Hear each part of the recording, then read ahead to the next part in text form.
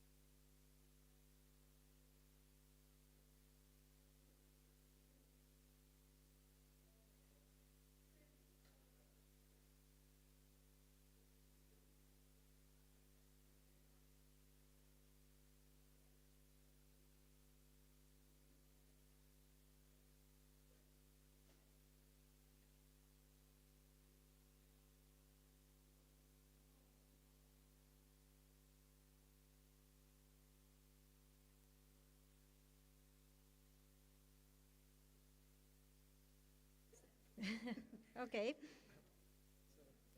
I just checked the questions. So I see that my name is written to some of them. So to all the questions that my name are linked to. Okay. You can just put this number 4, number 12. Is okay. Number 4. So I already started to think about the answers. Number 12.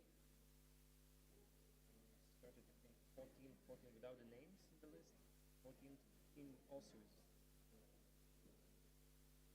make a question and just end it in this part. 1 second. My mic was on. I think you have some older version as well, but anyways, we will. But just in case, if you have the same question, so you can just get a feeling that it's okay to. It depends on the time, but it depends on the time. But I will start and we'll see where it goes. I think everything will be all right. Don't worry.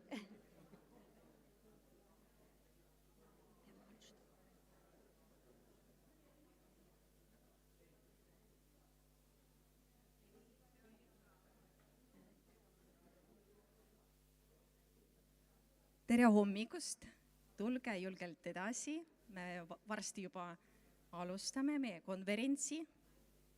Nii tore näha, et teid on nii palju ja kõigil nii säravad ilusad silmad.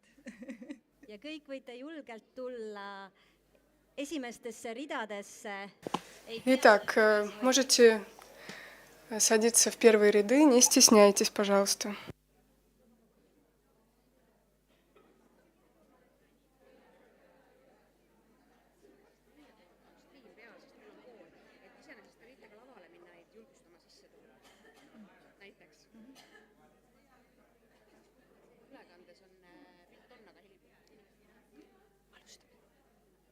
Tere, tere hommikust. Добрый день, доброе утро. Мы рады вас поприветствовать на одном из важнейших событий года на тему интеграции. Это международная конференция, которая в этот раз называется «Богатство культуры». Sidusa ühiskonna kujundamisel, mille korraldajaks Is it an obstacle or an opportunity in tänavuse shaping konverentsi cohesive juhtmõte society? tuleb sellest, et Conference is aasta organized 2024 by Integration on Fund teema-aastana and just today's kultuuririkkuse aasta, conference is mille organized eesmärk ongi siis märgata ja väärtustada erinevaid kultuure ja kogukondi siin Eestis. of cultural diversity. mis ühendab meid And kõiki, kes cultural Eestit diversity oma is a value südames kannab. that connects Nime on mul Jana us Kusina. everybody. Ja mina olen Anna Piht, me oleme teie tänase päeva moderaatorid, võib-olla olete meid mõnikord näinud Eesti televisiooni ekraanil, kus on siis meie... Может быть, вы видели нас Mis sa arvad, kas sinu на эстонском телевидении, где наше основное место работы. Ульяна, можешь привести пример интеграции? Jah, ma tunnen Я могу с гордостью сказать, что я чувствую себя частью эстонского общества. Я выросла venekeelsemas linnas Sillamäel в Силаме, одном из самых русскоязычных. Russian language ma olen selles part mõttes of Estonia in kõige Sillamäe. paremas mõttes eesti But vene kompott. nowadays То есть я в самом лучшем смысле компот русского и эстонского. Замечательно.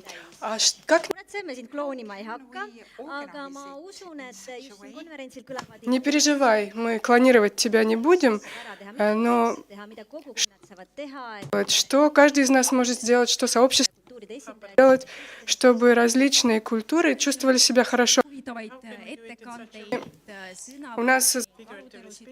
Me väga tahame, et kõik teie siin saalis ja и мы хотим, kuulavad ja чтобы все в зале kaasa. Seega julgelt онлайн думали, veebiprogramm Slido, et küsida esinejatelt küsimusi. Koodiks on #INSA. see üritus saab toimuda ainult heade toetajate ja мероприятие koostöötajate abiga. Kultuuriministeerium, USA saatkond ja Briti nõukogu, aitäh teile. Konverents toimub nii eesti, inglise kui ka vene конференция у нас проходит на эстонском, русском и английском. keeled. So if everything you have so far sounds like the language of fairies, please grab headphones where you can listen to English translation. А если до сих пор некоторые детали все же ускользнули от вас, не переживайте, у нас есть и возможность синхронного перевода на русский язык. Da. Aga mis me ikka siin pikalt räägime, palun. Ну что же, мы не будем больше тянуть, приглашаем министра. Ask the Minister for Culture, Heidi Purga, to come and take the stage for the opening words. Tere hommikust kõigile ja suur tänu tänastele moderaatoritele. Thank you so much to today's moderators. Большое спасибо. Introduction today, so I Päeva kindly ask juhivad. everybody to give a warm round of welcome to everybody who is the host for today, that is Anna and Uljana. Dear participants, dear guests, I'm really delighted to welcome you at today's conference. The central topic of the conference is cultural diversity and its role in joining the society. Which opportunities does it present us with, and what are the options that we can make use of? In times of cultural diversity, many countries are faced with the polarization of the society, national differences in worldview. In order to look and understand how can we democratic countries, we need great navigation systems and skills. That means critical understanding of our collaboration, also of our fundamental rights and obligations. The numerous variety of information channels reduces the trustworthiness of the news, and the aim of the news sometimes is to frighten people and to create obstacles for international collaboration. In order to oppose it, we need to be wise and knowledgeable, and we will get new wisdom and knowledge from this conference as well. Integration and collaboration helps build bridges between different values and understandings. In order for us to be protected and to have a courageous view of the future, we need to understand the developments taking place in the world. We need to wisely prevent the dangers that are luring around us and to stick together.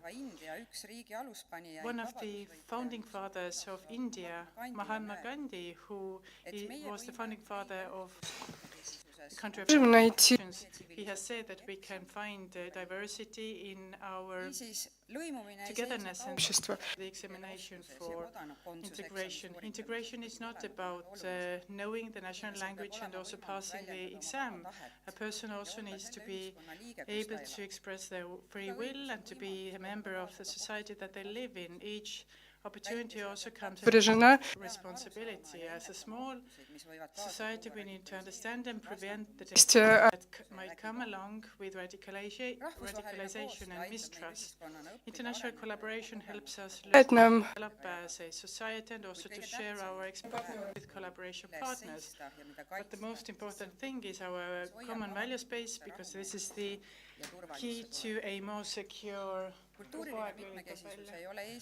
Cultural diversity in Estonia and Europe is not a new phenomenon.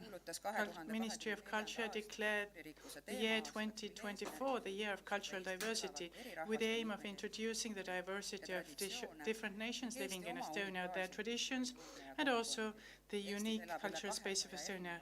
More than 200 different nationalities are living in Estonia, and the turn of history has all brought them here. Despite our differences, it is important to maintain and find a common path that we share. Conflicts in the Middle East and the Ukraine are a convincing example of showing that the conflicts do not only go along borders but also along values.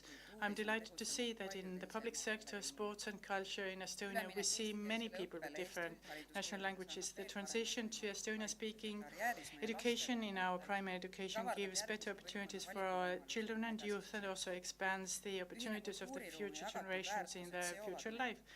Common cultural space and values tie us together into generations. I hope that today's conference helps us find the necessary tools in order to implement cultural diversity in designing a cohesive society. Bengali poeedilt, nobelist Tagoorelt.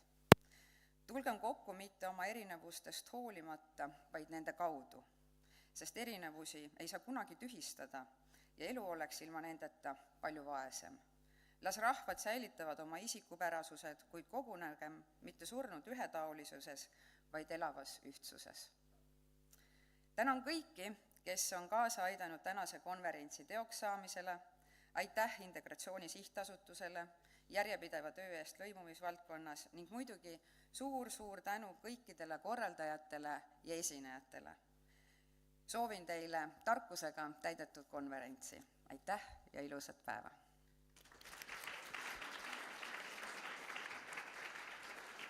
Elutargad sõnad, aitäh, Heidi Purga. Ja nüüd tahab omalt poolt avasõna öelda Integratsiooni Sihtasutuse juht, palume ka lavale Dmitri Moskovtsevi.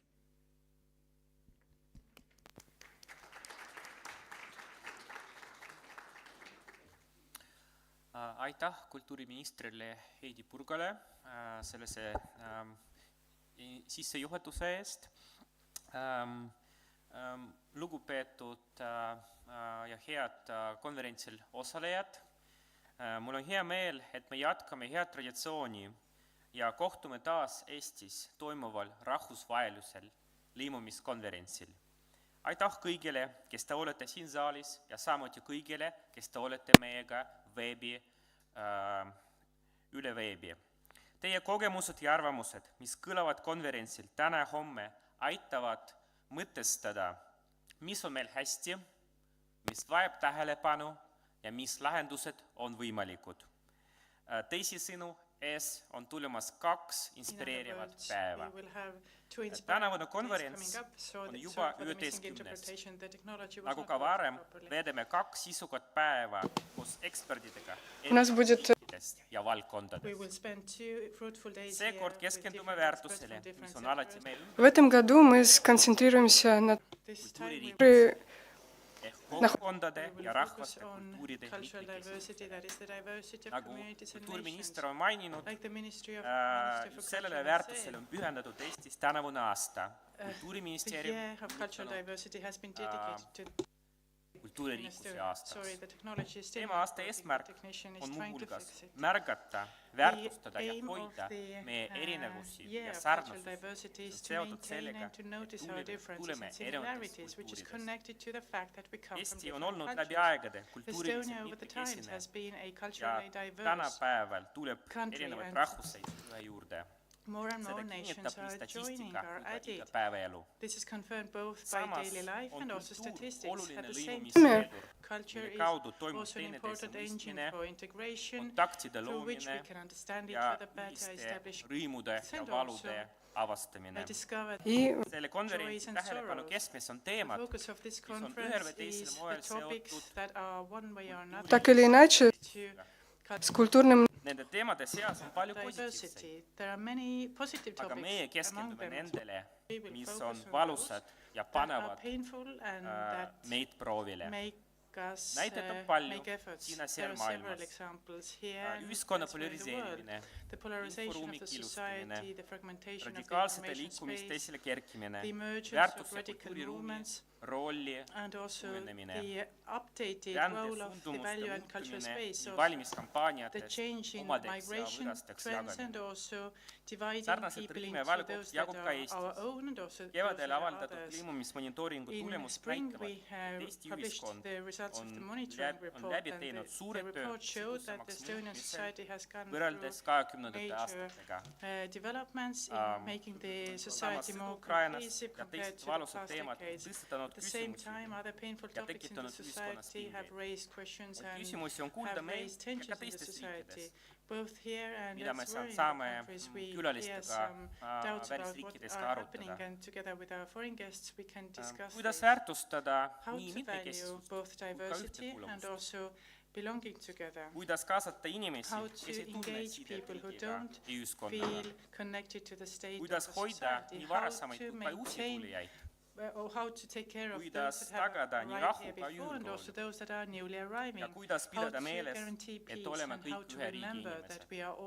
Head kaasmõtlejad, tänases ja homsetes aruteludes kuulume erinevaid kogemusi, arvamusi, ideid, mis võivad aidata meid nendes küsimustes vastuste leidmisega.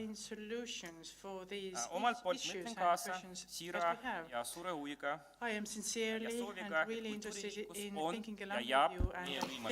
Я думаю, что культурное богатство – это наша возможность, а не препятствие. Я знаю из собственного опыта, насколько это хорошая возможность каждый день работать вместе с людьми, которые представляют различные культуры. И мы работаем все во благо Эстонии. Я при этом остаюсь Дмитрием, родители которого сюда когда-то приехали. Дорогие докладчики, я благодарю вас всех и желаю всем участникам вдохновляющей конференции. Спасибо, Дмитрий Московцев. Теперь приступим к первой дискуссии на тему культурного многообразия. Дискуссия пройдет на английском языке, так что если вам нужна помощь в переводе, пожалуйста, пользуйтесь наушниками. Я модератор первой дискуссии. Я закончила Лондонский колледж со степенью магистра в коммуникации. И я уверена, что первая дискуссия, которая называется «Культурное многообразие. Спасательный жилет для демократии», и я хочу пригласить доктора Агнеса Цимдиня, руководителя практики разнообразия и инклюзии в странах Балтии в ПВЦ Латвия. Здравствуйте. Дмитрий Теперик из Международного центра обороны и безопасности из Эстонии. Поприветствуем. Дайнос Бабилас, Каунасский центр разных народов, правительство Литвы. И для начала я хотела бы попросить каждого из вас вкратце рассказать о своей деятельности в течение 10 минут. Расскажите нам, как вы понимаете, что такое культурное многообразие, и потом мы продолжим дискуссию. Агнеза, вы начнете? Здравствуйте. Для меня честь быть здесь. Я подготовила несколько слайдов. Но это не самый главный слайд. Но мы про вас тоже хотим знать. Ну хорошо, как уже было сказано, я руководитель практики разнообразия и инклюзии в странах Балтии, в ПВЦ Латвия. Но я раньше занималась социальной антропологией. Я пытаюсь переключить слайд, но не получается. Получилось. И когда мы говорим о взаимодействии людей, я буду использовать также свою антропологическую перспективу. Я занималась инклюзией в различных организациях, как советник, а также как исследователь. Я этим занимаюсь уже много лет. И я работала в скандинавских организациях, я училась и жила в Норвегии в течение 15 лет. Также я занималась исследованиями на Ближнем Востоке, и также у меня есть бэкграунд в Латвии. Для начала хотелось бы рассказать вам о концепте многообразия. Я бы сказала, что многообразие — это не выбор, это реальность. И мы, как Homo sapiens, у нас всегда было многообразие. Я так понимаю, что министр культуры Эстонии тоже об этом говорил. Многообразие было всегда. И для того, чтобы обсуждать, как с этим жить, нужно посмотреть сначала на данные, нужно понять контекст, в котором мы живем, и это нужно делать на уровне организации, а также на национальном уровне. Давайте поймем контекст для начала. Многообразие — это реальность. Если вы посмотрите на население ЕС, то вы увидите, что общество стареет, и во многом это угроза для наших обществ. Средний возраст гражданина Европейского Союза составляет 45 лет. Это довольно высокий возраст. Также мы видим, что доля людей в возрасте 60+ вырастет на 14%.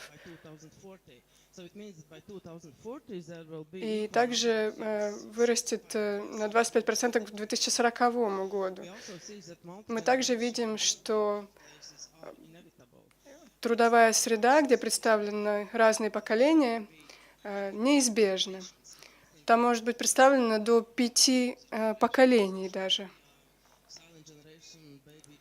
У нас есть разные поколения, бэби-бумеры и так далее, как мы их называем. В любом случае, у нас в трудовой среде может быть одновременно представлено 5 поколений, и это вызов. Также население ЕС выросло в последние годы, но если посмотреть на Латвию и Литву, например, то тут население уменьшилось на 17 или 18%, и это самый большой сравнительный спад в ЕС. И эти три страны, Латвия, Литва и Эстония, одни из наименее населенных стран ЕС, так что наши человеческие ресурсы уменьшаются. Это также касается социальных услуг и устойчивости в наших странах. Также, что мы видим? Мы видим изменения в семейной структуре, у нас меньше браков, у нас также наблюдается тенденция того, что женщины рожают позже, и количество женщин, которые рожают после 40 лет, увеличилось 2 раза в период с 2002 до 2022 год. Также, что касается различий между гендерами, то если мы посмотрим на женщин и мужчин, то в ЕС мы видим, что женщин на 5% больше, чем мужчин в ЕС. К сожалению, это не отражается в топ-менеджменте компаний, но в Латвии мы видим, что женщин на 16% больше, чем мужчин. В то же время у латышских мужчин самая низкая ожидаемая продолжительность жизни в ЕС. Также у одного человека из 5 в ЕС наблюдается нейроразнообразие, также у одного из 4 есть инвалидность, и есть такие прогнозы, что к 2050 году у нас будет уменьшение рабочей силы в ЕС на 16 миллионов. То есть в период с 20 по 50 год количество рабочей силы уменьшится с 246 миллионов до 230 миллионов. То есть на 16 миллионов уменьшится количество сотрудников. То есть нам нужно думать, что с этим делать. Нужно искать людей, давать возможность людям работать в различных секторах.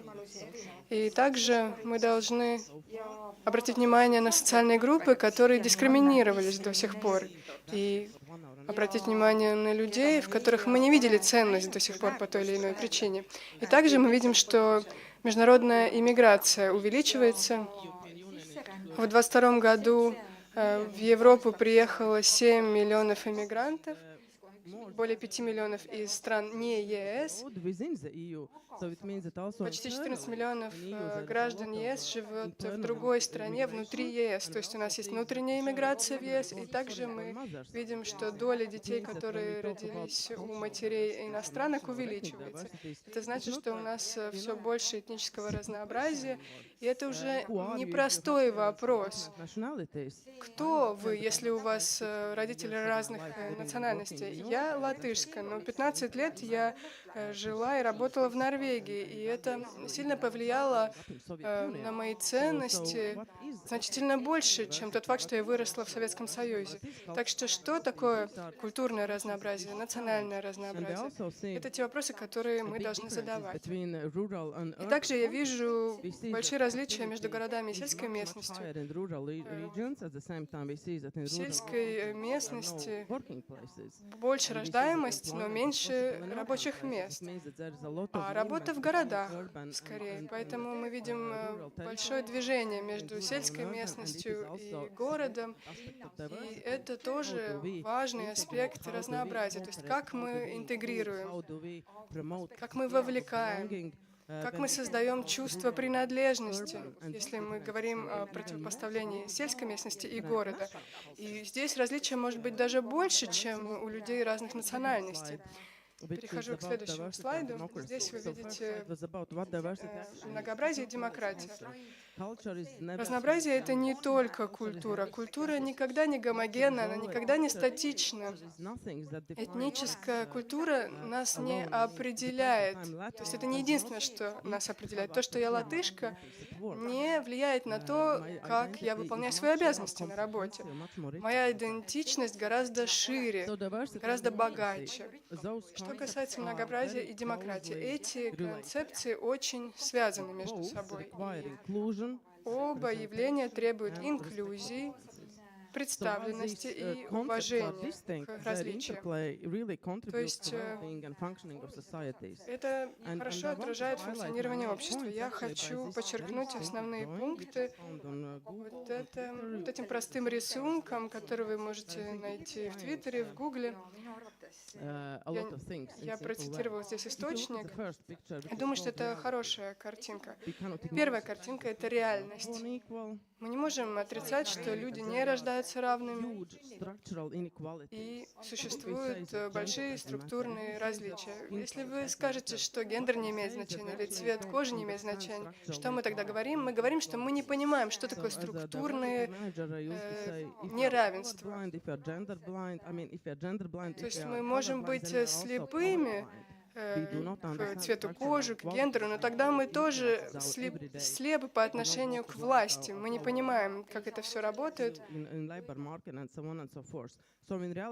Так что в реальности у некоторых людей слишком много, больше, чем им нужно.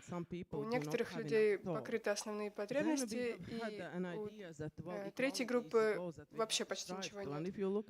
Поэтому, если вы посмотрите на первую картинку, которая называется «Реальность», вы увидите, что похожий, одинаковый подход ко всем не работает. Нам нужно понять, какие есть индивидуальные потребности.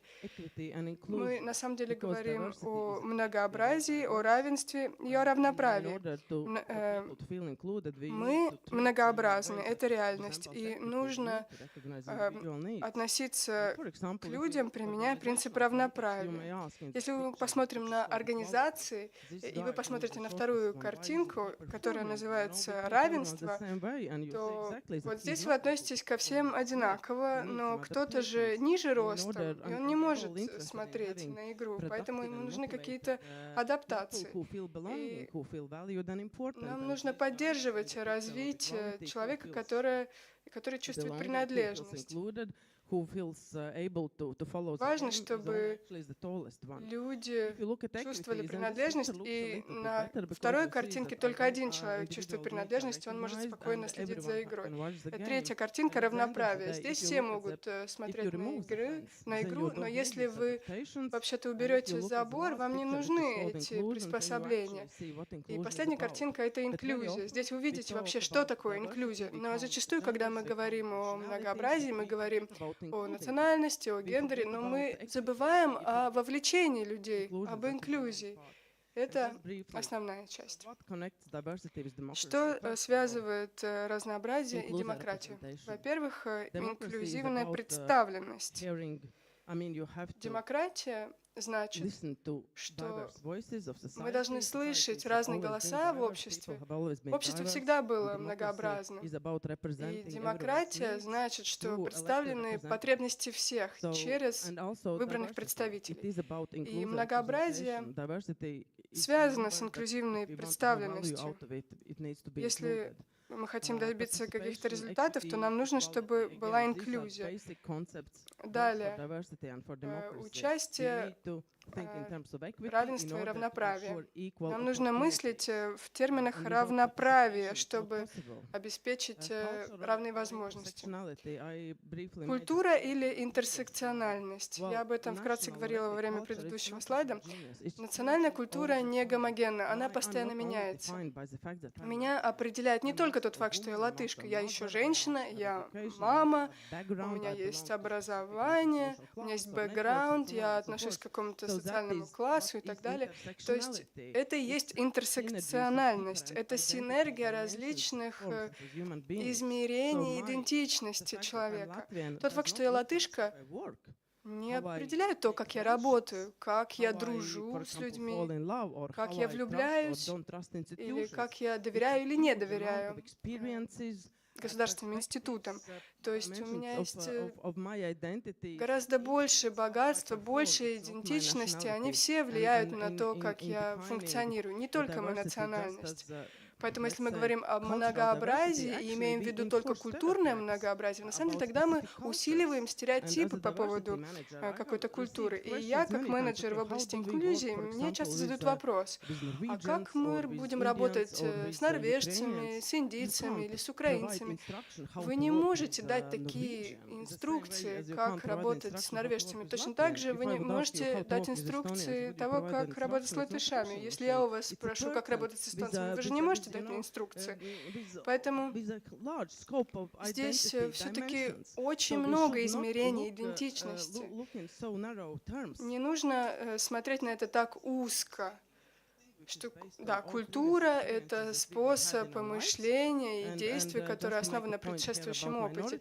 И что касается меньшинств, то мы знаем, что меньшинства по-другому действуют в обществе, в организациях, поэтому мы должны сконцентрироваться на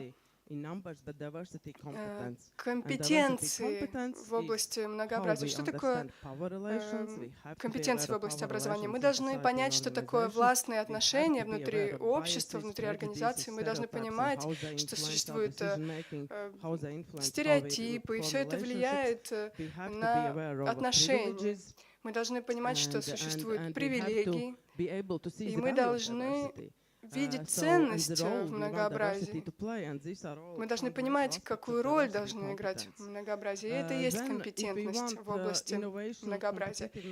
Если мы хотим, чтобы у нас была инновация, конкурентоспособность, социальная устойчивость, мы должны видеть многообразие как ценность, а не угрозу. И демократия помогает нам использовать потенциал многообразия, потому что когда мы слышим другие точки зрения, мы можем их принять во внимание, и тогда мы можем приступать к инновации, мы можем быть конкурентоспособностью и обеспечить социальную устойчивость.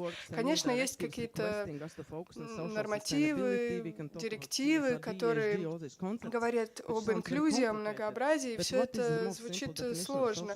Но что такое вообще социальная устойчивость? Это то, как мы относимся к людям. И то, как мы относимся к людям, определяет, насколько мы конкурентоспособны в долгосрочной перспективе. Права человека, социальная справедливость. Конечно, прав человека не существует без социальной справедливости. Также есть групповая и внегрупповая динамика. Мы можем говорить здесь о многих социальных когнитивных теориях. Зачастую нам нравятся люди, которые на нас похожи, но зачастую это связано с тем, что мы подсознательно ищем отражение своей нормальности. То есть мы чувствуем безопасность, мы чувствуем, что мы в зоне комфорта, когда мы действуем в похожей, в знакомой нам среде. Но все равно мы должны быть открытыми для других мнений, потому что если у нас один подход, одно мнение, мы не можем быть конкурентоспособными в современном мире. Далее. Медиа, информация, коммуникация. Мы продолжим беседу на эту тему. Конечно, у этой сферы большая ответственность. То есть, как мы говорим о другом. Все начинается с нас самих, с нашего мышления. То есть это не менеджмент других культур, это наше мировоззрение, почему мы видим кого-то другого как угрозу, почему мы боимся различий, почему мы не открыты к другим точкам зрения, почему наше мировоззрение ограничено каким-то образом. И как медиа с этим работает. Медиа либо усиливает разногласия и поляризует общество, концентрируется больше на конфликтах, а не на спокойной дискуссии. Тогда это проблема, которую... And we will get back to it during discussion, I'm more than sure about it, that polarization is what happens when diversity management does not work, when you have not done your homework, and because diversity management is not an anarchy, there are specific competencies, specific homework that has to be done, specific awareness, understanding, insights, structures, you know, also legal frameworks that needs to be in place in order to promote inclusion and belonging. So polarization is what happens when this homework is not done. and when people are not included, and when diversity is not managed and not understood. So that was a brief, or maybe not so brief, introduction from me. That's all right. Thank you. Thank you, Agnese. And we will continue, but I just want to remind you that you can use Slido to ask questions. So I will incorporate these in the discussion later. So Slido and use hashtag INSA. Dimitri, would you continue and have your brief introduction? Thank you. No, I don't. I'm actually tempted to provide you kind of guiding manual how to work with Estonians, but well, I actually was about to congratulate you with the November sun, but then they closed the windows. So we are now using basically our November quarter for the sun, so you can look out of that window. Well, after the conference. Yeah. I mean, of course, it depends on us because we are here to entertain you. And yeah, after so brilliant presentation, what I have to add, well, my background is defense and security. And obviously I am here to be a bit more pessimistic than other speakers. And well, if you look at diversity through the prism of social resilience, then of course this phenomenon, diversity, has at least two sides. One side of the course, and why you need resilience. And of course, if everybody is happy and your society is wealthy and healthy, and you live at peacetime, then nobody remembers resilience. But then if you are at crisis, well, especially at multifaceted crisis, prolonged and continued crisis we are now living in, then of course everybody reminds that, oh, we must be resilient, and then you speak about different characteristics of resilience. And resilience is being tested at crisis, and then we can see now also in our societies, but of course in Ukraine, a country at war. So what we can learn from them and what we can do here, that preparedness matter. And diversity could be considered through the prism of resilience as actually enabler. The diversity as enabler because it allows us to choose from multiple solutions at crisis. Because if we are preparing for a previous crisis, then we never succeed, because crisis can surprise you. And in order to solve a crisis, you need to be innovative, you need non-standard solutions, and obviously the more diverse society or group you have, the higher probability than non-standard solution can be found. So in that regard, diversity is an enabler for resilience. Another example could be, let's say, nature, okay? The more diverse is your pool of genes, at average, the more healthier your human population is. Or the more diverse is your food diet, the more healthy you are as a human being. So no question about that for diversity. But another side of coin for diversity is that actually it could be a challenge for societal resilience at the same time. Because as already mentioned, psychologically, we enjoy being surrounded by similar people, like-minded people, or people we see as appearance similar to us. It's, yeah, psychology, because it's in-group belonging. And there are several important components of kind of recipe component and elements for resilience. I just would mention several of them. One is trust, because without trust, you cannot build a resilient society. And then again, we tend to trust people who are similar to us, naturally.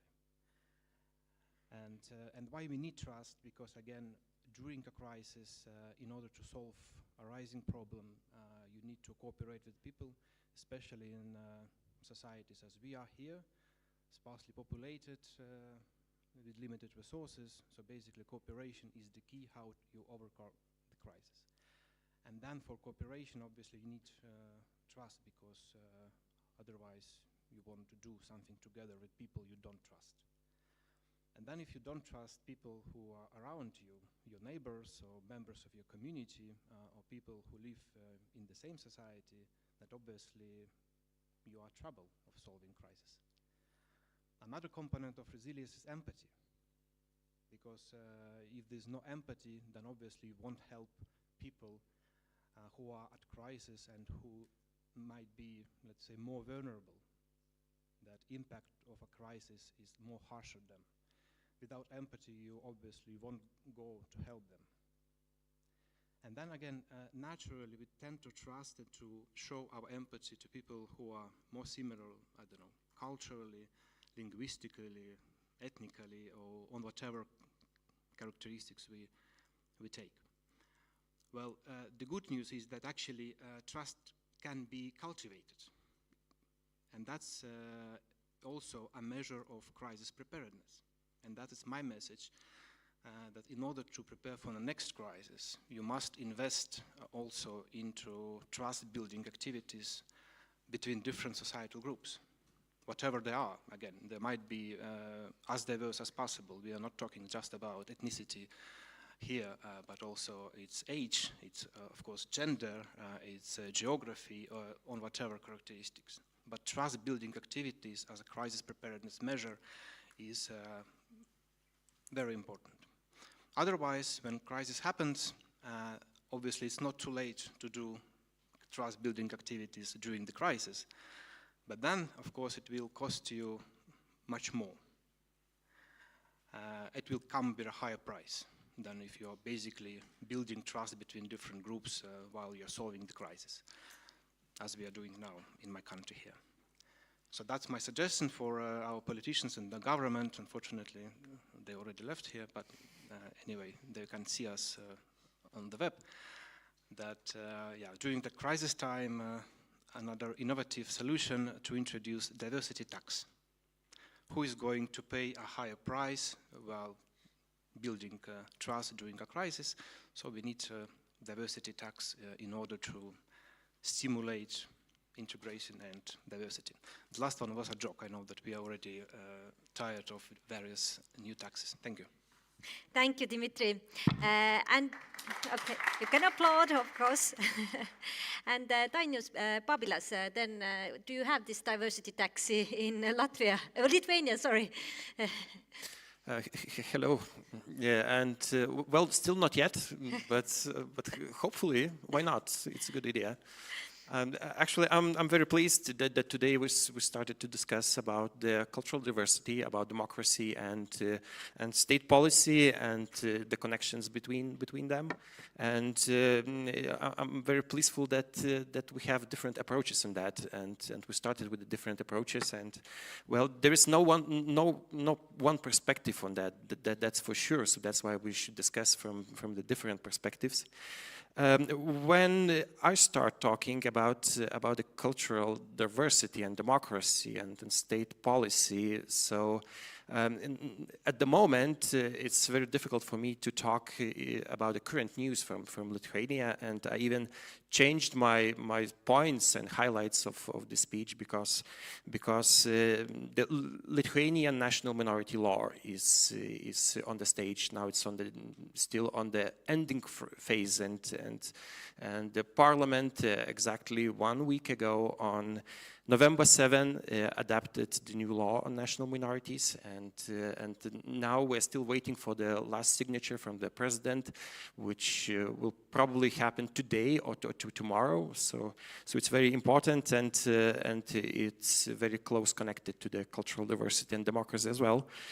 I would like to illustrate my talk on experience from the long period and experience of the state, and also my personal experience from the last 20 years.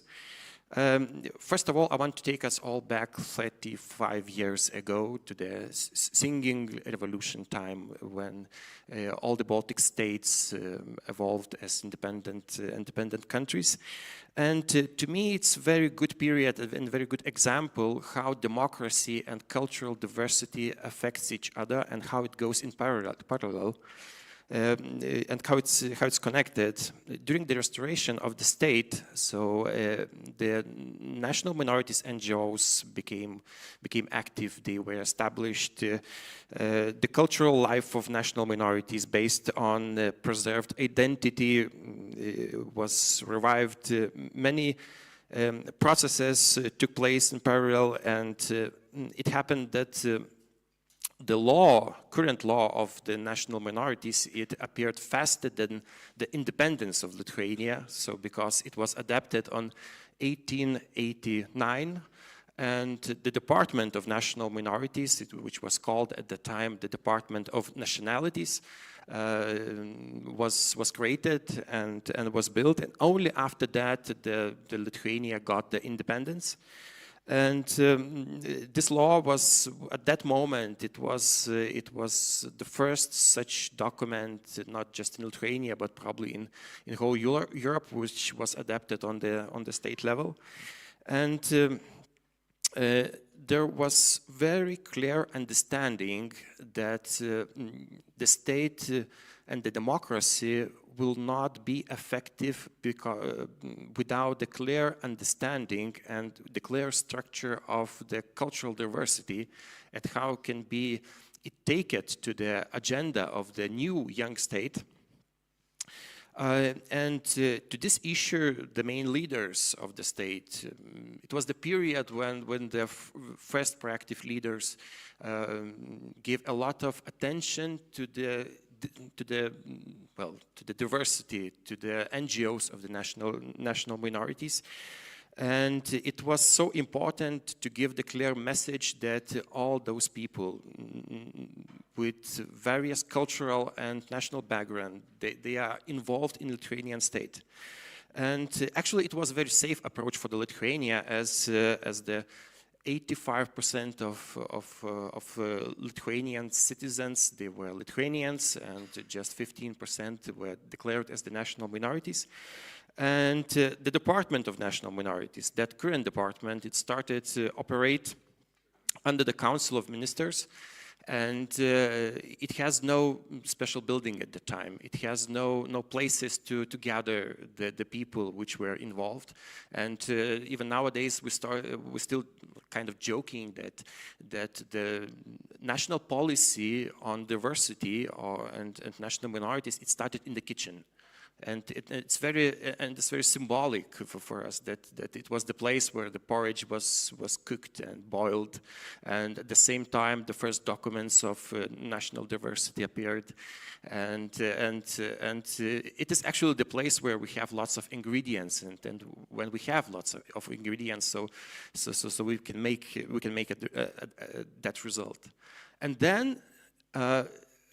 The whole period, 35 years of independence, so it can be divided to some parts. And the first part was for the 20 years until 2010, and it was the period when everything was kind of growing because of the enthusiasm, because of a will to make much more for the cultural diversity.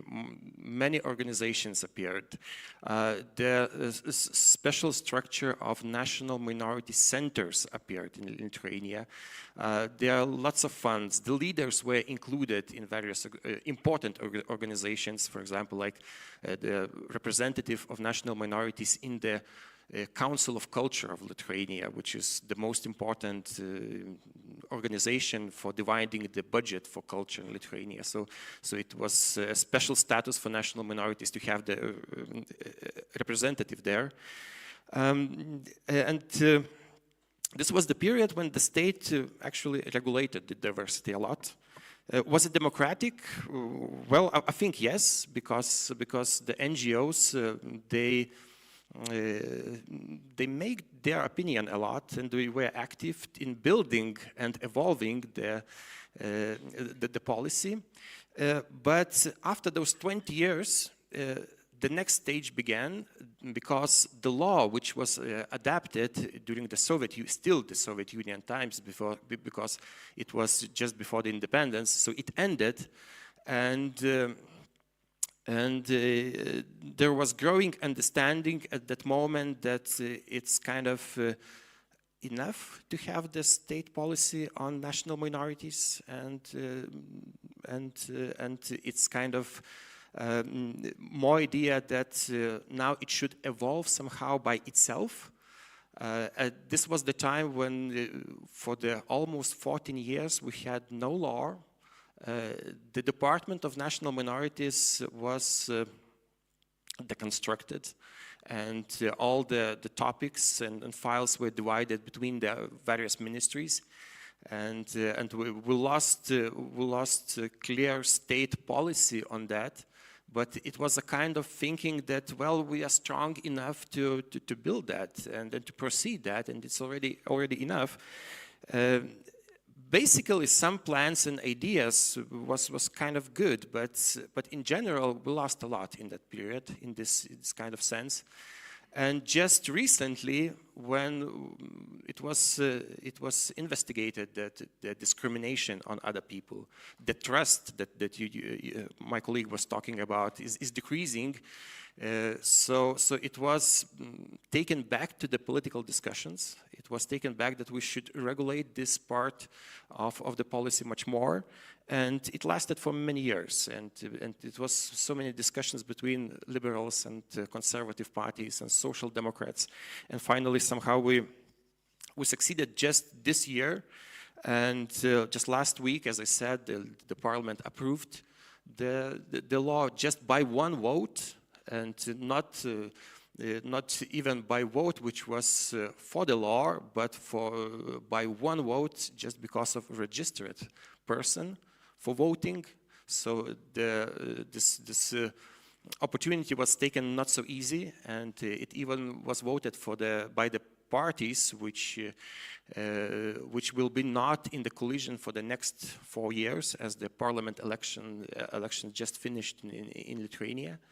So we still have kind of challenges on that, but it was a very clear message to 400,000 people that they are a part of the civic society, that they are included, that they are invited to build the country together and to create for its benefit. And what is more very important, that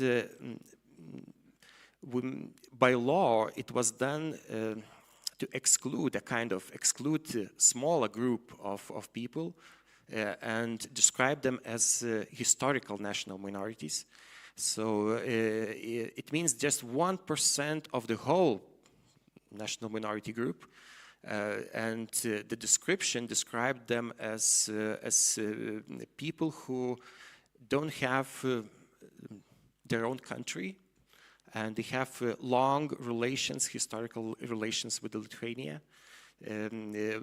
It was done for the Karaites, for Roma people, and for the Tartar community, which is in general Muslim community, but what is also very, very important for us. And they got much more opportunities by law. So it's even a possibility to start some measures and some policies which are specially dedicated for them. And who is the most happier with that? Who is the most happier that the state starting to coordinate the cultural diversity much more than before? So those smaller groups, those little small groups, and they really satisfied with that. They are happy that the state take attention to them. And well, the last probably my questions still are open. Does cultural diversity save democracy, or its opposite? So is democracy saves the cultural diversity? And actually, I always saw it like two ways moving all the time, and a synergy there. But for being effective, so it's the Lithuanian case showed us that it's impossible to do it without a clear and position of the state and the state policy. And when we start thinking that it's somehow going on itself, so it is losing immediately and quite fast, and we are losing what we got during the policies that we got before. So state policy as a catalyst for the connection between diversity and democracy is very important. Thank you, Dainius. And you can applaud, obviously. And don't forget to ask questions on Slido. Let's start where you finished. Why do different Baltic states have taken so different approaches to minorities? Lithuania, as we heard, is finally having a minorities law. And on the other hand, we have heard that in Latvia, there might be deportations of people who can't speak Latvian language.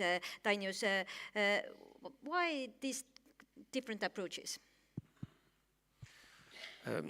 Well, so the different approaches are not bad thing in general. So because approach is as good as it is adaptive to the current situation of the state.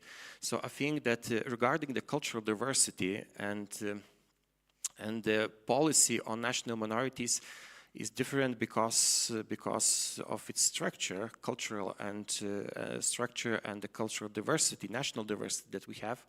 First of all, the biggest minority is Polish community in Lithuania. So even the Poland is a strategic partner of the Lithuania because of the issues that we have in the state safety and defense. So it's always about the equal opportunities to all the people, and we have to take in mind that it's not about the Russian-speaking community. It's not just about the Russian people, but it's also about the other communities. So I think in this case, Lithuania was always more, let's say, Lithuanian state and government. It was always like a more brave in some measures in taking the law into account and shaping the law and everything. So, but it's not probably the example to the other countries. So it can be different. Dimitri, would you like to add something why Baltic states have had different approaches to minorities? No, I leave to my Latvian colleague comment on whatever deportation you mentioned. Right. I think it's also related to the sense of threat perceptions. That I think threat perceptions differed that time in Estonia, Latvia, and Lithuania. Obviously, Russian-speaking population in Estonia and Latvia was securitized because we looked at them, and still are looking at some of them through the prism of security, because you never know whom you could trust. And that's the issue which actually followed all the 30 years of integration here. So it's not just about, let's say, Estonian identity or the language, but it's also about the issue of security. And the challenge here is that it's never a dialogue between majority and minority. There's always, let's say, a third party was present around the table virtually. Of course, the Kremlin with its geopolitical ambitions. And that's how we solved the problem, because it was securitized and different approaches. So, threat perceptions. Agnese, you are not a politician, so I'm not going to ask about politics directly, but how language policies in Latvia affect the labor market? If you don't speak Latvian, what happens in Latvia with you? Would you still be hired? Well, it depends where, of course. If you work in state sector and public sector, of course, in order to be able to do your work, you need to know Latvian language. It's the same, I assume, similar as in Estonia. How can you work in public sector and state institution, working with people, with documents, understanding the law if you don't speak national language? And also, well, at least from my experience, also in Nordic countries, well, I have worked in Norway almost for 15 years. I wouldn't be able to do it if I didn't speak Norwegian language. And in Latvia, in private sector, it depends. It depends. You can also do your work in private sector if you do not speak national language, which is Latvian. It depends on position, and it depends on your professional sphere, what you are doing. So there is, of course, in order to obtain citizenship, you also need to know Latvian language at least on specific level. Of course, you are not expected to be fluent in Latvian, but there are specific language requirements. But it differs from state sector and public, from state sector and private sector, and there are also jobs which you can do without knowing Latvian in private sector. But again, if you are a member of society, if you are a member of organization, you should understand what people around you talk. You should be able to communicate. But again, at the same time, we see that there is a trend, not only in Latvia, also in Estonia and in Lithuania. We have, for example, these global business centers where local employees different employees, let's say in Riga, Vilnius, also Tallinn, provide services for foreign markets. There you should then speak, for example, Nordic languages in order to provide services to other markets. So it's very, what I'm saying, it depends. It depends. What happens in terms of, I'm not saying that you have to explain the law, but we have all read the various news and what is actually happening with the language laws in Latvia. Have they changed and are they tough as we have heard? Well, there is one national language in Latvia and it is Latvian. And well, to be honest, I have not really followed all the changes in language laws in Latvia, but the fact that you need to there is no changes in national language in Latvia, and there are requirements that you should fulfill in order to participate in labor market, but it depends, as mentioned, whether in public or private sector. And what you mentioned about deportations, well, I cannot really go into detail about that, but again, I'm not, well, Latvia is taking care of minorities, and being a minority, or being an let's say immigrant or expat or it's not a one-way street. There are always two ways. I mean, it's a mutual responsibility. Of course, each of us has rights, but we also have responsibilities as members of society, and there should be some kind of social contract, mutual understanding. What are our common goals? What are our common values? So it's it should be in both directions. And also what you mentioned about trust and also it comes to belonging. I mean, you cannot impose by law that there will be high levels of trust. You cannot impose by law that no, you have to feel that you belong. It is not possible. It again depends, and both trust and inclusion, it is a relational concept. There need to be at least two, to make this relation work. So you also have some responsibility in order to become and function as a member of society. So this is a like general comment, but well, I don't know if I answered your question. From the audience, Dimitri, they want to know how to build that trust we are talking about. Is there a method? Well, shared experiences is one of the methods. Basically, those people who share something together is a tragic experience going through a crisis, or a positive experience, doesn't matter, but shared experience is a measure to building trust. I mean, if you survive a crisis together and then if you see that it hits you more or less equally and then you help each other, then of course this how trust is built. Doing things together, whatever. Learning together. It doesn't matter what you're doing together, just do some things together. Yeah. Shared experiences. Agnese? Well, I have actually done research on trust, comparing both trust manifestations in Baltics, in Nordic countries, also in Middle East. But we know that Nordic countries are world champions when it comes to social trust. And we see that there are these brilliant synergies. Trust is called Nordic Gold, and it means that it promotes happiness, innovations, economic growth, resilience, and strength of democracy, and so on and so forth. Of course, I'm not saying that they don't have challenges. They also have challenges, but the levels of social trust are the highest ones. And one of the reasons behind that is strong accountable institutions. Strong, accountable institutions, transparency, of course, also communication, of course, also shared experiences. We have to communicate, we have to understand each other, but the backbone is strong institutions and the perception or feelings that the state will take care of you, or at least that the state will do its best to help you. Of course, no, there is probably no state that is ideal. There are always, challenges, but strong institutions, accountable institutions, and I can just give a simple example. For example, especially given our historical background, if you have a challenge, how do you solve it? Do you approach a specific person in institutions, or do you trust that the institution will help you no matter who you are?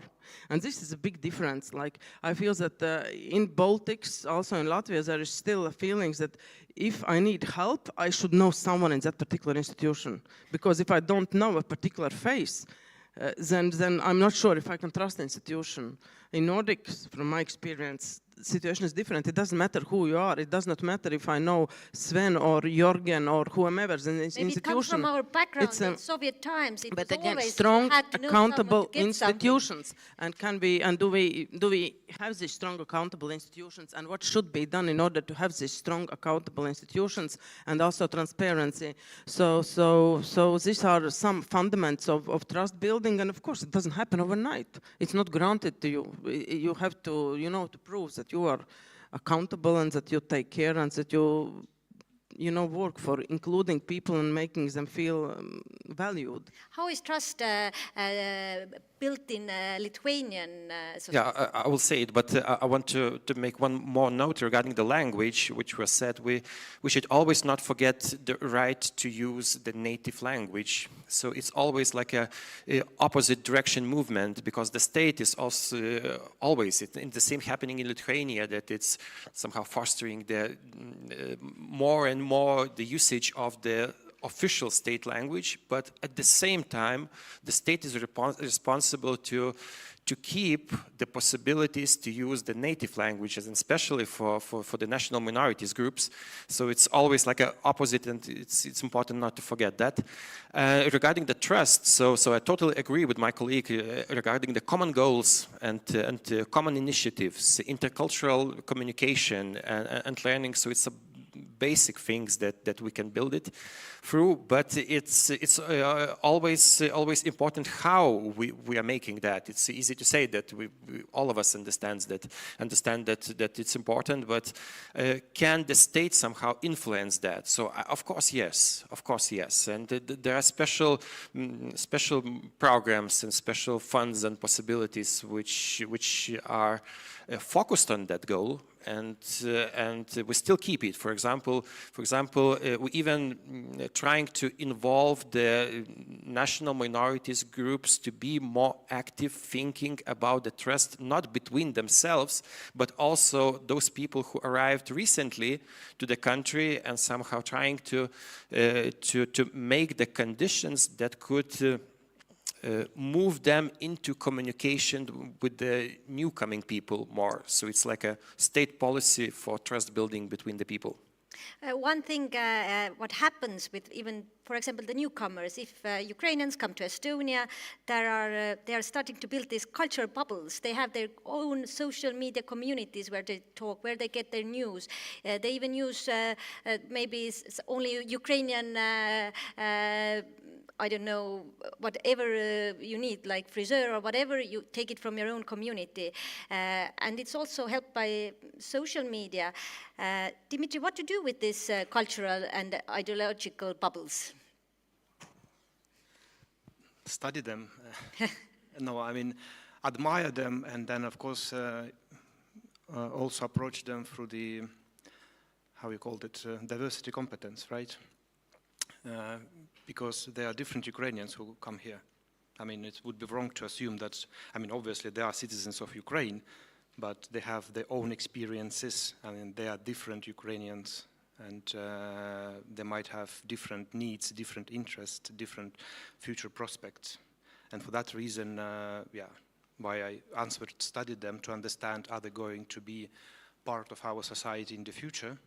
and then they learn the language and integrate or whatever we propose them to be part of our society and also labor market, or they will just wait for the victory and then they will return home, or they go, I don't know, to other country. So again, to understand, are we accepting them for long term, or what are their plans? So that's we could do. How can shared spaces, for example, in a workplace, can be designed to encourage this cross-cultural dialogue, Agnese? Well, cross-cultural dialogue, cross-cultural communication, I would say that usually these are not, physical barriers. These are, the barrier is here. And we tend always to, put blame on those whom we perceive as others, but we have to remember that we are the ones who define what diversity is, because diversity is nothing objective. It's always subjectively constructed based on whom we perceive as others. So the first question is, why do I perceive specific persons as others and different? Why am I potentially afraid of them? Why am I not open to their perspectives? So everything starts with yourself. When we work with diversity, equity, inclusion, and belonging, it starts with you as a team leader or a manager, or you as a person. Approach critically yourself. Why do you perceive them as others? Very often there are much more similarities than differences, but we have these mental barriers, so it has usually nothing to do with physical barriers, unless we talk about physical disabilities. And so starting again, this diversity competence is alpha and omega. We have to start with diversity competence. So how we view the world, how we view specific people, why do we view them in that particular way? Focus on similarities, not on differences, but don't ignore differences. Be curious and understand that there is value in different approaches. And especially if it's within one organization, I mean, no one benefits from discrimination. No one, neither the state, neither the individual, neither the organization. Discrimination has extreme costs, both for labor market, for society, for organization, and also for individual. So inclusion, everyone earns by including others. So basically we have to strive for having, one big us, then several, us and them. And so we have to start with diversity competence, with removing mental barriers, promoting awareness, promoting insight, promoting understanding. Also what you said about, studying them, it sounds simple, but it's not. We have to try to understand, we have to be willing to understand, and we have to understand that we can't be sustainable, competitive if we ignore differences and do not want to see this diversity as a value. There is an audience question that fits here well at iNews. How to make sure that state integration services take into account the cultural diversity of their users? Well, we need data for that, and that's a true next challenge that we need. So calculating and getting the data about the cultural diversity is urgently important challenge, and actually it's even one of the first goals in the field of national minority policy at the moment, to gather more data, and based on that data to make more analysis, and because of that, start to implement the new policies and the new things that we can decide on that because of the data and because of the analysis that we got before. So that's probably, and actually I even also want to add to the questions that were asked before. So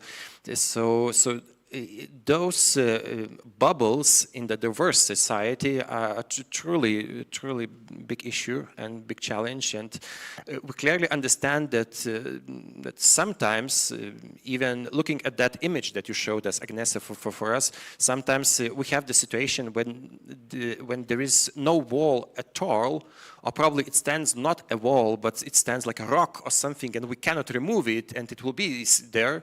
And sometimes people are standing not near the wall, but stand somewhere aside, and they even don't look that direction to the wall. They are extremely somewhere else. So to break those barriers, to break those bubbles, we need allies in a society. It means that the state cannot implement something directly on them, and we need allies in the national minorities. They are our capacity. We need the people and the communities which are close to those bubbles, and to interact through those communities, those people who are not involved. So that's very important. Yeah, just also a comment referring to those pictures, baseball pictures, you remember the fence. So this fence can also be a language. So if there is no, I mean, how can you communicate if there is not, if you don't have language proficiency to communicate with people? So it is a big barrier and it is a big challenge, and I have lived abroad myself and I know it is difficult to learn a foreign language. At the same time, there is no better way how to become a part of society as to learn language. So having language which, well, is mutually understood, and of course it promotes inclusive participation, and language barriers very often are exactly as these fences in these baseball pictures which I showed you. And also, of course, also Latvia is doing a lot, you know, in offering language courses and Latvian language courses, but we also, it's not enough, you know, to offer course. There also needs to be a willingness to become a part of society and to learn language. And we all know that neither Estonian or Latvian or Lithuanian, these are not large languages. You cannot use them anywhere else in the world. So you really have to be dedicated. And at the same time, I know many expats also from Nordic countries who have learned Latvian, you know, proficiently, and they're fluent in Latvian. They working Latvians, they want to understand the employees and societies, they want to be part of society. So it's always also about willingness, why potentially you want or don't want to learn potential language, and also about the joint information space, in what information spaces people are actually living, what information they consume, and we know how we can manipulate this information. So media, communication, information is an extremely essential topic when we talk about, well, risks and polarization in society. The audience wants to know what is there beyond the national language, and what does integration mean beyond adopting language? And maybe you can, each of you, give an example of a certain program or certain things that really have worked well. Dainius, let's start with you.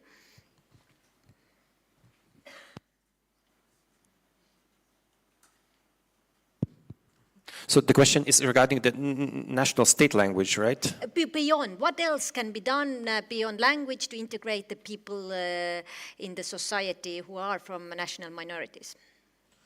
Well, so definitely the language is just one step, and of course there are much more steps and ideas needed to proceed. So, well, getting special programs for the NGOs, let's say, for example, and special programs for the leaders of the NGOs, and it's very important near the language. Language is a part also of disinformation problem, and well, so the focus on disinformation and uprising the skills of the leaders of national minorities and critical thinking, it's also very important near to the language. Dimitri? Well, I would be happy, I mean, if they pay the taxes and if they follow our laws and respect, you know, our traditions, but then again, what kind of problem we are solving here? I think kind of true integration would reflect also, let's say, political participation, that those people who think that they have some ideas to be implemented, that they run for elections. So what is your thought on the recent topic? You don't want to reply to that. I mean, that's already made a decision, and that was a political decision, and I think we should address that question to our smart politicians. Yeah, I will just explain that in Estonia, the current discussion is about to take away Russian citizens who are permanent permanently living in Estonia the right to vote at local elections. So that is the current topic. But we will ask later politicians about this. Agnese, what are your ideas beyond language? Beyond language. Well, there are actually several ideas, and if you look at national level, you can also draw parallels, of course, on organizational level, because that is smaller scope, and it's somehow easier to make tangible this inclusion or integration processes. But what I liked, when we talk about inclusive leadership, we can talk about inclusive leadership both on company level and on national level. Significant, very significant part of inclusive leadership is allyship, what you already mentioned. Allyship, it is very important. Also, different kind of mentoring services can be, mentors are very good thing for people who do not feel included or who have some possibility, some barriers for being included. It can not only necessarily culture, you know, if you look at it narrowly, but also disabilities and so on and so forth. But then what I would urge you to do is try to analyze yourself a situation where you have been a minority. And all of you have been minorities in different life situations. It doesn't mean that you must have lived abroad. You can be minority as a woman among men. You can be minority as a woman without children among women with children. You can be a minority as a man among, I don't know, as a man, as a student among professionals. So a situation where you have been a minority, and what exactly made you feel valued and what not, what empowered you and what did not. And just doing this exercise on yourself, analyze and be aware of what actually helps you to perform, what helps you to be valued when you are in a minority position. And then you can actually get many good lessons learned. And tomorrow, by the way, I have a workshop on diversity competence, and we will also in this workshop work on those skills. Yes, and now I'm, for example, reflecting on my own experiences. I have been thinking back, okay, how was it for me in Norway? When I arrived in Norway without knowing Norwegian, without knowing English, it was many years ago, without having any networks, having a foreign name, you know, and you know what? I really felt valued.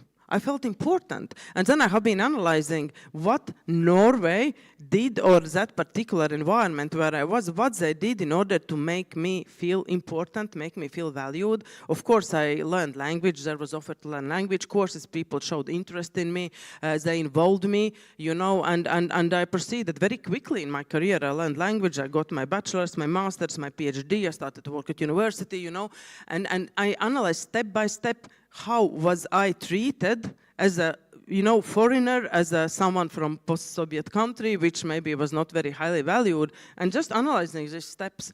And then, for example, just some years ago, working in Middle East, not knowing Arabic, I understood very well how difficult, again, it is to perform, also because of my own prejudices, my own stereotypes, because when you are afraid, you cannot really work productively. And then you start to analyze, why am I afraid? Do I really have some bad experiences with these people? No, I don't, but mass media creates these images that makes us scared of people we don't know. So you have to, you know, use this critical thinking now I'm talking perhaps very broadly, but I'm referring back to my experiences, in what context I have felt I am empowered because of my diversity, and in context where I have felt quite the opposite, and what people around me did in order to make me feel, and also institutions to make me feel empowered.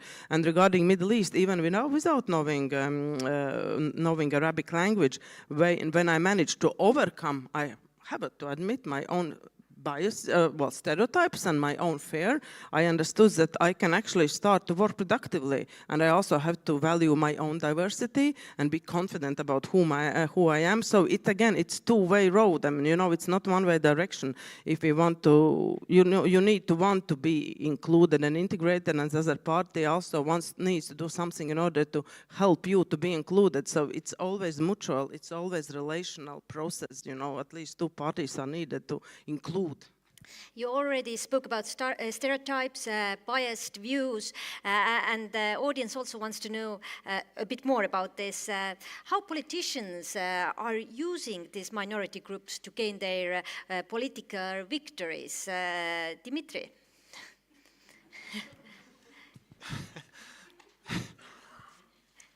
Well, there are people here in the audience who are, of course, are very much aware about how our brilliant politicians can do it. Well, how problematic it is. It is problematic, absolutely. It is problematic that it's also artificially created division that is being used from one election to another election. And I don't know, will I see the end of it? I mean, probably not, as long as exactly, as far as I remember, can be calculated to ballots. This so-called Russian card is being played on every elections, and it's shame, really. I mean, because as long as we vote for those politicians who play this Russian card, as long this kind of bad tradition continues.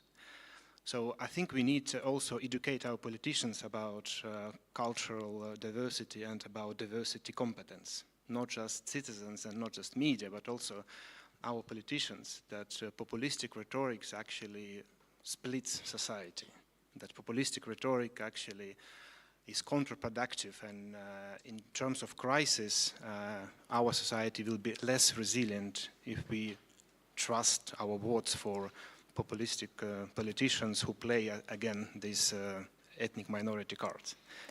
Danius? Oh, it doesn't work.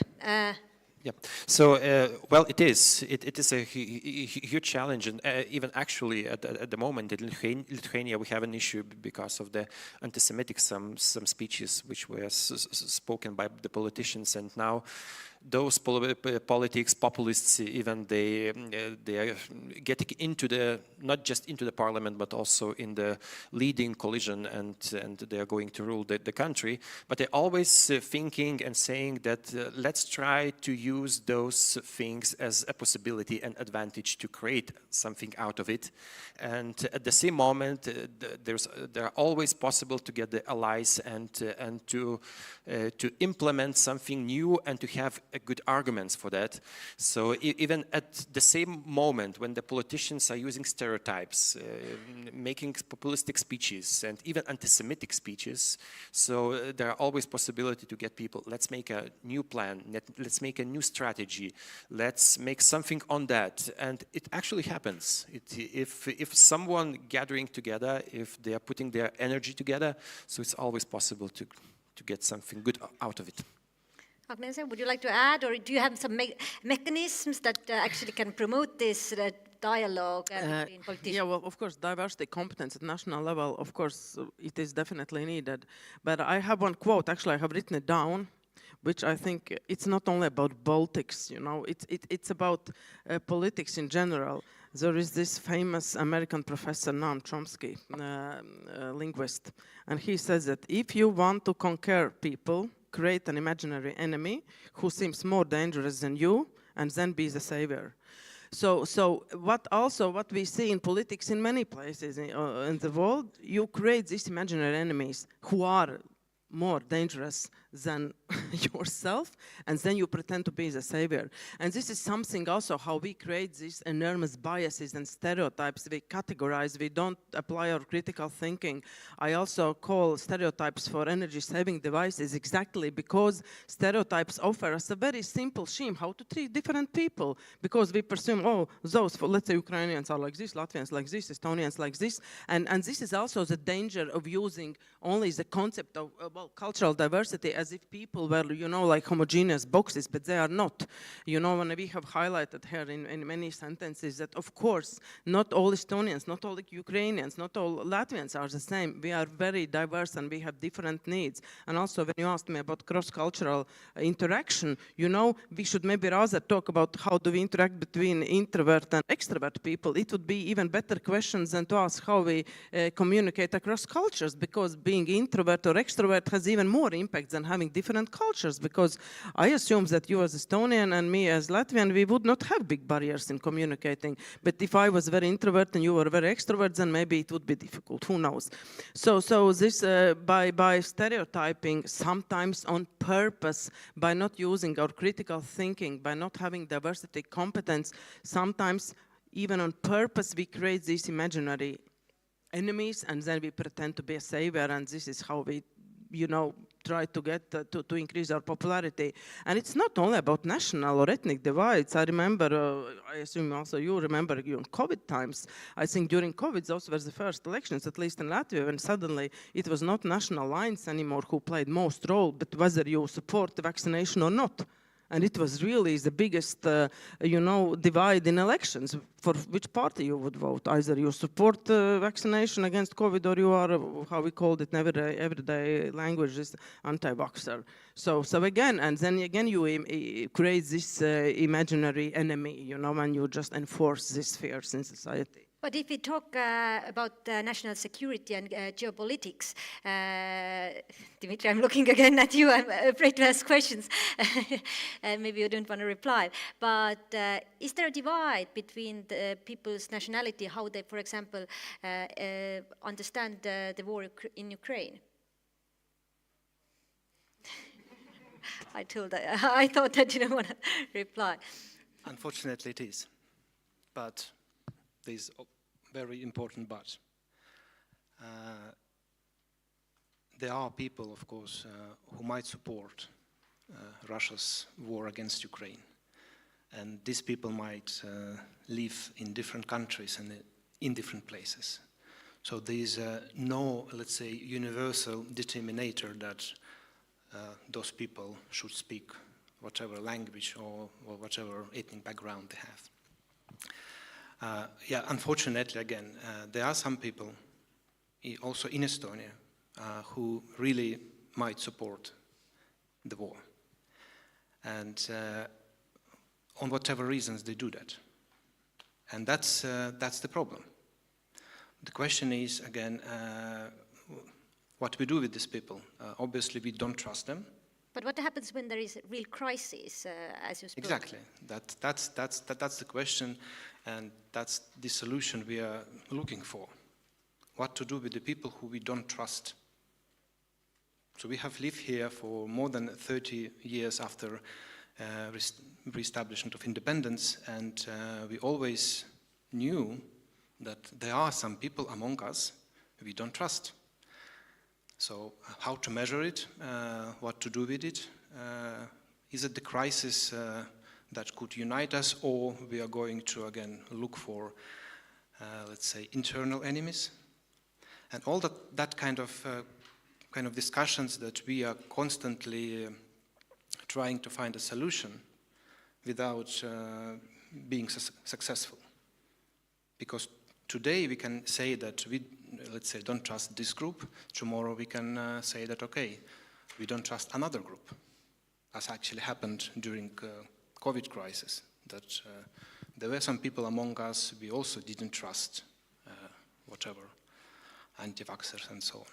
As actually happened during the elections that, let's say, pro-liberal forces and those who protected so-called traditional values, they also didn't trust each other. So, that's the knowledge we have to live with, that society is really diverse, and unfortunately there are some people who support the aggression on whatever reason.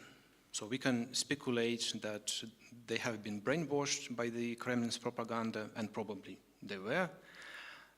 We can see that maybe they feel the perception that they feel offended by some decisions of the Estonian state in the past, so therefore they support Putin. I don't know, but that's the reality, and that's also part of diversity. So our task is, again, to protect the values we share in our society, that those people who support aggression, that they won't dictate their agenda to the majority, and so we preserve safety and security within our country. I think that's our task. Linus? First of all, of course, that geopolitical issues, it shapes the diversity in the country. That's for sure. But it's not just about Ukraine. It's not just about this case, because it also shapes the same in connection to the Palestine and Israel conflict. It's also about all the other cases, like there are people who are for the Trump in America and the people who think opposite, and it's always like this. And I'm always thinking that it's every time it's not about just two parties. It's always it's like a line of people, and there are people who support, as you said. There are people who just have opinion, and there are people who think somehow in the middle. They are not sure to which side they can move, and probably it's sometimes it's even not between those sides, but a little bit aside of it. So diversity is much more complicated in that case. And of course, if it's really close to the security of the state, if it's connected with our common defense, so of course the state should somehow move proactively and to implement something, and it's always connected with the same disinformation and our policies, what we do for the disinformation, what are our strengths and possibilities to change the situation and to make more objective possibilities to get there, how we deal with our own media, how we deal with the media that comes from the foreign countries. It's always important to know the reasons why people are in one or another side. Agnese, would you like to add on this topic?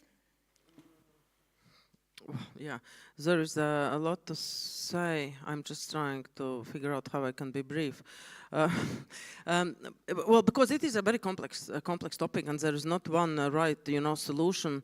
And at the same time, of course, there are no, as I say, when it comes to diversity management strategies, there are no copy-paste solutions, because you need to understand particular context. Everything needs to be based on your data, on your context. And but again, you said about study those groups. Again, we have to understand how people think. We have to understand what's happening in their minds. And no, I haven't. Well, in my previous job, I worked a lot as a researcher, and I remember also when a couple of years ago, there was also a survey, for example, in Latvia, where there were questions: do you condemn Russia's attack to Ukraine? And then I think like 99.9% Latvians responded of yes, they do condemn. And then there were very few Russians, I don't remember numbers, by heart, who said that they do not condemn. But then there was a large part, actually, who didn't answer anything. So there is a gray mass and we don't know what they think. Either they're afraid to say that they condemn or that they don't. Maybe they're confused, regarding their identities. I mean, and the fact that we do not know what they think is a problem. We should know what they think. And again, you cannot understand what they think if you, stop communicating, if you exclude. But again, at the same time, of course, there are red lines, freedom of speech is not hate speech. I mean, hate speech is not freedom of speech. If national security is being threatened, then measure has to be taken. So it's extremely complex and large topic, but we have to understand what people think. But is there a role of economic wellness as well, that at least in Estonia, if you look at the population, if you go to the eastern part of Estonia, they are not so well off as, for example, in other parts, that the Russian minority is somehow in a worse situation in economic state, and that's why they are not so loyal as well.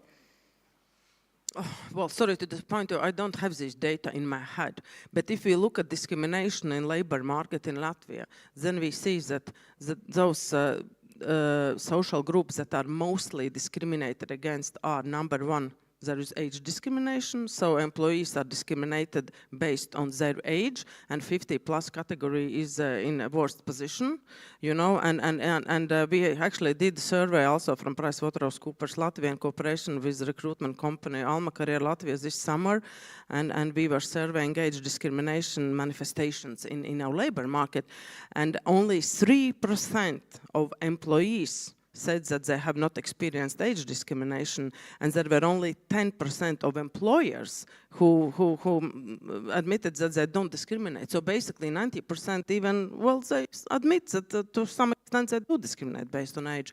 At the same time, there is an extreme lack of human resources, and we have these very capable, smart, experienced 50+ people who are being discriminated against. So that is number one, most discriminated group in labor market. Number two is people with health issues. It can be disabilities, either visible or not visible.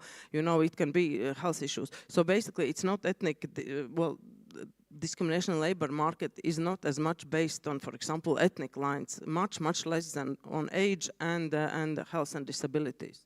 Now I have a personal question to each of you from the audience. I will start, Dainius, with you.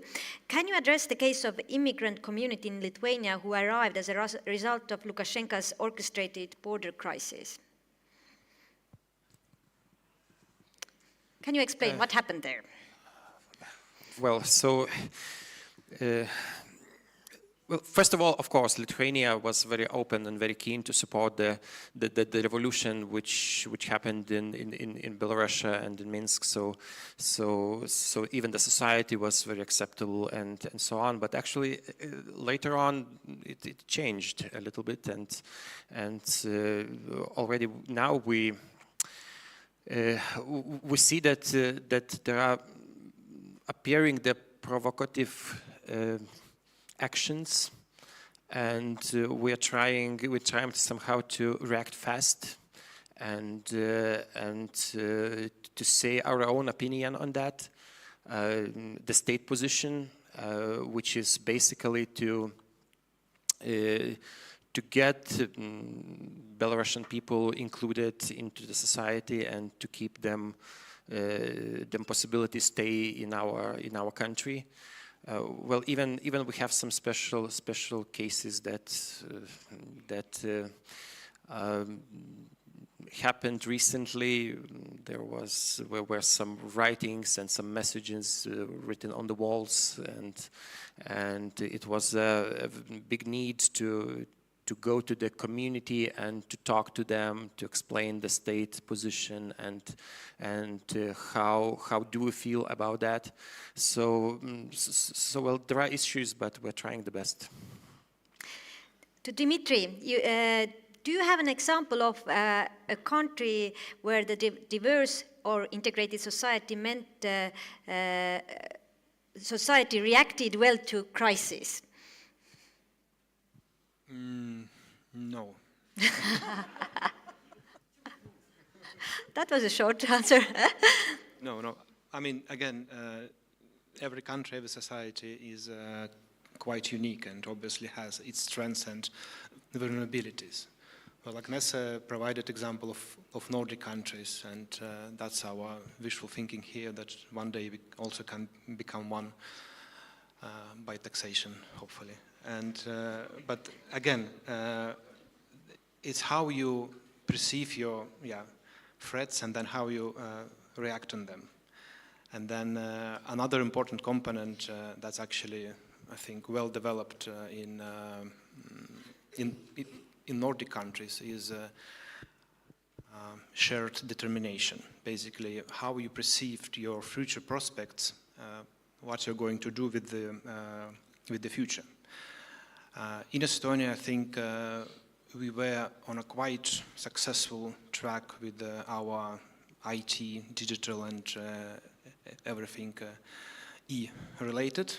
I think it's something which inspired us, at least for some time, something which gave us kind of positive mobilization, and actually positively united also language communities for some time.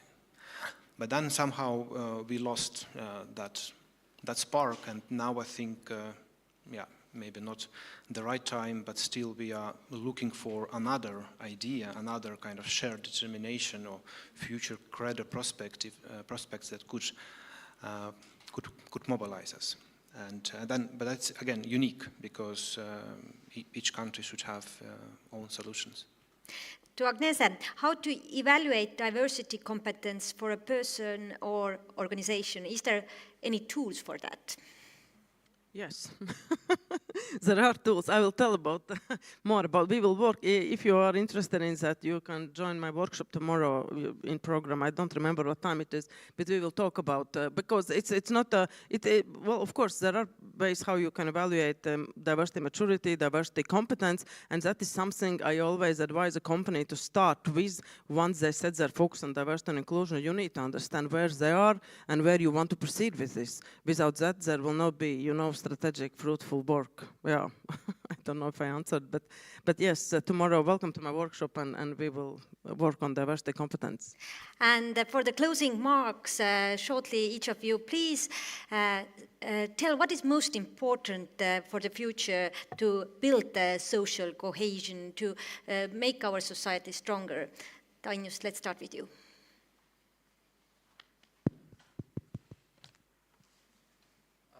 Well, there are many points, but let's say from my side, from my perspective, so I think that understanding, it means data and data using for the policy. Dimitri? Well, first of all, take care of yourself. That's the first rule, which resilience begins from yourself. You are agent of resilience together. And then also take care of those you love. Basically your close community, is it family, friends, or whatever you care about. And that kind of network would help you to survive a crisis. So your own strength, care yourself, and then care for your closer community. Agnese? Yeah, 4 letters. MMFI. These are actually, it's a short abbreviation which I have written down also on my office wall and also at home. It means make me feel important. So and this attitude does not cost anything. Often organizations say, oh, we don't have money to invest in diversity and inclusion. MMFI, make me feel important. If you apply this attitude in your everyday interaction with people around you, with people whom you work with people whom you interact, if a person feels valued and important, you will see miracles will happen. He will be more motivated, more productive, he will feel more included, he will feel more belonging. And this actually, I have to tell that I got inspired by these 4 letters when I was working closely with Norwegian Correctional Services. And this is what they taught me. When they work with people who are, who have finished serving their sentence and they need to re-socialize in society, it's not a simple task. And then these 4 letters, if you make them feel valued and important, then this re-socialization and becoming a good part of society, becoming good citizen again, it really plays a huge role. So MMFI, make me feel important, make me feel valued, apply this attitude at home, at work, at school, and you see miracles will happen. You know how people behave and to what extent they feel more included and belonging. We value all you speakers a lot. Please make a round of applause. Thank you all. Thank you. Thank you, Anna, and to all others for this interesting discussion. I have some gifts for you. I will give them out. You deserve that. Oops. Thank you. And Agnese, your workshop is tomorrow after lunch. Thank you. Thank you. We will continue in English, and I will ask to come on stage the US Ambassador to Estonia, Mr. George P. Kent. He will give his warm welcome greeting. And if everyone in Estonia has for the past 2 weeks spoken only about the elections, let's see, he has other subjects. Would that be the Lithuanian elections? Yes. There as well. Господин посол, я знаю, что вы прекрасно владеете русским и украинским, но продолжайте по-английски. So, for the Estonians, tere hommikust, good morning. For Russian Ukrainian speakers, dobro ranku, dobro utro. And I understand, just to see who is here, how many people here live in Estonia? Okay, obviously the majority, but some I understand are, do we have some guests from Latvia? A handful. Lithuania? Fewer. Do we have anyone from outside the Baltics besides JJ? We do. You are from where? Germany, okay, and hand over there. Belfast. Okay, well, welcome you all. I'd like to thank the Integration Foundation for bringing us all together for the next 2 days to talk about cohesive societies and cultural diversities, and for the speakers, our Baltic colleagues on the first panel. Thank you to the Foundation for asking the U.S. Embassy to be supporting of the proceedings, and for inviting a very articulate American, J.J. Green, who will provide a U.S. perspective on cultural diversity, conflicts, migration, and peace following my brief welcoming remarks. As an American, I can say integration is not an easy process nor a self-contained one. Our country's motto is, in Latin, e pluribus unum, out of many one. And that's an aspiration. Our Constitution was, in the preamble, was written in 1789, talking about a pursuit of a more perfect union. So we have had aspirations for hundreds of years, and we're still in the process of forging our society. 400 years of waves of migrants coming to North America in a place where there was obviously a pre-existing, very diverse population already. Those who came to the U.S. initially were seeking religious freedom and economic opportunity. Others came in chains, enslaved, to a continent that was already diverse. My European forebears came primarily from Germany, England, Sweden, and Scotland. They oftentimes lived in North America in ethnic, linguistic enclaves without immediate assimilation. Before I came to Estonia several years ago, I went to the graveyard, which has the first 3 generations of my Kind, K-I-N-D, German-speaking ancestors, the gravestones carved in German. It took 150 years and 5 generations in our Civil War for the first Kind to have his name shifted to Kent. Immigration has never stopped in the United States, even if, for my family, the last immigrant came from Sweden in 1880. And the source countries, cultures, and languages have also continually shifted. My wife is an immigrant herself of Crimean Tatar heritage, born in exile in Uzbekistan. We joke that we met thanks to Stalin. And partially true. Her mother was born in a gulag. Her father was deported on a cattle car when he was 3 years old. She's a school teacher with a certification in English as a second language, because for us, the school systems for hundreds of years have really been the place where children were exposed to English, even if their home language was not. And that is an active issue I know here in Estonia as I travel around and talk to schools, as Estonia is now shifting to at least first, 4th grade kindergarten primary instruction in Estonian, as opposed to Russian or, in the case of one school, Ukrainian.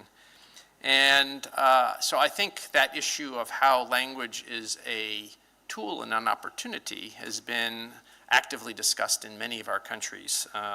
Perhaps for the last 30 years here in the Baltics, in the United States, we have many different ideas of how best to integrate people and children into our society. And so integration for us has been a continual, if uneven, process, and it will continue to be for the foreseeable future, going back to that promise of our Constitution in 1789, a pursuit of a more perfect union. And I think as you have been discussing today, it's a part of a fundamental aspect of multicultural democracies. And I think that is why our embassy for several decades has been a strong partner in supporting integration efforts here in Estonia. And that is a societal, culture, educational counterpart to our ironclad commitment as an ally to Estonia's security and prosperity. I'd like to shift from those introductory comments as an American in Estonia, of a family that is bilingual and triculture. Our youngest child we adopted in Thailand when we were there, to introduce someone who knows these issues very well, as I said, J.J. Green. He is from WTOP News in Washington, D.C.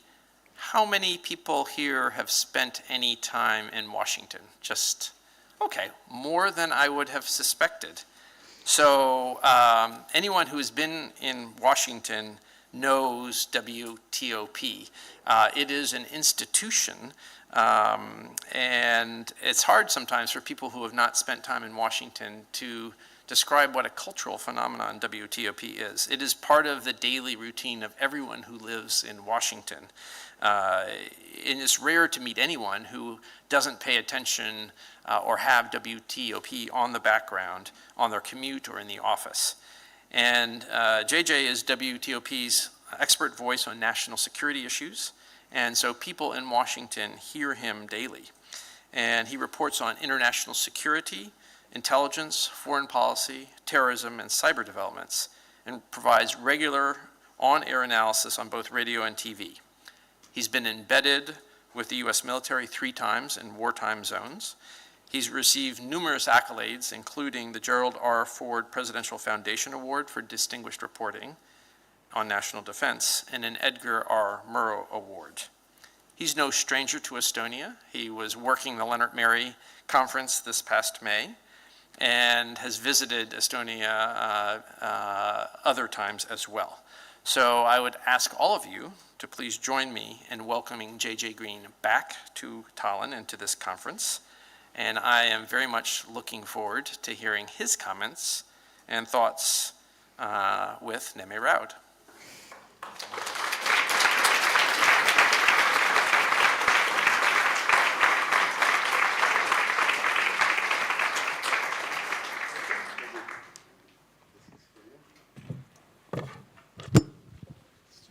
Thank you very much for kind remarks, Mr. Ambassador.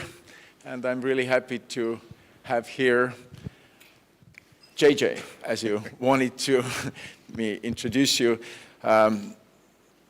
Such a distinguished journalist from Washington, D.C. And what is interesting that at one point we worked in the same organization, Voice of America, at one time. So probably we met at this Cohen building corridors, which were endless.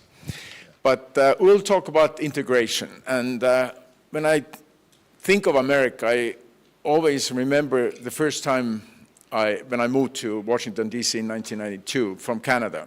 In Canada, the slogan was multiculturalism.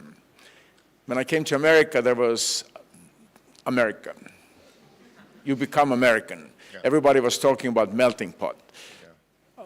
Now, in the decades afterwards, the things have changed somewhat, and there is a talk about diversity more and different groups. Now with Trump coming to the White House, some Americans say that we want back this America that slipped away from us in those decades when the diversity was one of the key words, that we want this early America where American was the key word. We want this back. Yeah. So what is your America? Right. Thank you. First, it's such a pleasure to be up here with you, Neme, and we missed each other at the Voice of America by a couple of years because I was there from 98 to 2004, and he was there, I think, from... I was in New York, a correspondent for Voice of America, but I was in 92, 94 in Washington. Right. So we kind of missed each other, but I don't believe in coincidences. Neither.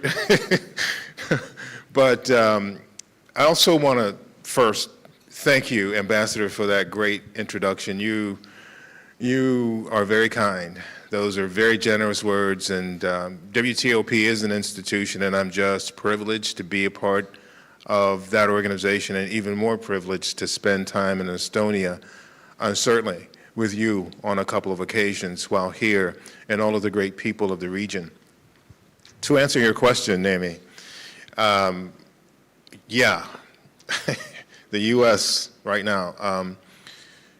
The U.S., based on me, just as a journalist and as a person who has been blessed to be a witness to history, is right now in the midst of a change. And that change for a lot of people represents a crisis. For other people, it represents a course correction.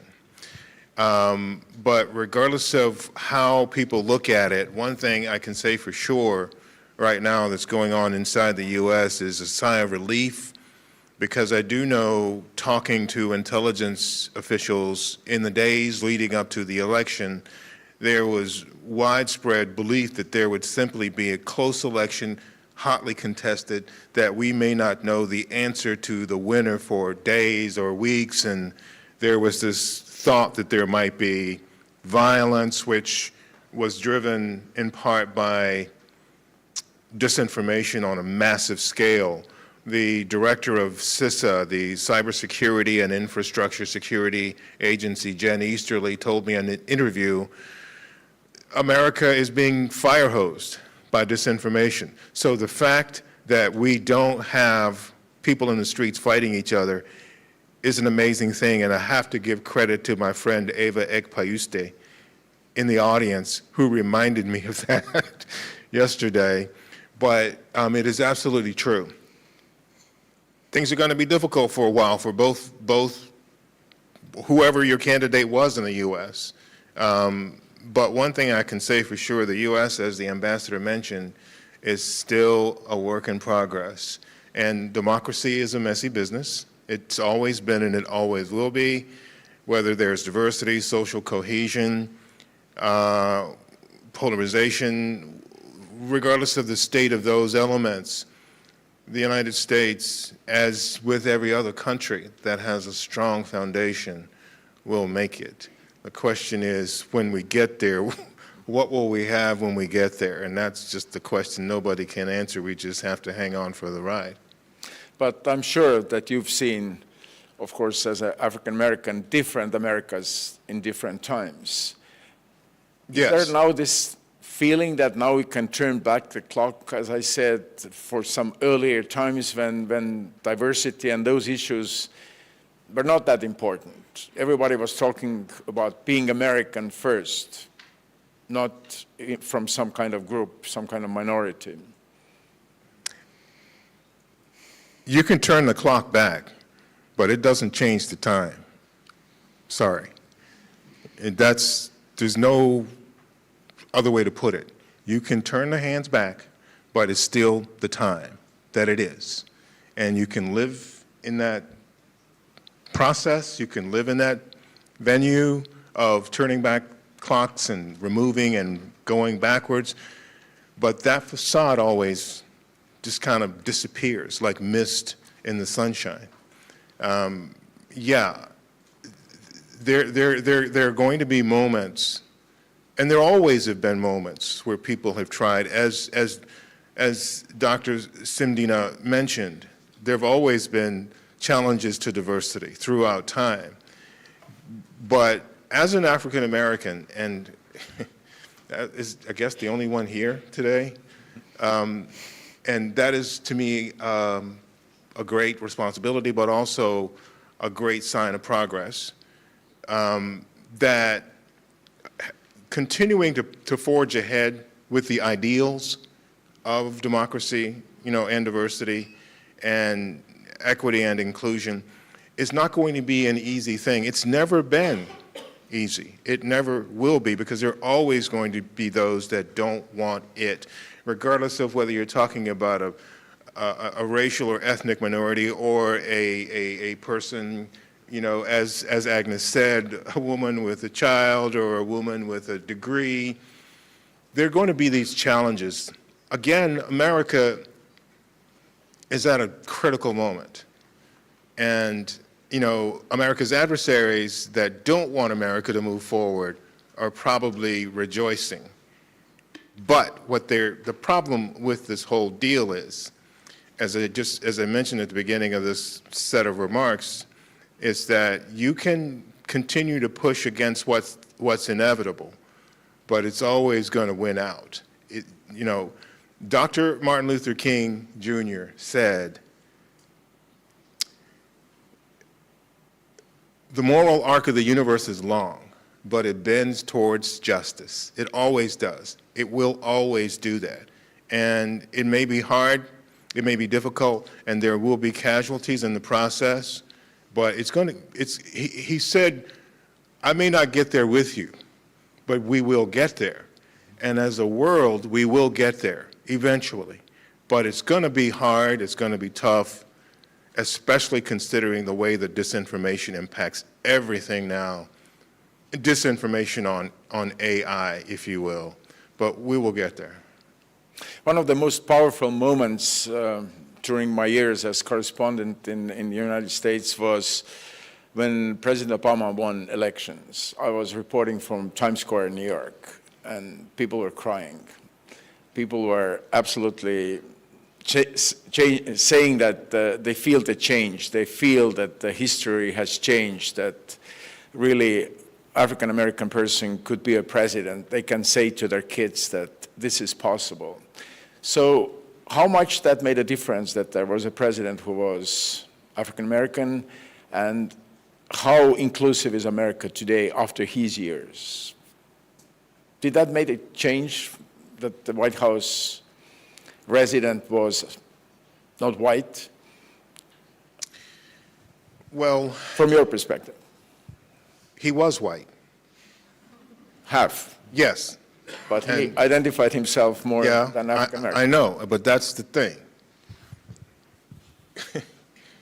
We all have... What meaning he was white? Because his mother? His mother. Yeah. All right? And you spend time in the sun. A lot of people that spend time in the sun with fair skin get brown. Okay. All right? People with dark skin, if you don't get enough sun, sometimes you lighten a little bit.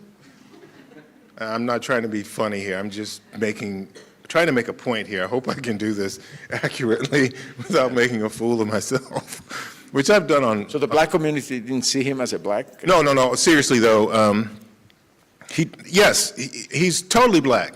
I mean, and everybody saw that and, his identification. But the point that I'm making is he was a president for everybody. And he did not seek to be a president for black people and black people only. He sought to be the 44th. And frankly, he killed it. He rocked it. He really did. And not only one term, but two. And he, if I remember correctly, not very far into his first term, got the Nobel Prize for a number of things that he accomplished, but also because of his promise. Am I correct? I think that's correct. I remember I did the story. He was kind of surprised himself. Right. He got the Nobel Prize, I think, 2 months or 3 months after he was elected. Right. So to answer your question, everyone was extremely proud, but what we were looking at the time and what we still continue to look at is the promise of America. No matter who the president is, whether it's, who he is or who she is, and there will be, I promise you, there will be a she one day. But regardless of who it is, this person has a tremendous responsibility. And if you don't carry that responsibility with the decorum, if you don't carry that responsibility with the work ethic, with the interest, with the respect, and I guess most of all, with the reverence that it carries, then you lose everything. We lose everything as Americans. And so our new president has a heavy responsibility. The president we have now has had a heavy one. Everyone throughout history has had a heavy responsibility. Today's times are different now. And that is, as I mentioned to you earlier, the impact of disinformation. And I just want to chat very quickly about how that connects with this, polarization, immigration, and the whole bit. I mentioned that Jen Easterly, from the director of CIS, has said that the U.S. is being fire-hosed with disinformation. I'm going to talk a little bit about this later in the week, and I'm not going to give it all away at this moment, but to me, the way that disinformation works, it has to be approached from a preventative point of view, not a reactive point of view. And that preventative point of view starts with babies. It starts, from my view, with the 3-year-old. We'll talk about that a little bit later. People my age and older, it's a little bit difficult for us because there are people in the previous election that defied the odds and voted a certain way because of, there's no two ways to put it, because of disinformation in part, because of stuff that wasn't factual, that a lot of people believed, I believe, and that things, they were impressed by things and elements that maybe they didn't understand. So I'm going to give you this analogy of the water glass. The water glass drops on a hard surface, it shatters. What you see immediately is a pile of glass right at the point of impact. But there are these shatterways from the glass. Further out from the center, the epicenter of the drop in the break, there's more glass. Further out, there's more glass. Even more glass, even further out. So much so that really far away from where the glass dropped. And I challenge anybody in here to tell me that you've ever dropped a glass, broken it, and didn't find a piece of glass, sometimes in the next room, or just under the couch, or somewhere you didn't see it and you maybe stepped on it or impacted it. That is exactly how disinformation works. You can see what happens with disinformation right up close to it, and you may have some understanding of it, and you may know how to react to it. But what you don't see, what you don't know, is dangerous. And what you don't understand is dangerous.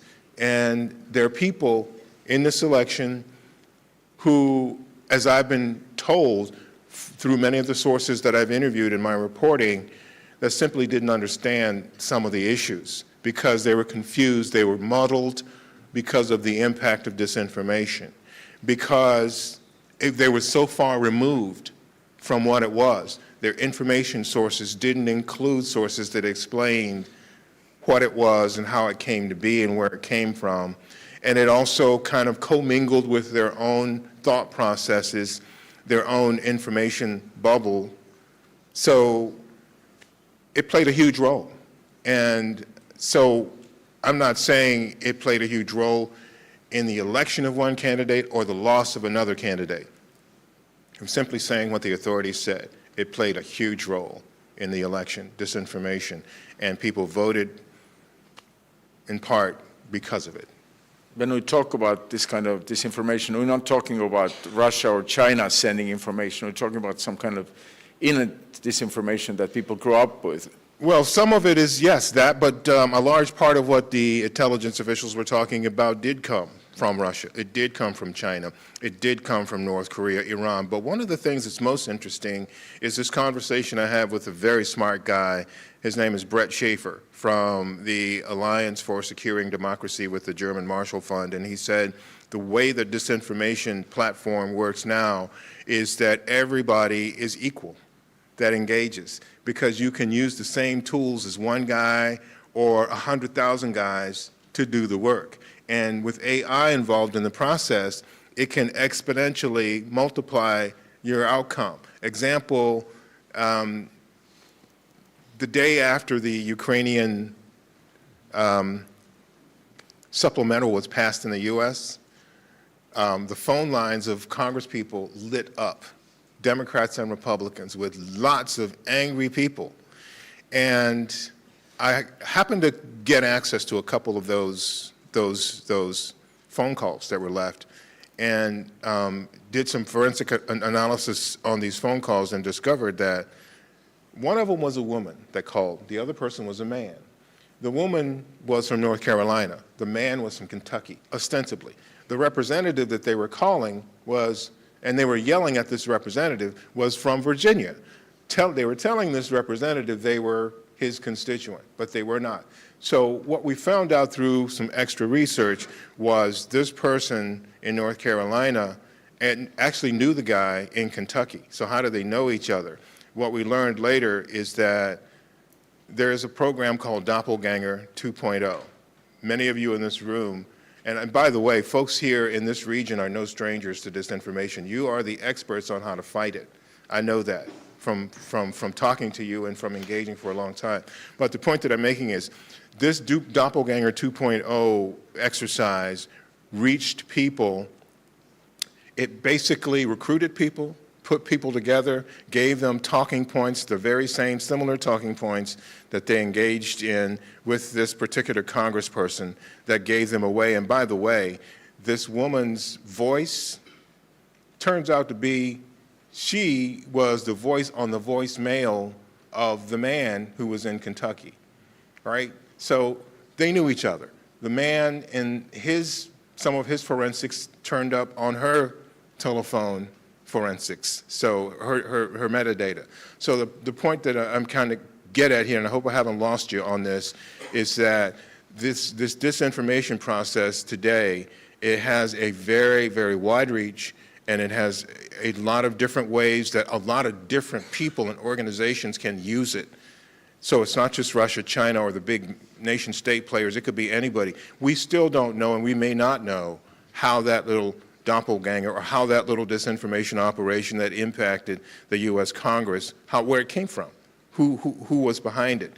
The U.S. intelligence may know, but they'll never maybe tell us those kinds of details. But point is, with disinformation, it's just so pernicious and pervasive. It's just really difficult to deal with. So that's why I think prevention is the way, maybe, of the future to deal with it, to stop it before it starts, because reacting is just too difficult.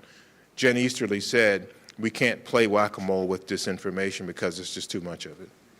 How much this disinformation targets specifically ethnicity, kind of spreads hatred, coming back to the conference topic, diversity? In 2016, I can recall people fighting before the election. I can recall whites and blacks getting into confrontations and altercations, Latinos and blacks. Really fighting on the streets? Physical altercations. Okay. Yeah. In part because of this phenomenon that people really didn't understand at the time. They didn't know that there was a force that was out there. And the way this doppelganger, the first iteration of it worked, I understood, they actually chose both sides. They had operations where they would push favorably towards both sides, and just to get them to embrace them. And then somewhere along the way, when they felt it was convenient or something they wanted to do, what they would do is to switch sides and kind of pit the two against each other. And people actually thought what they were seeing on their Facebook page was a friend or some person that they knew, when in reality it was a troll. In reality, it was a person that was working this whole disinformation platform to make them angry. And there were people actually shooting at each other. This time around, there was so much of it, and people were so busy. But I also think people were a lot smarter. They recognized, they knew that it was out there. They also knew, too, that they had to be sensible, I guess, and this is just a guesstimation, about how they interacted and engaged, because a lot of people have gone to jail and prison because of assaults on other people, namely January 6th, because they were misled, they misunderstood things, they decided that they wanted to take the law into their own hands. So people were, I think, a lot calmer this time when it came to disinformation, but it was still there. It was still huge. I just think people were a bit more educated about it, but maybe not educated enough. But how to fight this in multi-ethnic society like United States? Well,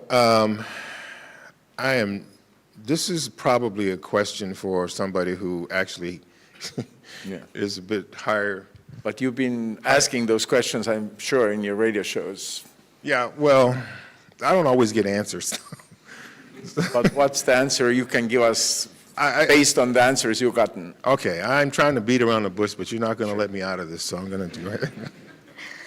So, first and foremost, there are people who are a lot smarter than I, who, like Agnes and Dinus, who spend time and money on degrees and and other things to know these things. So as I said before, just as a journalist who's privileged and blessed to be a witness to history, I've learned a few things. I honestly do think it starts with literacy. And it starts with literacy at a young age, very young age. And I'm not saying that we're lost as older people right now, but we have way too many more things to do on our plates that we absolutely have to do. And sometimes it's harder for people who've been in situations like we, who are grown up and everything, to manage something like that. Starting with children, the way that children around the world were given computers when they were in preschool or first grade or whatever, to learn that world, to learn how to navigate those things is, to me, based on what I've learned from people I've spoken to, the best way to approach this, because they have the best minds at that time. Some people call them the little sponges. They're flexible, they're open, they're not biased, and they're not afraid. People are not born with the spirit of fear. It's something that we acquire in life because of experiences often. Children are fearless, and I'm sure you all know this who have them or interact with them. They just don't understand, and in many ways don't care about things that are dangerous. But my point about starting young, teaching young children about this phenomenon gives them the opportunity, with your guidance, of course, to navigate what it is that they're facing. Because starting early with this process, however you choose to teach them about it, gives them a head start, gives them the opportunity to learn about this before they encounter it in a nasty or a bad way. And for everyone else, it's still possible for us to continue to learn and continue to grow from this. And I just say this to be honest with you about it, there will be casualties from disinformation amongst all of us. We're just in this now. It's just, there's no way out of it.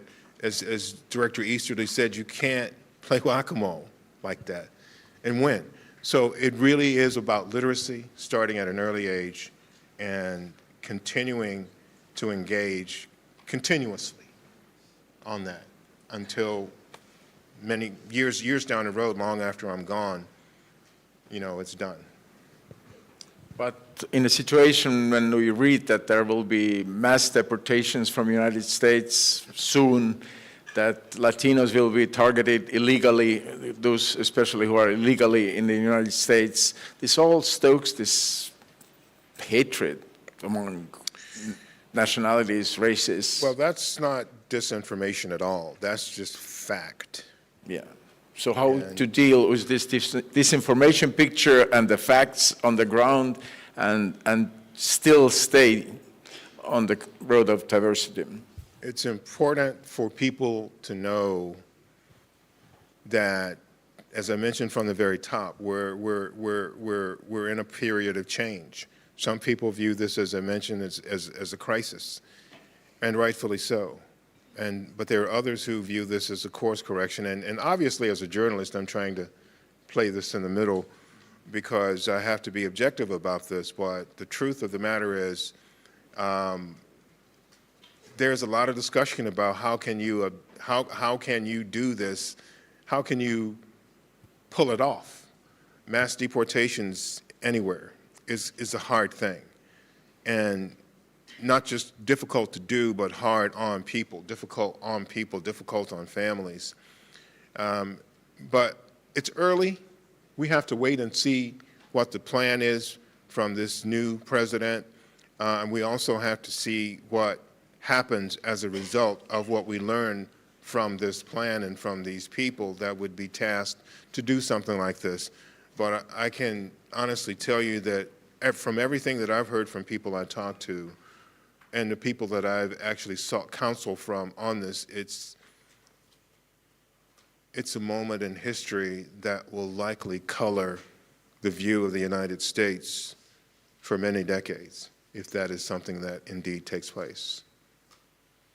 So it's a wise thing to wait what happens. But I just came back from Brussels. Estonia is getting an absolutely outsized role in the European Union. Estonian former Prime Minister will be the head of the Foreign Service for the European Union.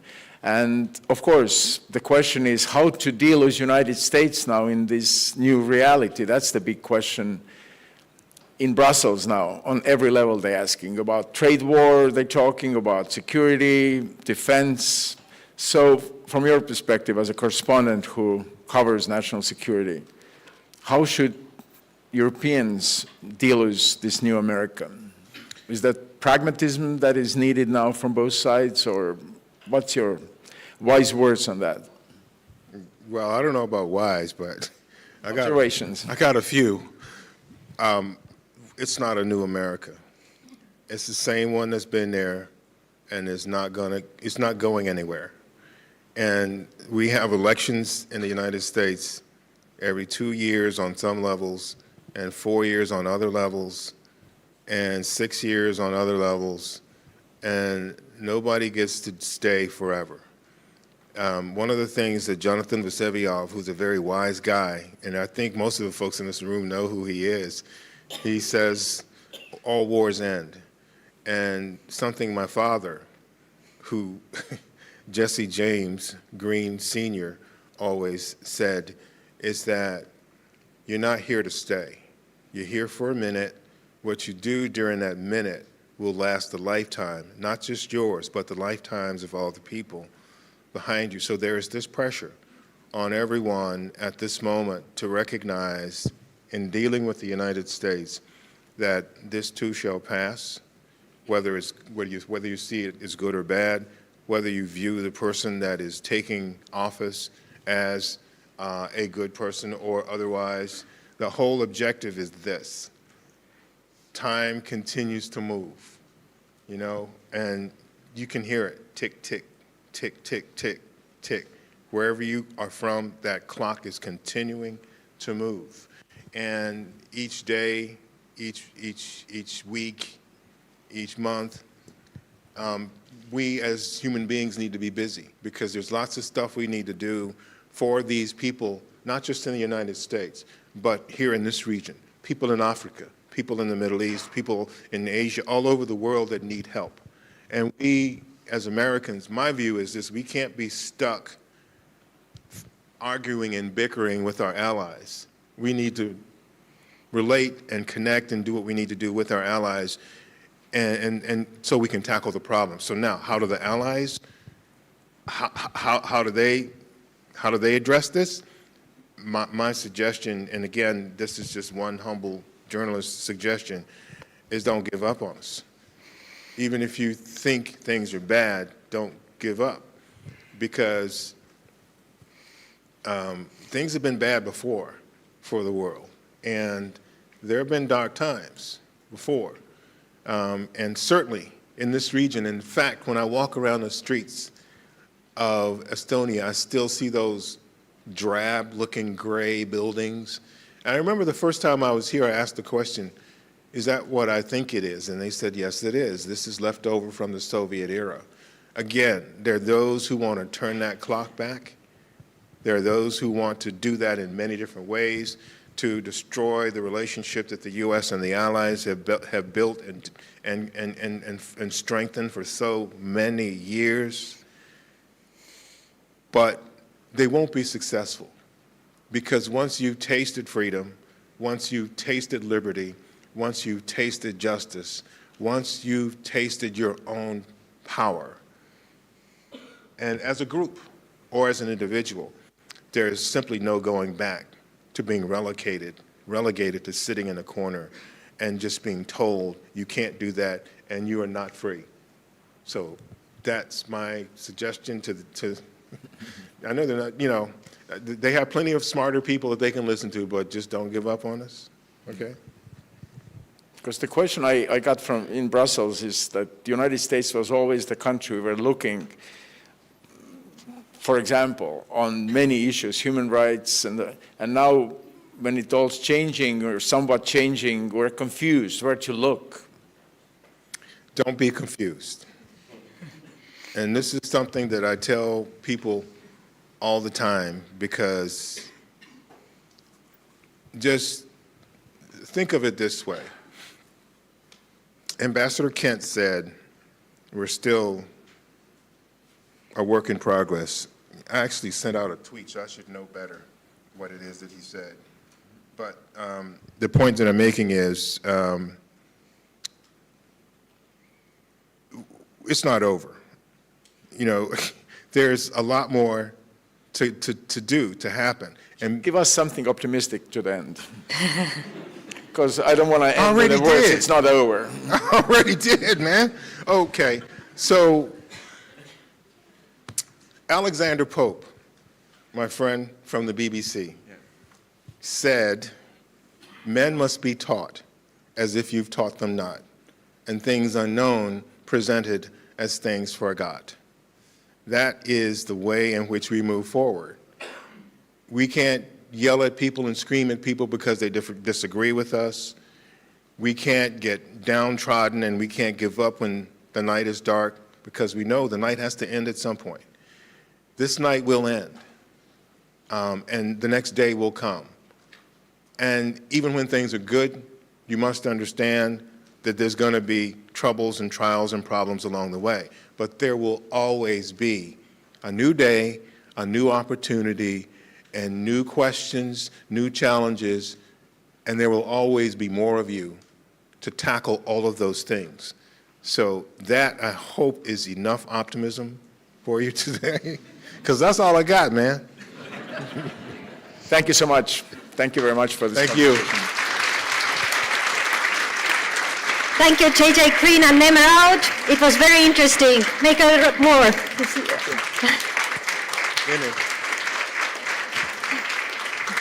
Nüüd on kindlasti kõigil veresuhkur madal ja Certainly, kõht blood koriseb no sugar meil. is on a very low level for many, and you're hungry. Now is the time to head for lunch downstairs, and we'll see you back at 1 p.m. Do enjoy the lunch break together, converse with other participants, because it's quite a nice place for making new connections. So see you back in an hour. Bon appétit. Yes.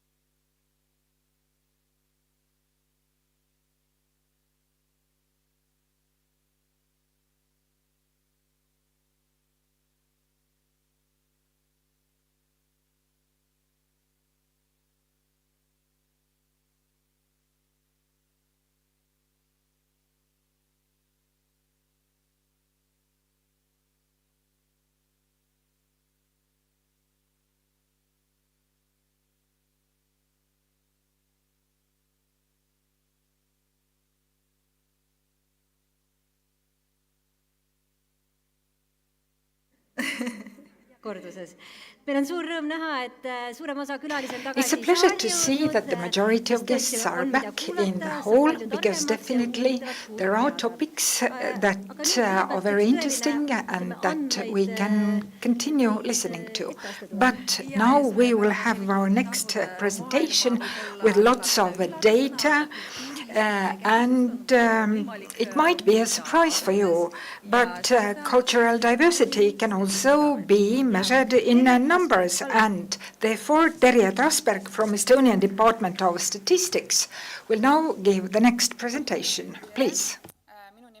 Hello, my name is Terje and I work for Estonian Department of Statistics in the Population and Education team. And I will now talk about different facts about population of Estonia. There is lots of information on this topic, and I only have 10 minutes for this presentation with lots of data and numbers. But let's now start with the biggest number, the number of population in Estonia. In the beginning of the 90s, the number of population was 1.5 million in Estonia, and by now it's 1.3 million. During the last 10 years, thanks to immigration, the number has grown a little bit. And you can see also that there are periods when the numbers have grown rather fast. And normally, this does not exist in the statistics of population, but of course this reflects the start of the war in Ukraine. So 37,000 people from Ukraine who have a temporary international protection in Estonia reside here. And the positive immigration in the future will not be covering very low birth rates in Estonia. And of course it is important that the number of population would not decrease in Estonia. And now let's take a look who our population consists of. 58% are people in the working age, and the expected life expectancy is 79 years, which is very near average in Estonia.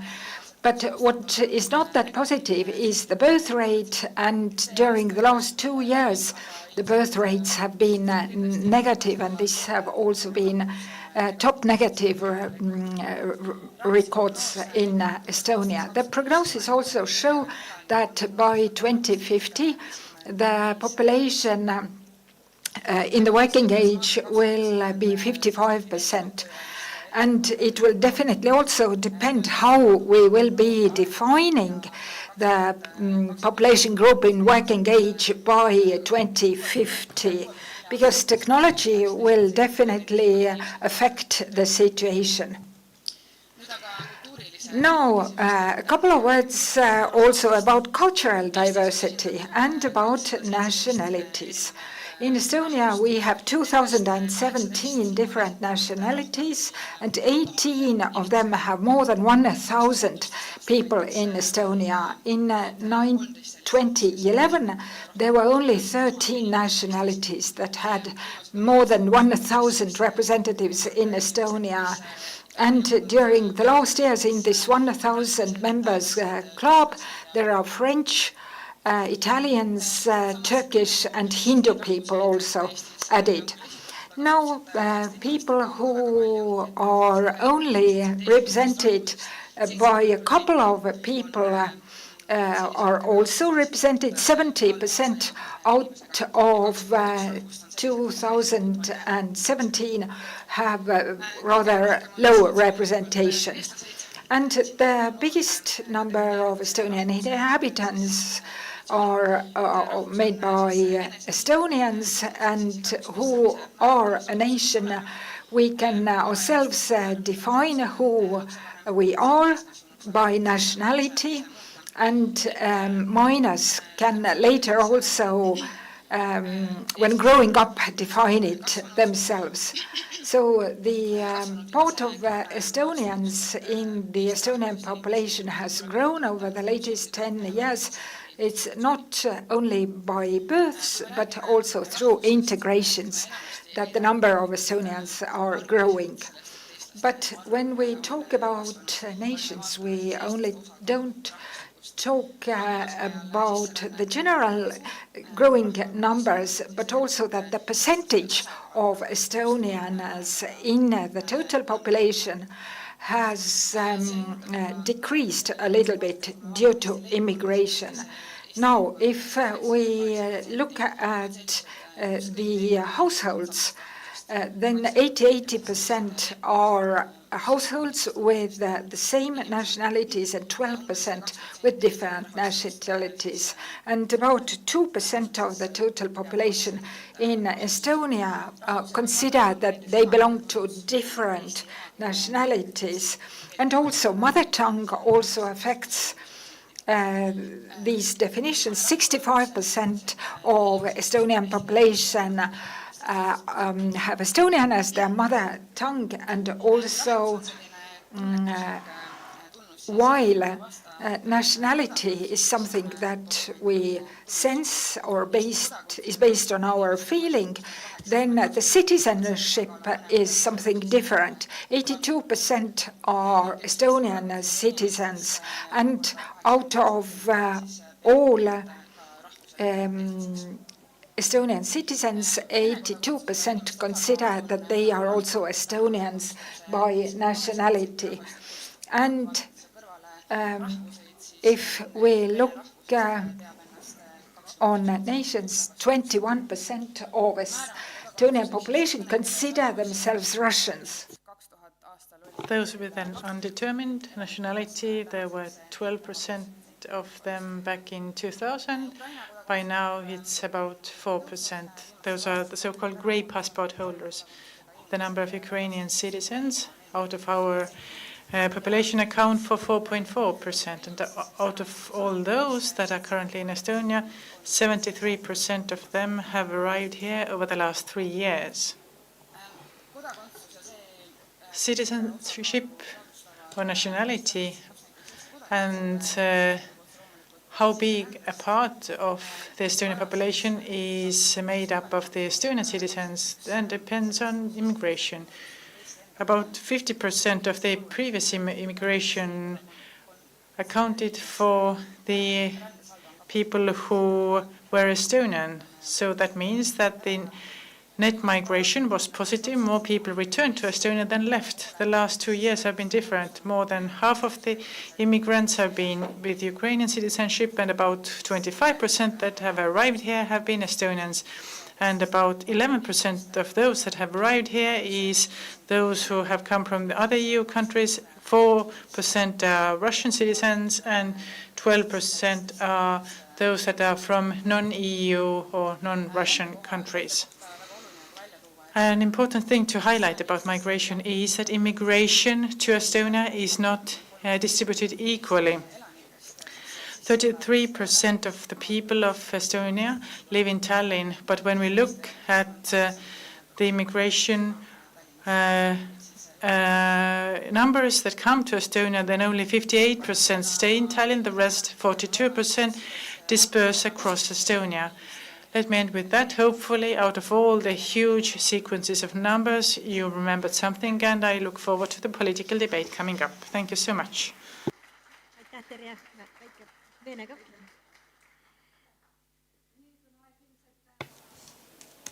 Thank you. And now the time has come for possibly the most heated discussion of the day. We will listen to the debate from the representatives of the parliamentary parties and what are their views on cultural diversity. Indeed, Juri Lotman has said, in order for us to be able to communicate, we have to be similar enough. But in order for us to have a reason to communicate, we must be different enough. Juku-Kalle Raid from Estonia 200 party, please come and take the stage. Vadim Belobrovtsev from the Estonian Center Party. Mart Kallas from the Estonian Conservative People's Party. Maria Jufereva-Skuratovski, the Estonian Reform Party. Tõnis Lukas from Isamaa Pro Patria Party. And Raimond Kaljulaid from the Social Democratic Party.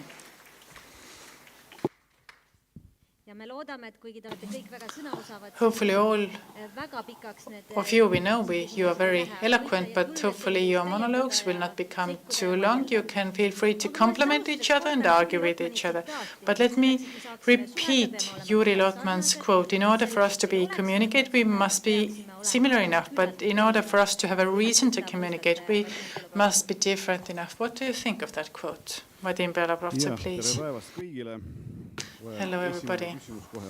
Now the first question aimed at me. It's certainly an honor to take it, and responsibility. We can say that as it is a rather philosophical approach, then on the one hand, if we are all alike, similar, it is not interesting at all. Rather, it would be boring. If we are all different, then we have nothing in common, and then it's very difficult to find common ground, although we might strive to do it. When we say that we are different, but we also share lots of things, then it is much easier to find common ground, and it is much better to then be in each other's company. That's my brief answer. Mart Kallas, do you agree with what Juri Lotman, the Estonian famous semiotic scientist, said? Yes, of course, but I think you need to travel around, look around with open eyes, and then we can find some aspects where we agree on, and this is how communication occurs. But basically, I agree with what Vadim said. If people are too different, then problems arise with understanding each other, and if everybody is similar, then you get bored. Juku-Kalle Raid, do you also agree with Mart and Vadim, or would you like to disagree, argue? What do you think about this quote? Unlike many people, I have very many books by Juri Lotman at home, and Juri Lotman tends to oppose himself as well.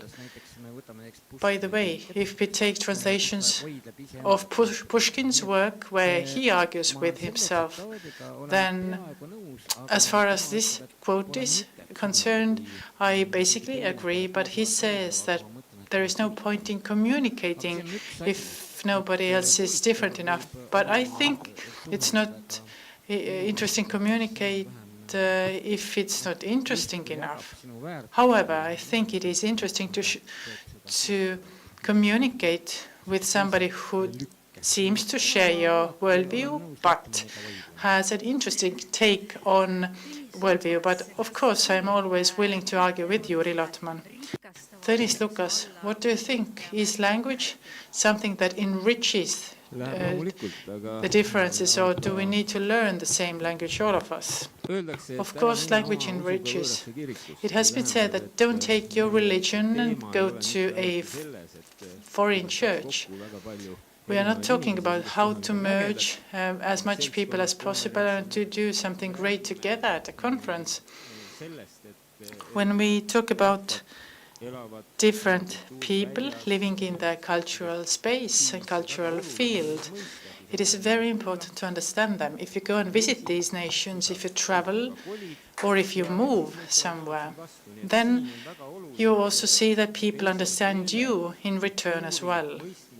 It is very important that when you try to understand a different culture, empathy would go both ways. You need to have respect for both cultures, that of yours and the other counterpart, respect for your culture.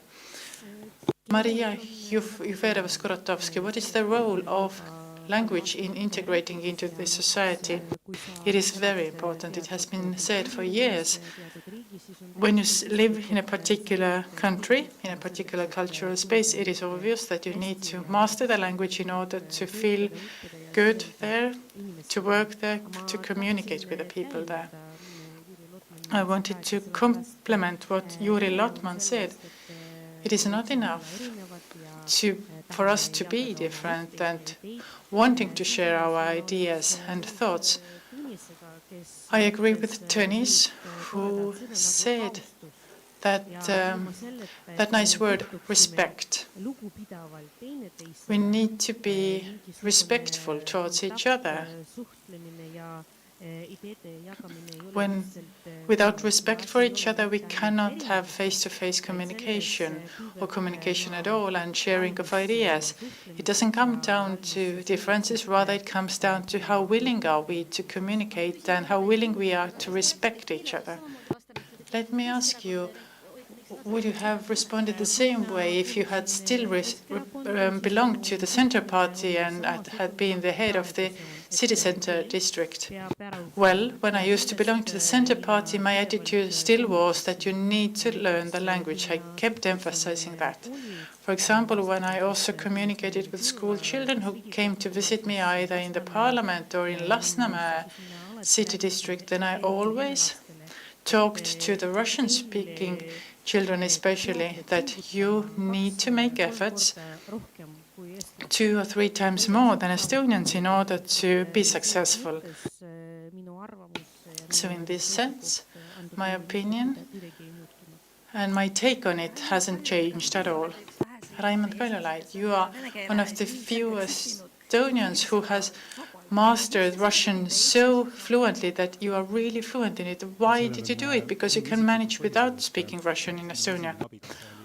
Personal reasons behind it. My first spouse was Russian and it was my home language for 8 years.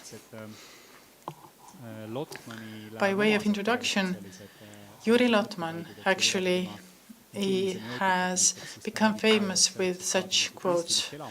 When we look at his film semiotics, he says that in order to get the artistic experience in the cinema, the person who watches a film in the cinema needs to really believe that what he sees on the screen is real. Although he sees the props that are being used, yet he needs to understand that when somebody is being shot on the screen, he doesn't rush to the stage and start providing first aid. So in this sense, Juri Lotman does have some controversial ideas or plays around with words. In Estonia, the scientists have also looked into what are the prerequisites for people to develop sympathy and intimate relationships towards each other, and they determined 3 prerequisites. First, the people would need to be in the same space at the same time. It can be virtual space, but they need to encounter each other. Secondly, they need to share an activity. Unless they do, for example, if they are at a discotheque but not dancing together, then they probably will not get to know each other. And thirdly, you need to have sympathy. Scientists have also observed that this common activity doesn't need to be pleasant. There are also people who develop very friendly relationships also at war or in an accident where they've ended up together. We are talking about segregation in the society. It is a problem, segregation, that people from their childhood have lived in different communities at different times, and even if they meet in the same place, they don't share same activities, and then sympathy doesn't develop. So there isn't enough adrenaline. Well, I think there is enough adrenaline, but if it's a very segregated society, people just don't encounter each other, and they cannot really integrate, because the communication between communities is a communication between individuals. Do you agree with Tõnis Lukas that when Estonian youngsters go to enjoy the Estonian Defense Forces along with the Russian-speaking youngsters, then they come out of serving this service all speaking Estonian? I think our integration has always been enthusiasm-based. We remember that in the Soviet time, the cows were fed some plants that are actually poisonous, but these plants started to spread. It's a real weed. Well, it's an interesting example, this weed. Nevertheless, it's an example from nature. When we talk about enthusiasm-based activities, then in the human space as well, we have people from foreign cultural spaces come here. Unfortunately, we diverge with them. We don't develop along the same lines, and maybe the third generation will develop problems. Maria, please. As for the army service, I have a particular example. It doesn't always help to integrate when you're in the same space. For example, my older son, he served time. He can fluently speak Estonian. And in his group, there were other youngsters who had graduated from a Russian-speaking school. Despite the fact that these young men had no problems with Estonian, they all were able to speak perfect Estonian. Nevertheless, in their leisure time, they communicated with each other in such a way that the Russians stuck together and the Estonians stuck together. Yet all these groups were very friendly towards each other. And the Estonian-speaking group called this, the Russian-speaking group, the Eastern flank. But I asked myself and my son, why did it happen like that? Why didn't you all communicate together? You're all in the same room. Why didn't it occur? He said, you know, that the cultural space is a bit different for us. The background, our school was different, our hobbies were different. Maybe the musicians that we listened to, they were different. And common ground is not only based on language. Everybody can already speak Estonian there. But it isn't enough for real friendly communication to kick off. Maybe in order for that to kick off, some additional steps needed to be made. And for some reason, these young men were not ready to take them. Tõnis Lukas, what do you make of it? The fact that people from different cultural spaces and different mother tongues communicate while they are together in smaller groups, it is natural in itself. There is nothing bad about it, because in addition to the perception of language and culture, like Maria was saying, different interests and background come into play. Some have more practical interests, others' hobbies are more philosophical ones. Some nations tend to love cinema more, the other tends to love theater more. Preparation and the level of education might all differ. So in itself, there is nothing bizarre about it.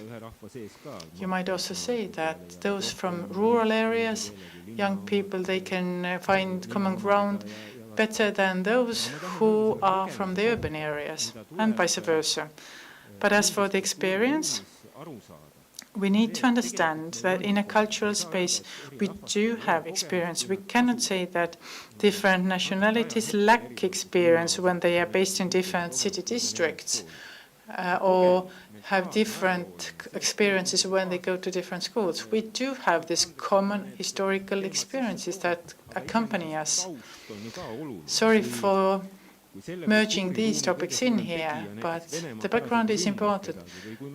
When the biggest player in this cultural space, for example, Russia attacks somebody, we know that there have been deportations before, and some nationalities were had been deported 100%. For example, the Tatars over the history have been sent completely elsewhere. We know that there are families who have already gone through all that. With our current communication, we need to overcome the communication that has been there before. We cannot say that the Estonian people lack communication experience with the Russians and other way. It doesn't come down to each and every individual. Of course, Every individual is valuable in themselves, and we know that their communication patterns might be shaped by what their fathers or grandfathers did. But this experience is what accompanies us. How can we get rid of it? I can tell you how can we get rid of it in this cultural space here. In general, small nations are used to learning several languages, communicating in different cultures. We are saying that if representatives of smaller nations come here, then for them it is easier to understand the need to master Estonian language than for those who have been here for a long time. For example, the Russians who have got used to making do with their language across the world and not needing to learn the minority language even if they live in this minority country. The same applies to Latvia, Lithuania and France as well. Our territory, the state, the social agreements have all been agreed on in a particular cultural space. And when we say that don't take your religion to a foreign church, then that applies. If you go and live in Sweden or in Russia, you take things over from the culture. I cannot imagine living in Russia for 30 years and not acquiring anything from the Russian culture. We need to understand that Estonia, with its unique culture, well, we tend to get tearful when we see that some other nations speak our language. It is a very empathic form of communication. We don't have problems to get along with others, but we need to understand that others respect us as well. Juku-Kalle, a quick response, please. It will not be quick, and I will not oppose. I will get personal right away. I absolutely agree with Maria and Raimond, but let me start with Raimond. The fact that we live together with a Russian woman, it is not a heroic act. Yes, it is. I lived for 9 years with a Russian woman. I don't know how old you are. Let me give you a very personal example, and we can very freely expand on that. Somebody who currently holds a PhD degree, PhD in language, in the Chinese studies, when they came to Tallinn at the age of 16 from Kohtla-Järve, which is in eastern part of the country. And when they came to Tallinn, they were only able to say, ready, steady, go, because he's there. We don't know the gender of the person that the speaker is referring to. Their swimming instructor back in Kohtla-Järve had been Estonian. Their father was a complete Soviet person who thought that the worst thing in the world was the collapse of the Soviet Union. The same position is held by Putin as well. They found it nice to really play the Vysotskys, the Russian composer's songs in the kitchen, and they thought that it would be nice to really integrate like that. That person talked to the Estonian punk movement representatives, and in a year that person mastered learned Estonian language, but became a PhD holder in Chinese studies. Obviously, this person is very smart as well. Obviously, it is always in your hands. You cannot say that I'm stupid, I cannot do it. It is complete nonsense. If you live in a different cultural space and if you want to be there. And now we come to what Maria was saying. You need to feel comfortable. No, I think that you need to be in such a way that this cultural space that you live in would also feel comfortable with you. We cannot only be egocentric. If we do, then we get back to the Soviet times when they said, "Говори по-нашему," speak in our language. And of course, Belobrovtsev would love that. Could you say it again, please? Let me ask you a question.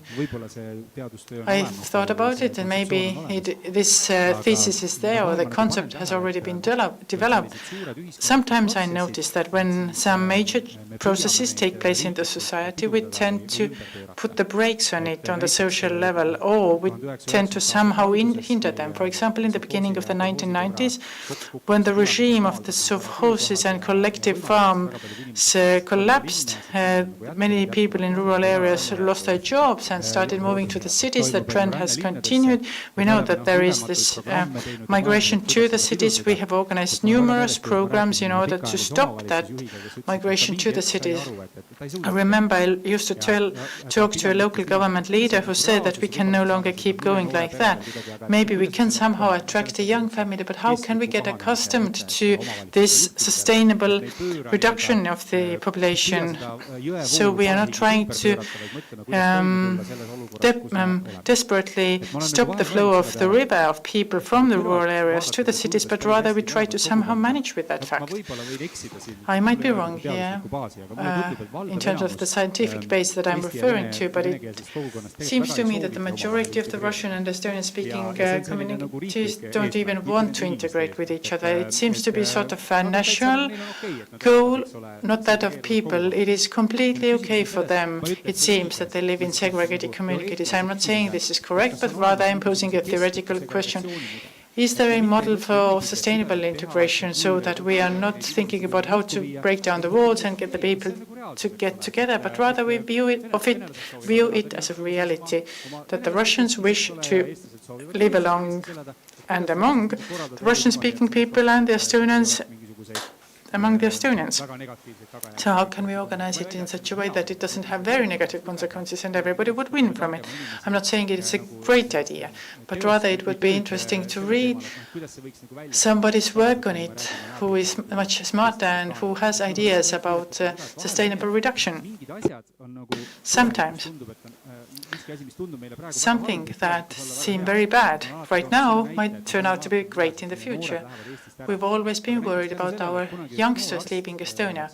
But, for example, thanks to the fact that a young doctor left Estonia and practiced on the West Coast in the US with the biggest trauma care specialists in the world, the biggest numbers, I'm referring to Professor Peep Talving, who is currently a very influential trauma care provider here in Estonia who educates the future doctors here. If we had prevented him from going to Los Angeles, we would have lost out a lot here in Estonia. Let me ask you, Vadim, what can we do with those Russians who have not learned Estonian language for decades? Do you view it as a problem? Or do we need to leave these people alone finally? Thank you.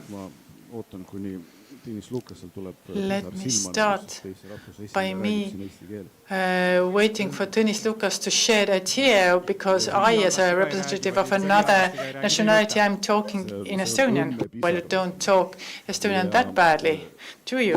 Well, I am waiting for your tear of happiness, to shed your tear of happiness. Anyway, opposing here to Juku-Kalle and others, I might say that I have experience with living with a Russian-speaking woman, and it was a pleasant, heroic deed for me. I don't agree with what you said. It was inaudible, as the mic was not used. Of course, language is very important. Sometimes people tend to think that this is integration. Person learns a language and basically then they have become an integrated member of the society. This is not really the case. First, because language serves as a means. All of us who have worked with integration for years, including myself, know that language is a means, but certainly not an end in itself. Secondly, Honorable Marju Lauristin once said, the Estonian social scientist, said that we would all love for all Russians here to learn Estonian and then it would all be beautiful. beautiful, peachy and nice. But then they learn Estonian, go to the comment section of the Estonian daily news portal Delfi, read the comments in Estonian about them, and then they find out what the locals really think about them. So in other words, Professor, but what are the solutions for those that don't speak the language? Firstly, not many of those remain because they die. Looking at the integration monitoring, which was presented in March this year, if you haven't read the report yet, I suggest you do. It is an extremely interesting read. This monitoring report highlighted the bottlenecks and also some positive trends that can be witnessed in Estonia over the last years. I don't know whether to believe in it or not, but basically the monitoring report says that there are only 4% of those who don't master Estonian at all on any level. In other words, we cannot say that the majority of the people for whom Estonia is not the mother tongue, they have learned Estonian. So being unilingual is not a problem, you think. As for spouses, my spouse's roots come back to Setomaa. It is in the southeastern part of Estonia, and we have been happily married for 40 years. I'm not saying anything bad about that. As for the language skills, it is a very important thing. My best friends, for example, are a Swedish and a Finnish person, and I speak to them in Swedish and in Finnish. I go and repair my car in the Russian-speaking city district of Tallinn-Lasnamäe. This is a Russian guy that repairs my car. We share common interests. We get along very well. We don't have any problems with sharing the same space at all. Like I mentioned, the cultural layer that comes with a person also affects the interpersonal communication. Even if we have people coming from a different religious background, it is very difficult to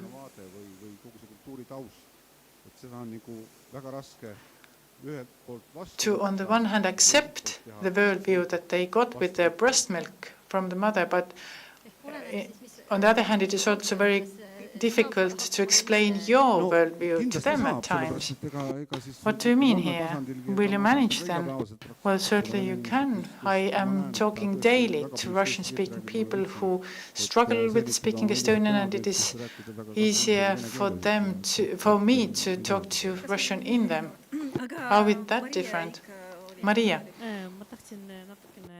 I wanted to argue or disagree with Juku-Kalle a bit. He said that egocentric position might not be that great. You should rather consider the whole society. I don't really agree with it, because it isn't really the case. It comes down to being egocentric, caring about yourself, wanting to add new knowledge to yourself, learn new skills, new languages.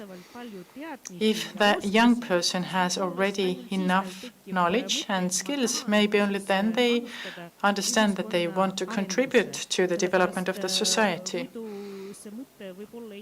Because otherwise they wouldn't develop this idea at all.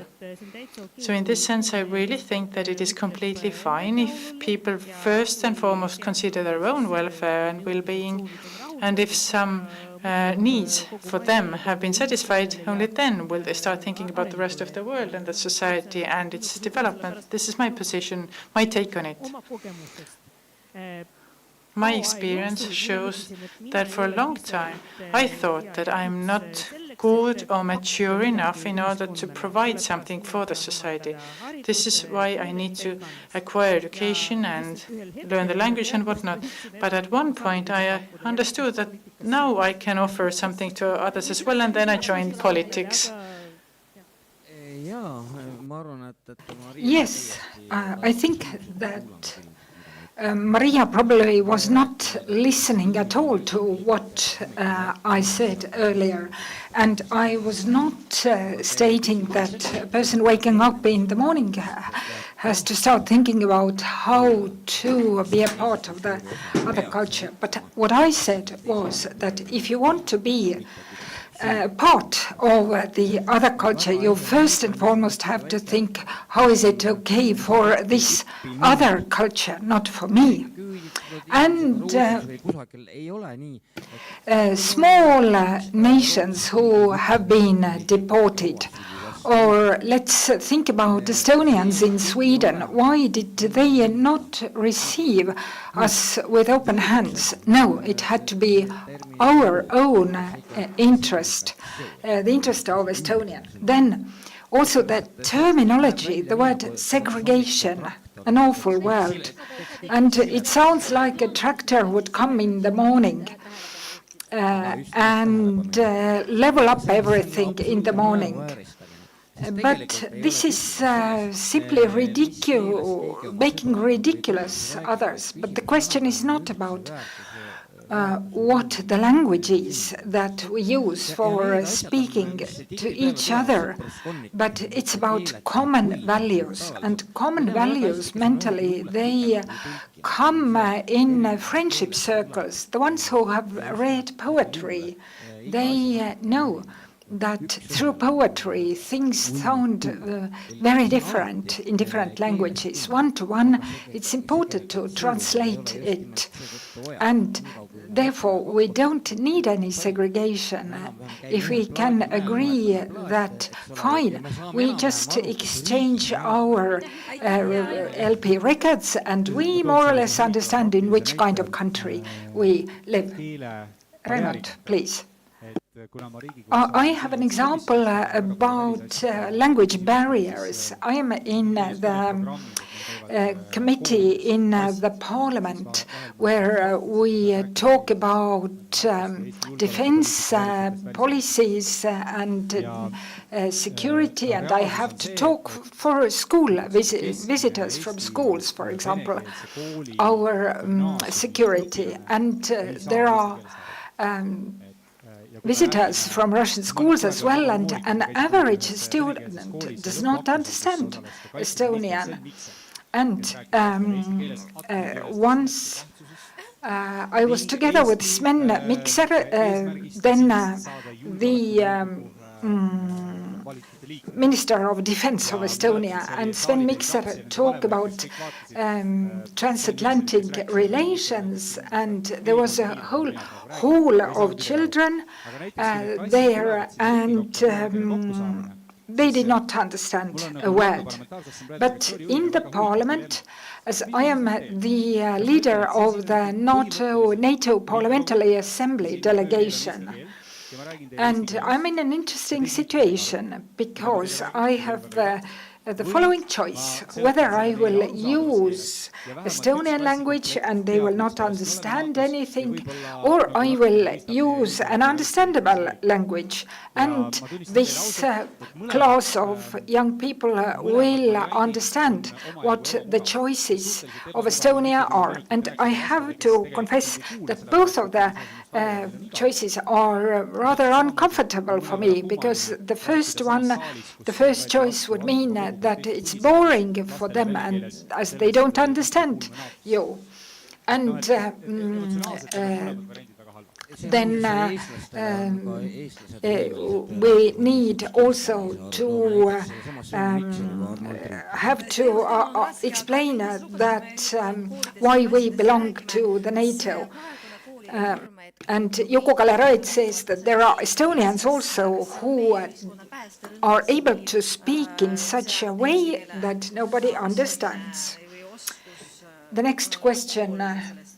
When all schools will be Estonian language schools in Estonia, will that solve the problems? There are two aspects here. Then general environment has to be also Estonian language environment. In the service sector, etc., etc., there is no use teaching Estonian if the services or other things in the society will be in either Russian or English. We know that there are nations, examples of nations who have lost their culture during a couple of generations only. If an imperialistic governing body starts to retrain them, to educate them in a different way. So it is possible to plant a different culture into people. That is not our goal. Our goal is also to introduce democratic values, etc. Our goal is not to turn Russians into Estonians and vice versa over a couple of generations. No, not at all. It's normal that people have their own identity, and it's not a goal of schools to change their national identity, but to place people into the same information space. What is culture where we live? That is the goal of our school reform. But I would also like to add, somebody mentioned earlier Russian language Delphi or Estonian language Delphi. I was back then the chairman of Pro Patria party, and we were discussing whether it's worth to bring in to Estonia foreign workforce. And my position was, no, we don't need it. And as my goal has always been to transfer Estonian schools in Estonia to Estonian language teaching. And at that moment, I was really popular in Russian language Delphi, because there they totally supported me and my position that we don't need any massive immigration to Estonia. Thank you, but let's now go back to school reform. Mart and Vadim, how do you see the school reform? Does this guarantee a cohesive society? Before that, I would like to calm down colleague Lukas, as the Isamaa party is really popular right now. But now, talking about schools, I would like to start from the past. Somehow, the groups tend to grow too big, and also somebody reminded here earlier about deportations. There were very many different kind of people among these deported people, and we cannot integrate in the same way, or whether there is any protest in Russian schools in Estonia. Small strikes, nobody says anything, but the process itself has not started. It should have been a natural process. It should have been initiated for a long time ago, and for 16 years. The Minister of Education was from the Pro Patria party. Yeah, no. If it was a natural process, then it does not have to be supported or pushed by anybody either. Vadim Belobrovtsev. The question was whether it's possible to put the children into the same value space. Then theoretically it is possible, but if you want it to happen practically, then we have to approach it differently. I would like to bring the following example. In 2015, when I was the mayor of the Kristiine region in Tallinn, and I learned that there was a kindergarten in Kristiine region in Tallinn where one day they are using Estonian language and the other second day Russian language. And for me, it sounded like a very nice integration model, because once they graduate from preschool, they all know both Estonian and Russian. And if somebody tells them later that Estonians are bad or Russians are bad, they would react like, how come? I have grown up together with them, I know. So I liked this model. And then there was another educational institution in open school. There they had even 3 languages with both Estonian, Russian, and also English-speaking kids. And talking about the school reform that is carried out right now, unfortunately, many mistakes have been made already earlier. In the parliament, Riigikogu, these potential mistakes were also pointed out, but nobody paid attention to this. What are these mistakes? Very simple. We started from kindergarten and first grade and fourth grade. And for me, it's still a mystery that why these fourth graders still were included. No, I would just like to quote in one of the portals, a director of a transition school said about the fourth grade that kids don't understand anything, but they focus. They really try hard. And now the question arises whether this is what we wanted or this is something that we did not mean in the beginning. So the ones who are now carrying out the reform as social democrats, we have always supported the model of knowing many languages, and I would rather support what Tõnis said, whether couriers should know Estonian. My point of view is that whoever is working in the service sector in Estonia should know Estonian, and they should also pay the taxes. But what I can add is also that we can't hope too much on this school reform. It does create some prerequisites for general, unique, unanimous cultural space.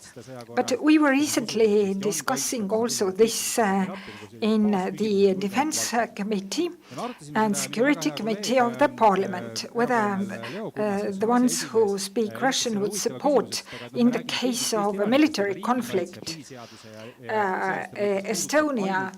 And we are talking only about Estonian citizens, because non-citizens are not participating in the defense. And we thought that we should probably also compare this data. And people working with integration were not happy with the article that I wrote for the Estonian national broadcasting. And my hypothesis was that a Russian who has Estonian citizenship are more similar to Estonian views compared to the others, the general group of Russian speakers in Estonia. Because if a person knows Estonian, they should be more informed what the situation in the world is. No, I was talking about whether a citizen understands better what the risks of Russia are towards Estonia, but nothing of that kind exists. It's all based on the nationality. And if we look at how much membership in the NATO is supported among Estonians, 95% support this. Estonian men are ready to defend Estonia, and the number of non-Estonians is much smaller. So, in other words, there are other barriers than only knowledge of the language. There's also a question from the audience. Have any positive changes occurred in Estonia during the war in Ukraine? Maria, please. First, I wanted to talk about couriers. No, let's leave this aside very fast. Before we will have a joint school, a common school system in Estonia, much time will pass, because I know that in Lasnamäe area in Tallinn, many people, many kids tend to leave the Estonian schools. Yes, the question was about integration and whether during the war in Ukraine we have any positive examples on integration. Yes, when the war broke out on the 24th of February, for 2 years ago. Then a part of the people, the world just collapsed, my world as well. And I had a feeling that all other Russian speakers in Estonia feel the same, that the world has collapsed. But in reality, this did not happen. But what happened was that a part of Russian speakers started to support the aggression, and until now, the government office orders studies, and this is confirmed by studies carried out now as well. And the polarization in the society increased even more. And during the 2 years now, this has not changed in the society. Everybody has been keeping to his or her previous positions, maybe only elderly people who earlier were more influenced by Russian propaganda. They now have been more talking about their children, and they have more understood the critical position of their children. But this did not support integration either. Tõnis Lukas, please. The result is that the ones who were integrated, so to say, integrated even more, because they understood the imperialistic character of and the risks of imperialistic Russia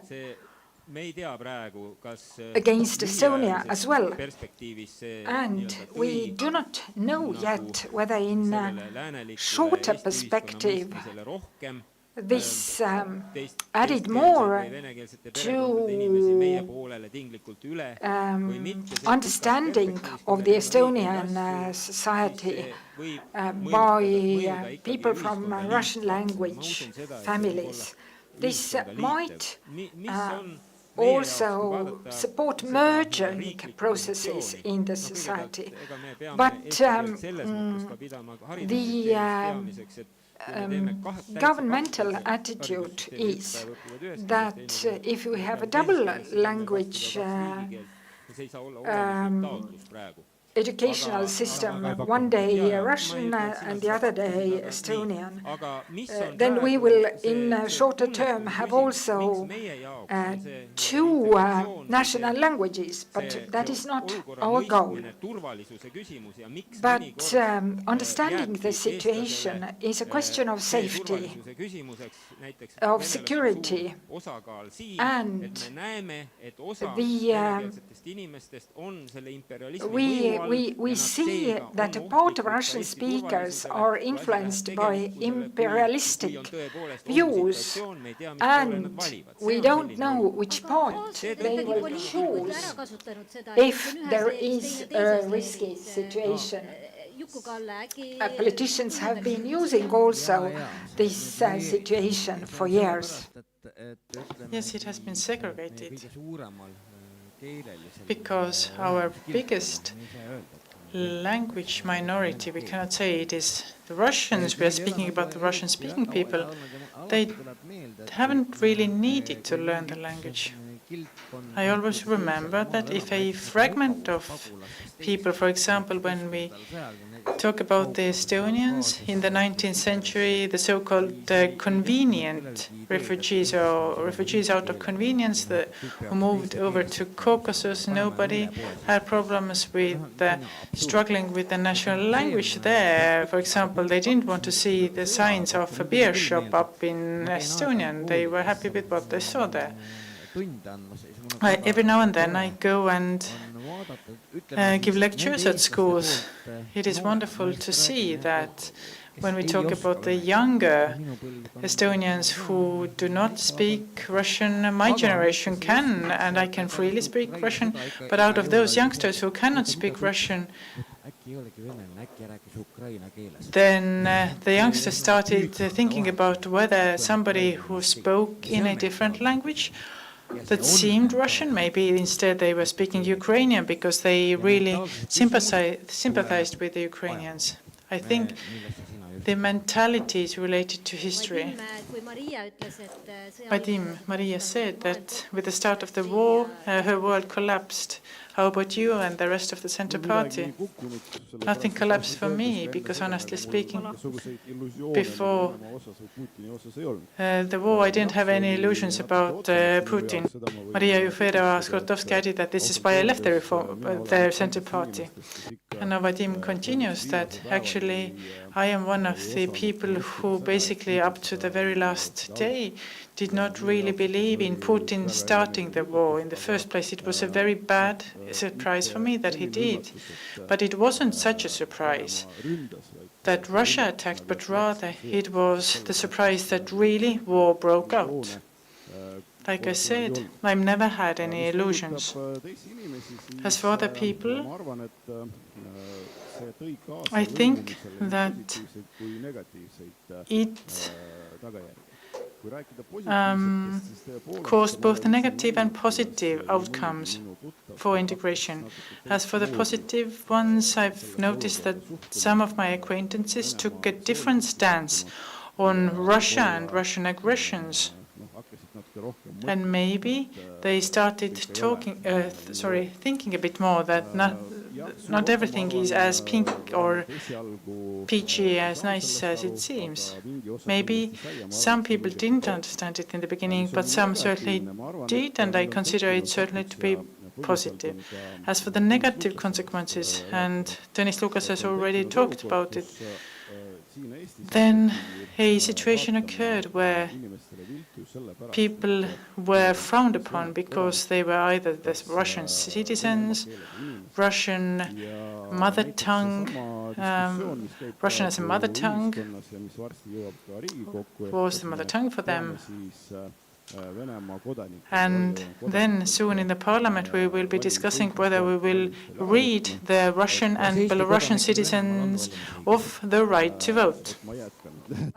Do the Estonian citizens in Russia have the right to vote there? Let me continue, please. I figured this question will pop up, but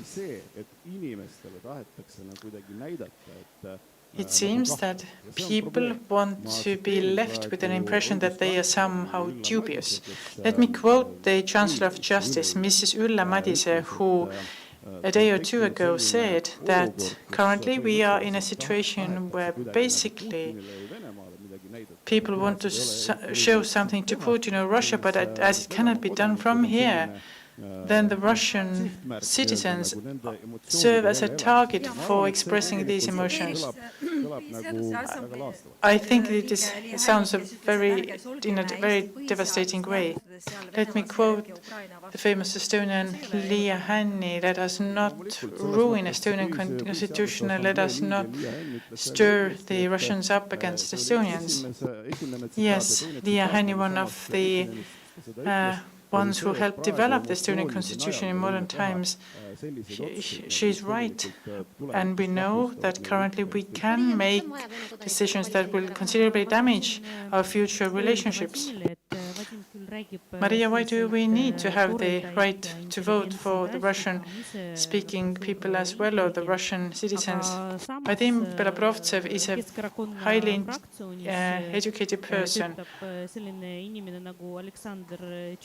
But Alexander Cheplygin is somebody who works in the faction of the Estonian Center Party in the party, and basically with his daily work he is dividing the society here, and he keeps explaining to the Russian-speaking people how bad is the attitude towards the Russians. But he's an Estonian citizen? Yes, he is, and he takes part in the elections. What is the problem then? The problem is that what is the media space that the people live in? The studies confirm that many people who speak Russian, they don't consume ordinary media that much, but rather they follow the influencers. And the bloggers actually have a major power over how the people understand a situation, how they view the society. And actually it is very hypocritical.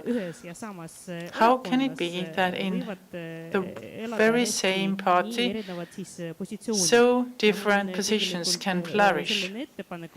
And my suggestion to Vadim is that rather talk to your colleagues. I didn't understand where the different positions are. Alexander Cheplygin, like myself, thinks that actually the Russian citizens or non-citizens should not be ridden of their right to vote because it will not resolve problems, rather it will cause new ones.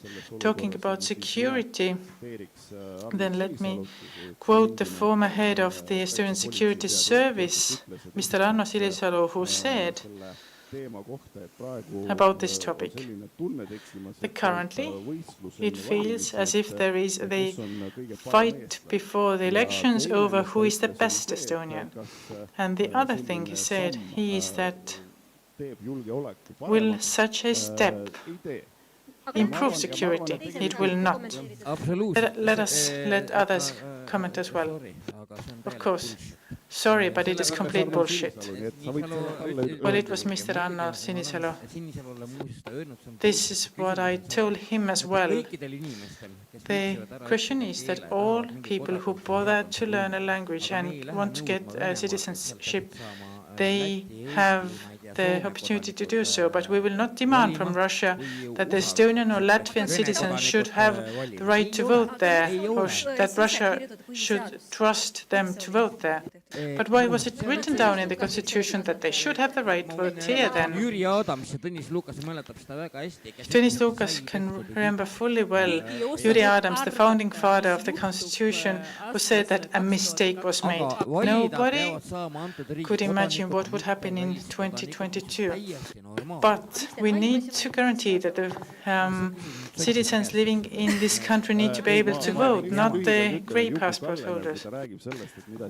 Whenever Juku Kalle is talking about whatever is required in Russia, then he doesn't really know much what is happening in Europe, because the majority of the EU countries allow for the third country nationals to vote in local elections. It has been for years, and it has been stated in the Venice Committee as well, which is one of the constitutional assemblies of the Council of Europe. As for the social cohesion and integration and amending the constitution in relation to the right to vote, I have talked to people, and actually it is a privilege of a citizen to have the right to vote. We should make sure that the citizens can vote in the elections, not make exceptions for the great passport holders who have been living here for 30 years, who could basically pass the examination tomorrow, obtain the citizenship. We shouldn't make an exception to them. I understand the Centre Party arguments because it is very difficult to waive Russian citizenship because Russia will not let you get rid of it, and Estonia doesn't allow for double citizenship. We know that there are some very loyal Russian citizens here. We must draw a specific line, and the Russian citizens, and maybe to a lesser extent the grey passport holders, they need to understand that it is a citizen's privilege to take part in the elections. Let me oppose your statement where you said that it is not that easy to get rid of or waive the Russian citizenship. We know that the position of the Estonian Security Service is quite right. Of course, at the moment when something occurs, it causes problems, because the approach is as follows. If you take something from us, we will show what we think about it. Currently, in this aggression stage, we know that Russia will make use of it by manipulating through their information media, especially manipulating those who do not understand other languages. However, when I read to the report of the Estonian Security Service, they've said that if we bear in mind that the current situation has already been dangerous, if it prevails that they keep voting here, it will remain dangerous. Who has been the obstacle in the way of the transition of schools to Estonian-speaking education? It has been the Russian citizens or the non-citizens for whom it has been more convenient not to obtain Estonian citizenship or waive the Russian citizenship and be free to travel as far as they want to. It is a problem, but this step needs to be taken. The same applies to electronic elections voting. I'm interested in which option is more secure for security, whether several thousand Russian passport holders or several thousand offended Russian passport holders. I think that we need to agree with Tõnis Lukas. Of course, everything is all mixed up in this matter. Let me provide some clarity. If you were to ask an Estonian security service who is responsible for Estonian security, what can this decision cause in the short run, then it might cause tensions between nationalities, and it might, in relation with that, cause some incidents. Of course, the head of the security institution might tell you that it might cause incidents. This is something that the politicians need to consider when they make a particular decision, but this is not the only estimate that they need to consider. Secondly, I personally support ridding the Russian and Belarusian citizens of their right to vote. How about the grey passport holders? I will get to that. The reason for which currently the citizens with an undetermined citizenship should not be touched is that if we are waiving people's right to vote due to Russian aggression, then those with a non-determined citizenship lack the connection with the Russian Federation. We don't know that connection. Sorry, we don't even know the affiliation of some Estonian citizens who might hold double citizenship towards Russian Federation. When we started the draft bill of amending the constitution, I think we shouldn't read the undetermined citizenship holders of the right to vote who are not concerned or directly related to the aggression. Before we were talking about how the war in Ukraine has influenced the situation, then unfortunately the studies show that if we look at the people whose mother tongue is Russian and who live in Estonia, we know that about 25% of the people who are Russian speaking living here, they directly support Putin. Looking at who are really in favor of Putin's claims and theories, there are more than half. It is obvious that Russia started the war, but more than half of the respondents who were asked who started the war said that it was the Ukrainians, it was the Europeans, or they did not know who started the war.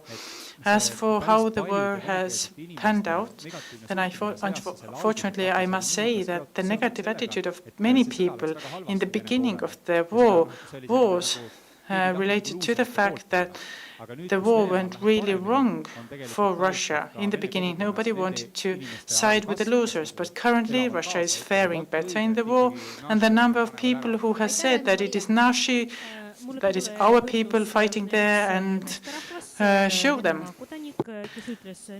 A Russian citizen, a man, turned to me and asked me, why do you want to take the right to vote away from me? I invited him to the parliament. He did come. It turned out that he actually moved to Estonia already 7 years ago. He can speak Estonian. He has even passed the B1 level exam, and he's currently waiting to obtain the Estonian citizenship. When I made the decision that I will vote in favor of waiving the right to vote, then I also considered these people. And when I communicated with this woman, I understood that there are people who really want to connect their lives with Estonia, who want to contribute to the development of the society, who are willing to learn the language. For them, it is only a matter of time when will they obtain the Estonian citizenship.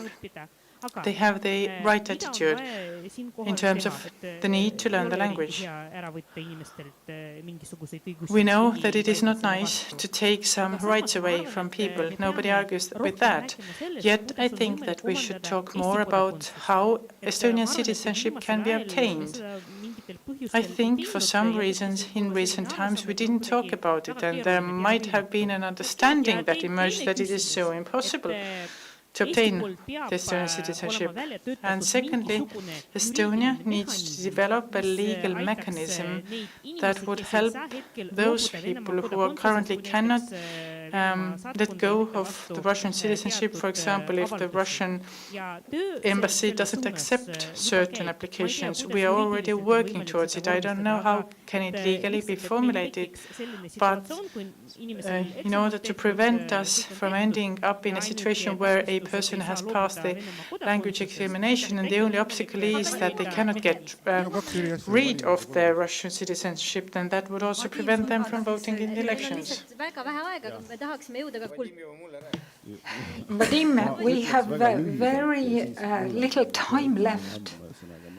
I will be short. First, I don't understand where does this point of view come from, that the right to vote is a privilege of the citizens. I like much more the position of Ülle Madise, who says that it's a human right. And this is also what the Venice Committee states. And the citizens of third countries have the right to vote on local elections, and in addition, they also can be candidates who to vote for. Now, the topic of different incidents potentially or tensions, I think that there will be tensions maybe during a certain time, but disappointment will also occur. Disappointment among people who are a part of the Estonian state, but they have a different citizenship. The 50% of them would like to apply for Estonian citizenship. We will have Marju Lauristin later on talking about this topic. Juku-Kalle, this is an important point. I, as a member of the Human Rights Committee, I would like to underline that it's not a human right to vote. It's a political right, and let's say that in the future, if relations with Russia will be normal again at some point, then we can sign a bilateral agreement about this with Russia. But, Mart Kallas, how are you going to develop cultural diversity in your political activities? That's a good question. So, let's leave aside all the earlier statements, as I am not going to quote Ossinovsky either. But our point of view is that the whole situation is kind of out of control now. As we know that we have about 200,000 Russian citizens, owners of grey passport, and non-integrated Ukrainian war refugees, and these integration processes have failed. And if I would, all the politicians want to have a bigger circle of the ones who vote for them. But if there are so class quotas is what you suggest. Yes, for example. But talking about integration in Estonia, I have lots of friends or acquaintances who I know, and some of them are fully integrated. Some of them do know Estonian if they have adapted to Estonian habits, then there are no problems.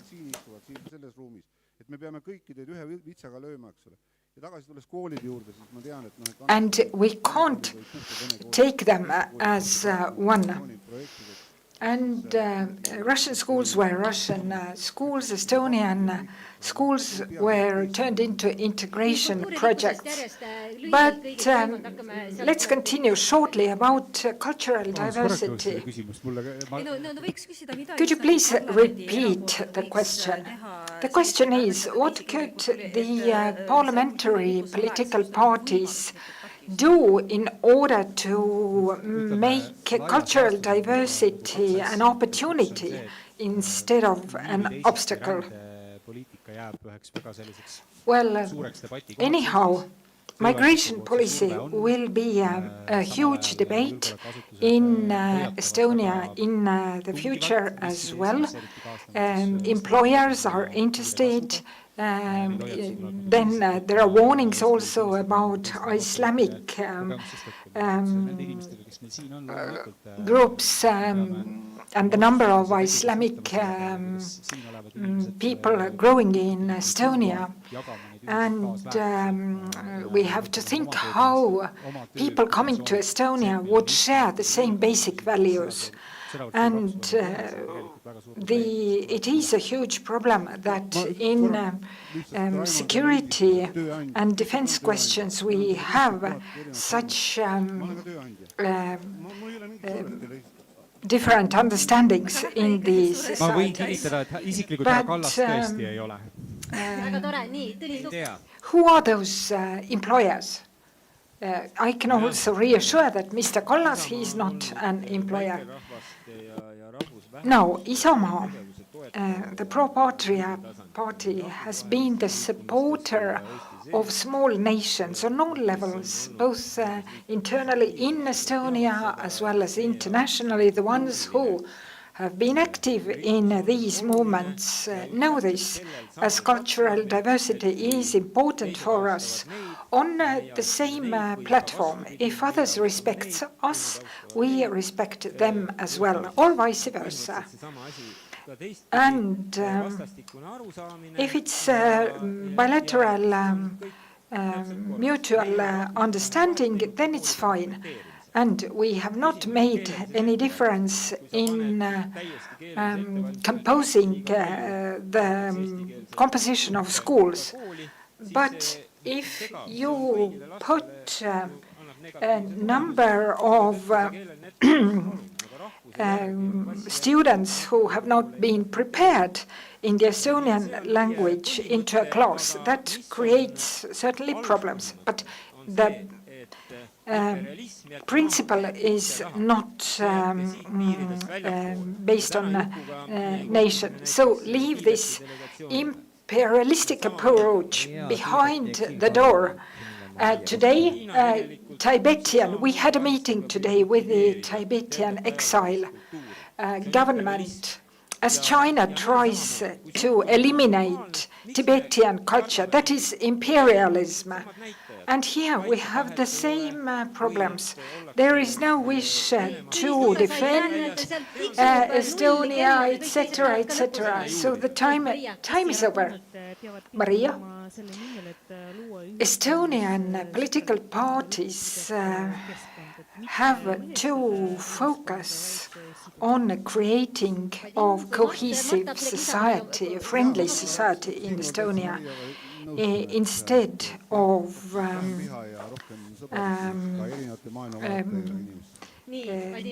making different parts of the society distance from each other. Yes. Yeah.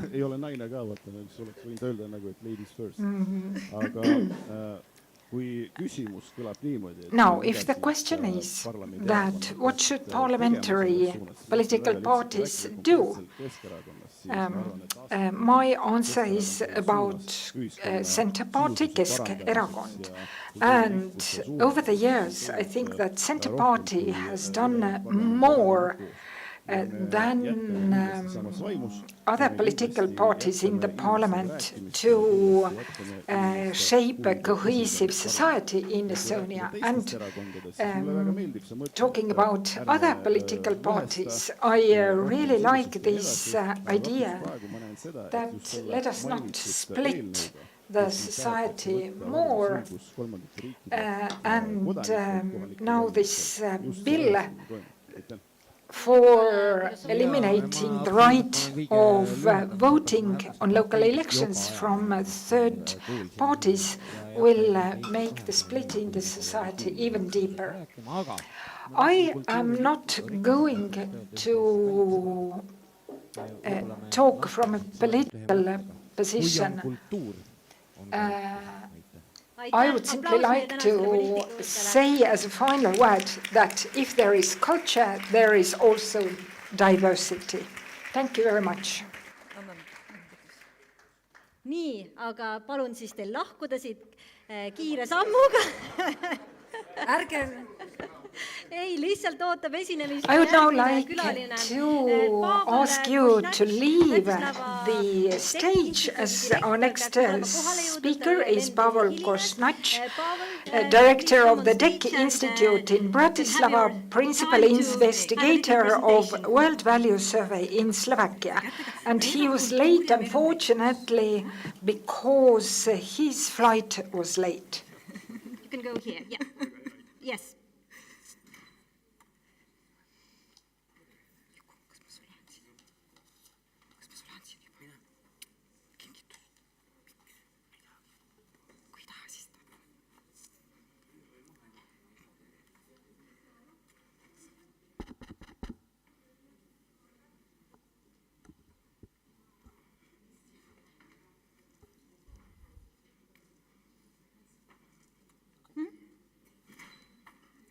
Good afternoon, ladies and gentlemen. It is an honor to speak after the Estonian parliamentary political debate. I have been asked to give a general overview of cohesion and diversity. So I will do my best to be as short and clear as possible, not to hold you from the coffee break. I believe that cohesion and diversity are two sides of the same coin. Both relate to the state of relationship of freedom and unity in a society. A healthy society, especially a democratic one, needs both. If there is too much cohesion, we get an ant colony, you know, ants in a forest and so on. I was told that you have to be a bit closer to the mic. I will do my best. It's too short. If there is too much cohesion, we get an ant colony. It is beautifully organized. Everyone cooperates 100%. There are no freeloaders, no traitors. There is no dissent.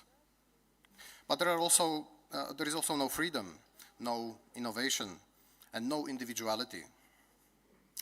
As the Harvard sociobiologist Edward O. Wilson stated when he was asked about the dream of communist utopia, he said, "It's a great idea, just wrong species."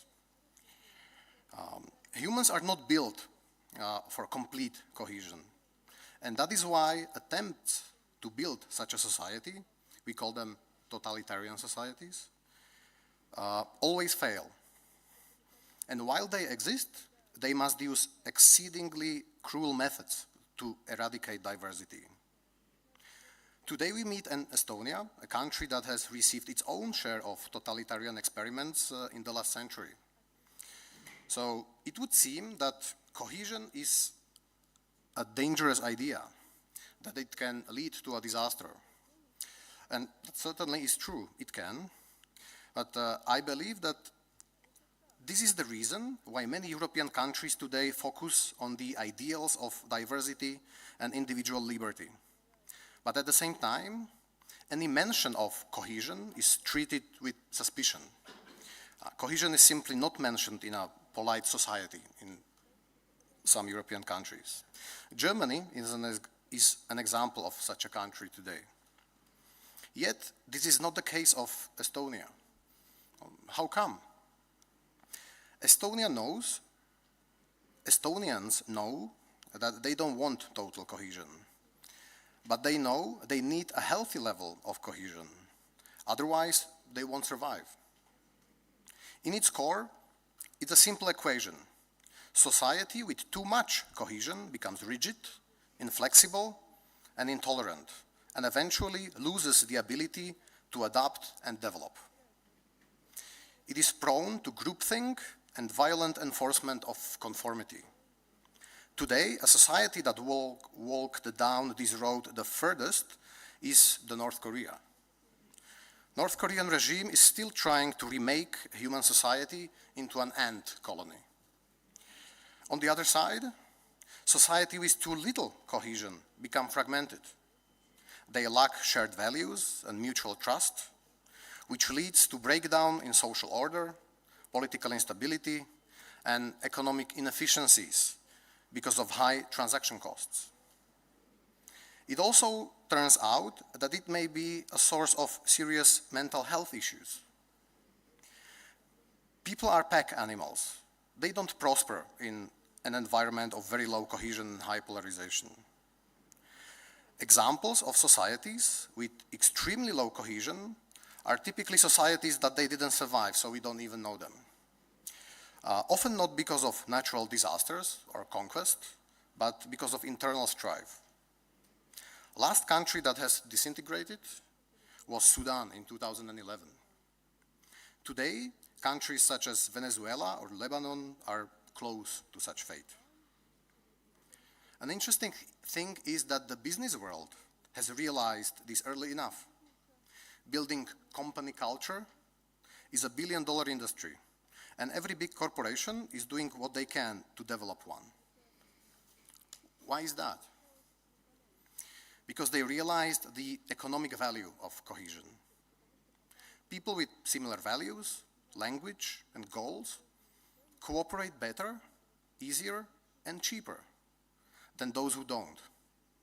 As Simon Sinek put it, a reason why Apple was so successful is because they were not selling a device, a phone or speakers. They were selling a story, an identity. Apple workers are thus not just constructing phones, but they believe they are serving a community of like-minded people with a shared story. And they will work through sweat and blood and tears to do it. No wonder they outperform their competition.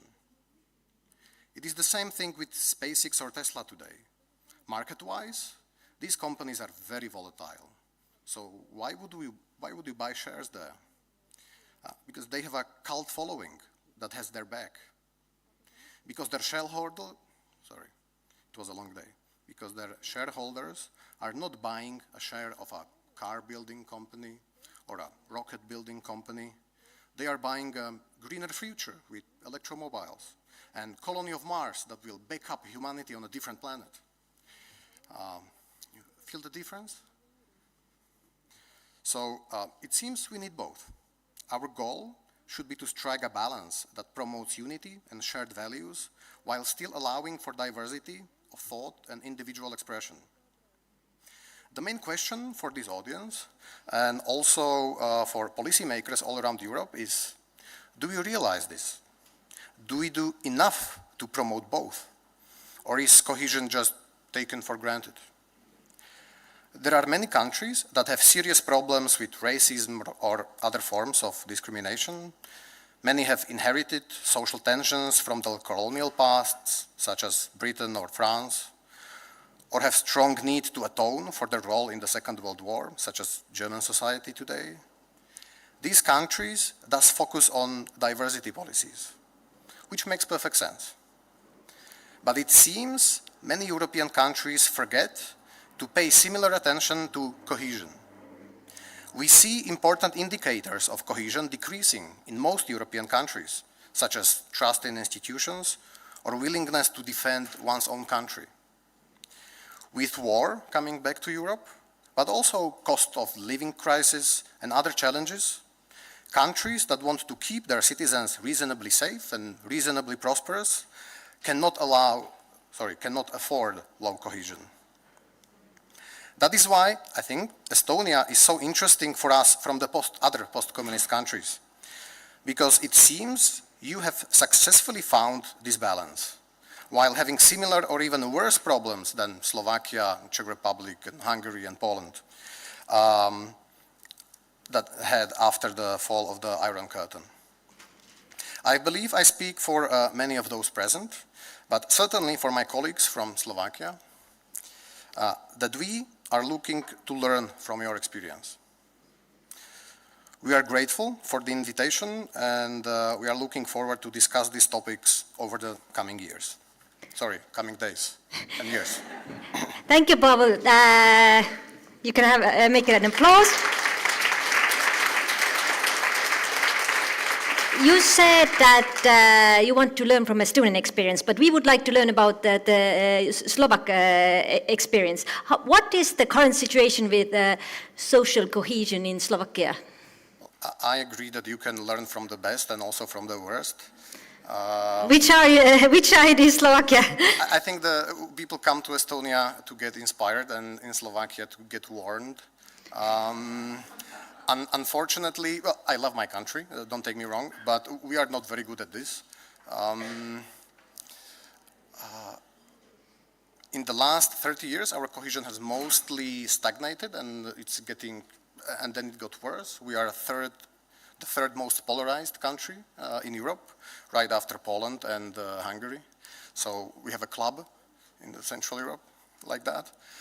We just went through an assassination of our prime minister, attempted assassination, 6 months ago, and there is a very rare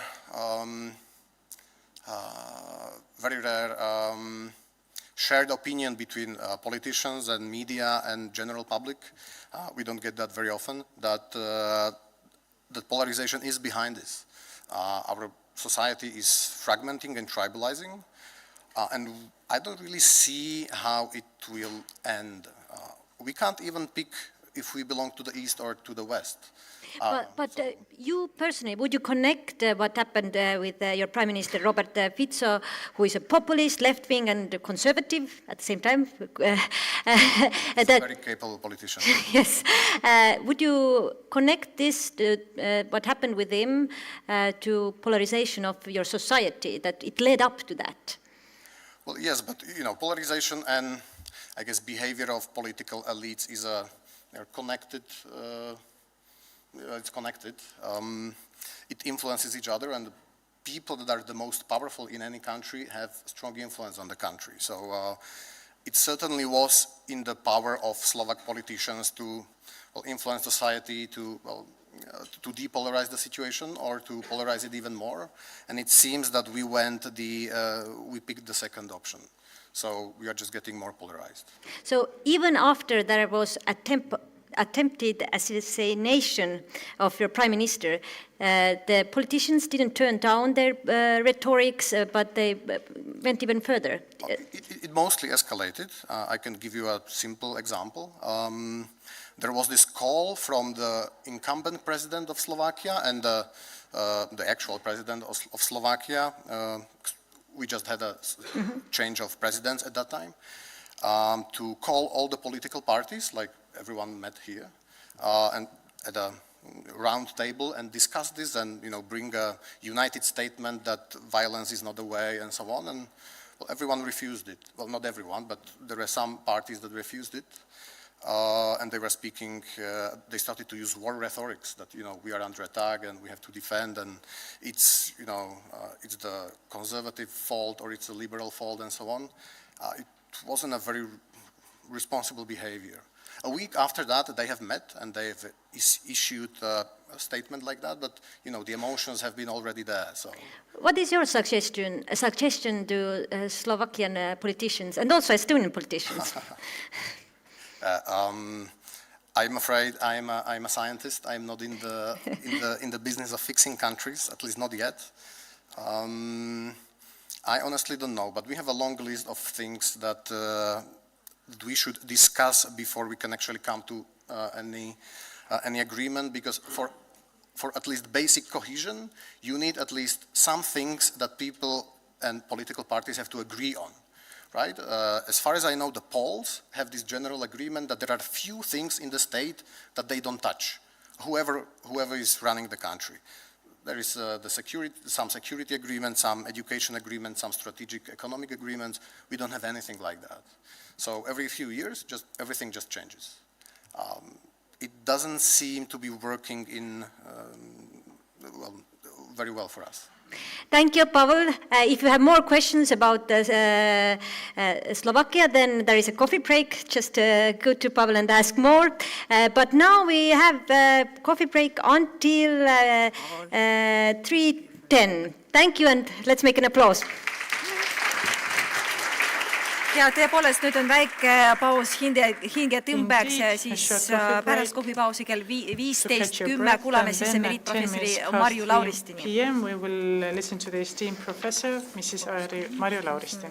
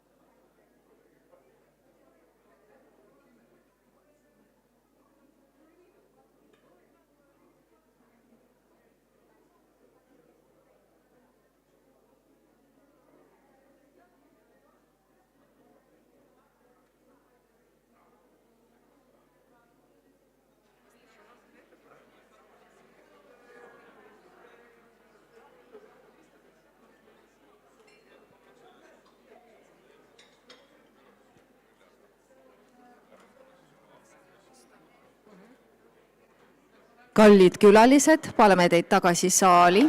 Dear guests, we would now like to invite you back to the hall.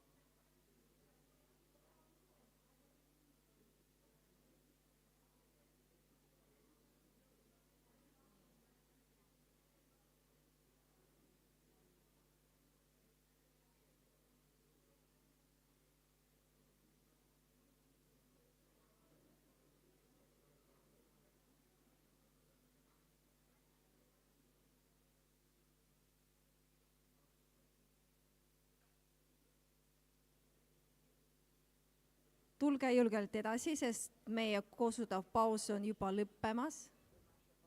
Our break is now coming to its end, and I would like to invite you back to the hall.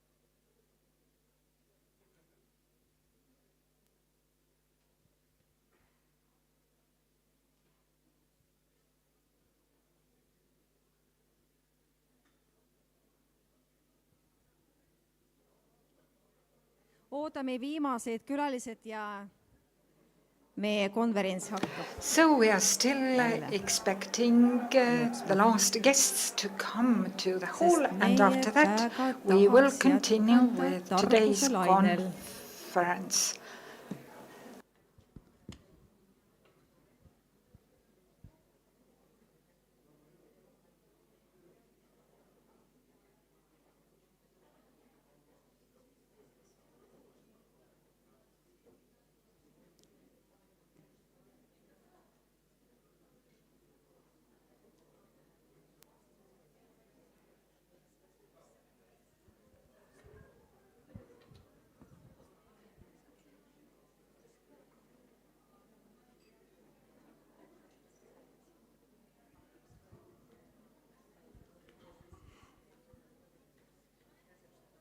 Ja võib öelda, et meie konverentsi tipp on kätte jõudnud, sellepärast, et peak moment of today's conference has arrived, because I would like to invite Marju Lauristin, who will give the next presentation about cohesion in the society and dimensions of integration.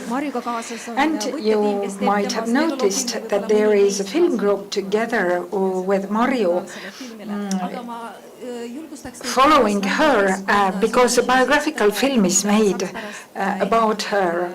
And I would also like to encourage you to ask questions later on from Marju. So, welcome everyone. It's very interesting to be on this conference that is happening already for several times. And as I can see, it says here, many nice people. I don't know how many of you are aware that this slogan was created when the Integration Foundation was founded. I was a part of this process, and there was a competition carried out, and a team from Tallinn University won it. And this project they carried out was under the slogan, many nice people. So this all happened at the end of 90s. Until then, there was a situation in Estonia where there was, so to say, two different communities, or we could even say two different societies in Estonia. One of them the Estonian one, and the other one Russian speakers society, the other side of which was on the other side of the Russian border. And since Soviet times, this relationship was characterized by colonial attitudes. So the ones who were governed, they tried to avoid whatever kind of contacts with the governors. For example, I wrote my thesis in Tartu University about Estonian newspapers' contents, and it was not possible to defend them, my thesis, in Estonian language. I had to do it in Moscow. And during Soviet era, we had totally different lives, different schools, different worlds, different understandings. So the very first project of integration was about looking around, trying to find people who speak another language, and also finding new friends, many nice people around ourselves. This was the zero level, so to say, that was also characterized by the fact that after regaining independence, the Citizenship Act was restored. And it was important that the ones who were citizens before World War II, they also became citizens, and the ones who had immigrated to Estonia after World War II, they did not become citizens. But demos in the Greek meaning people, a part of them were, so to say, people who had immigrated to Estonia after World War II. The situation was very different. Now, if we ask the question whether integration has happened or not, and what we think, what we mean by integration is that everybody talks to each other, never thinking about what the nationality of people are. But I belong to the ones who always say that a glass is half full instead of half empty. And therefore, for me, as well as I have been following from the very beginning this process, the situation now compared to the moment where we come from during one generation, the situation has radically changed.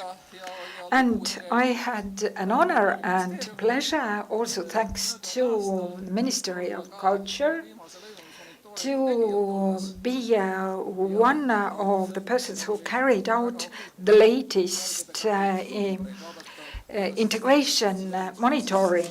And it was interesting for me to follow how this integration is reflected in this study. And I heard that you earlier during today's conference already mentioned this monitoring of integration. But before that, I would like to bring some clearness. What is integration? Because for social sciences, this notion has a much more complicated content, and integration is looked at as a cake with several layers. And we as social scientists call the first layer system integration, which means that we have rules, constitution, the general structure of how the system works, and this institutional framework is valid for everyone, despite the nation or what language the people talk. And this is the institutional basis for society. And here there is one notion also, if system integration works well, then people in this society feel that this is a fair state, defending them, and national identity is developed, and it affects everybody positively.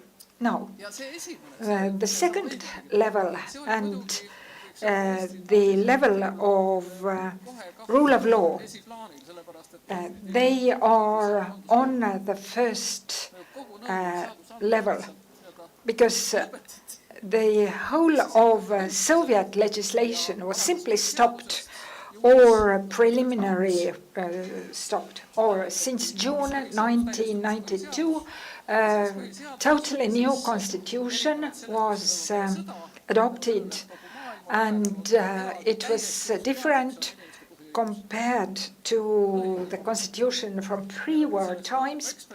And this was about the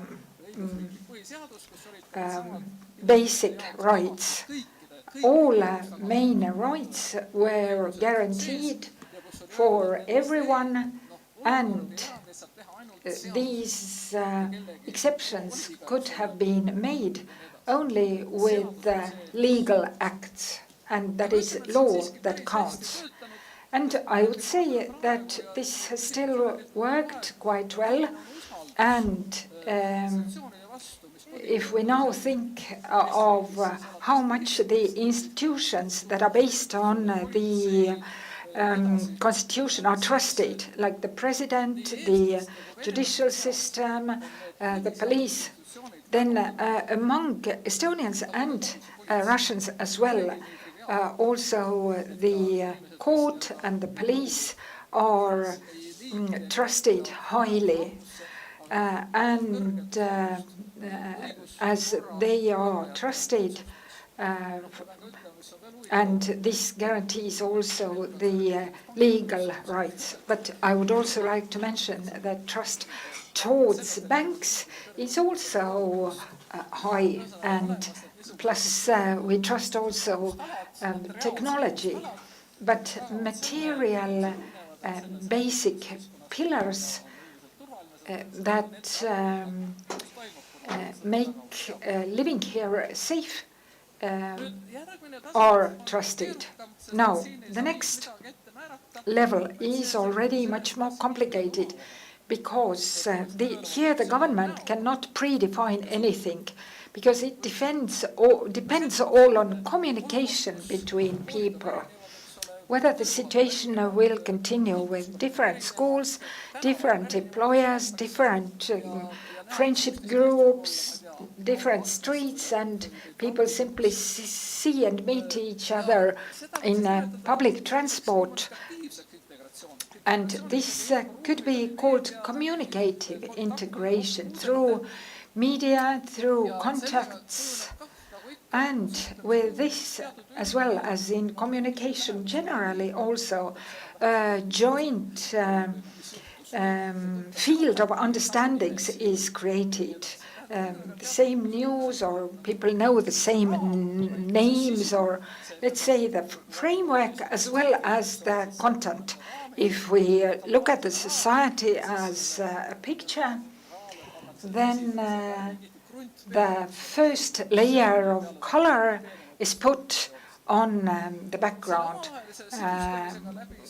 This communicative integration can be compared to it. And as I said, the state cannot influence it. I will shortly show you the numbers as well. And this also shows that there is no close communication, although common media space is a topic that has been developed a lot, partly also, so to say, thanks to the events in Russia. Therefore, Estonian own media production has become more valued among Russian speakers compared to Russian news channels that have are more and more marginalized. It's not dominating in the same way as it used to be for 10 years ago. But when looking at the younger generation, there is more communication, and it's more in the English language. And for the older generation, it can be different for different regions. And the language question itself and knowledge of the Estonian language has been a central topic of the integration process in Estonia, as well as the citizenship topic. But I will show you also some data about it. The beginning, only 15% of Russian speakers could express themselves in the Estonian language. Now it's almost a half already, but of course it's not 100% yet. If we look at other societies with people with different backgrounds, then there is one joint main language in these societies. And now the third layer, which is socio-culture integration. This is more about deeper layers. This is about shared customs, traditions, and values, and where also sometimes there is no necessity of using words, because even keeping quiet, there is still understanding and cooperation. And here one of the main key words is trust, mutual trust between different people with different nationalities, different cultural backgrounds. And the general trust level in Estonia has been rather low, but generally it has now risen, but it's far from the level of trust in the Nordic countries, not only among nations there, but people generally. So we can talk about integration generally when all of these three levels are functional, not 100%, but there is still some kind of synchronized development, and that there is a possibility to say that all the people in a democratic country, they form a nation together. Now, asking in monitoring whether integration has been successful in Estonia or not, I have to say that even in the last questionnaire, people say that it's a quarter. And not many say that integration has been really very successful. But on both sides, half and half, they said that integration has not reached the level that would be desirable.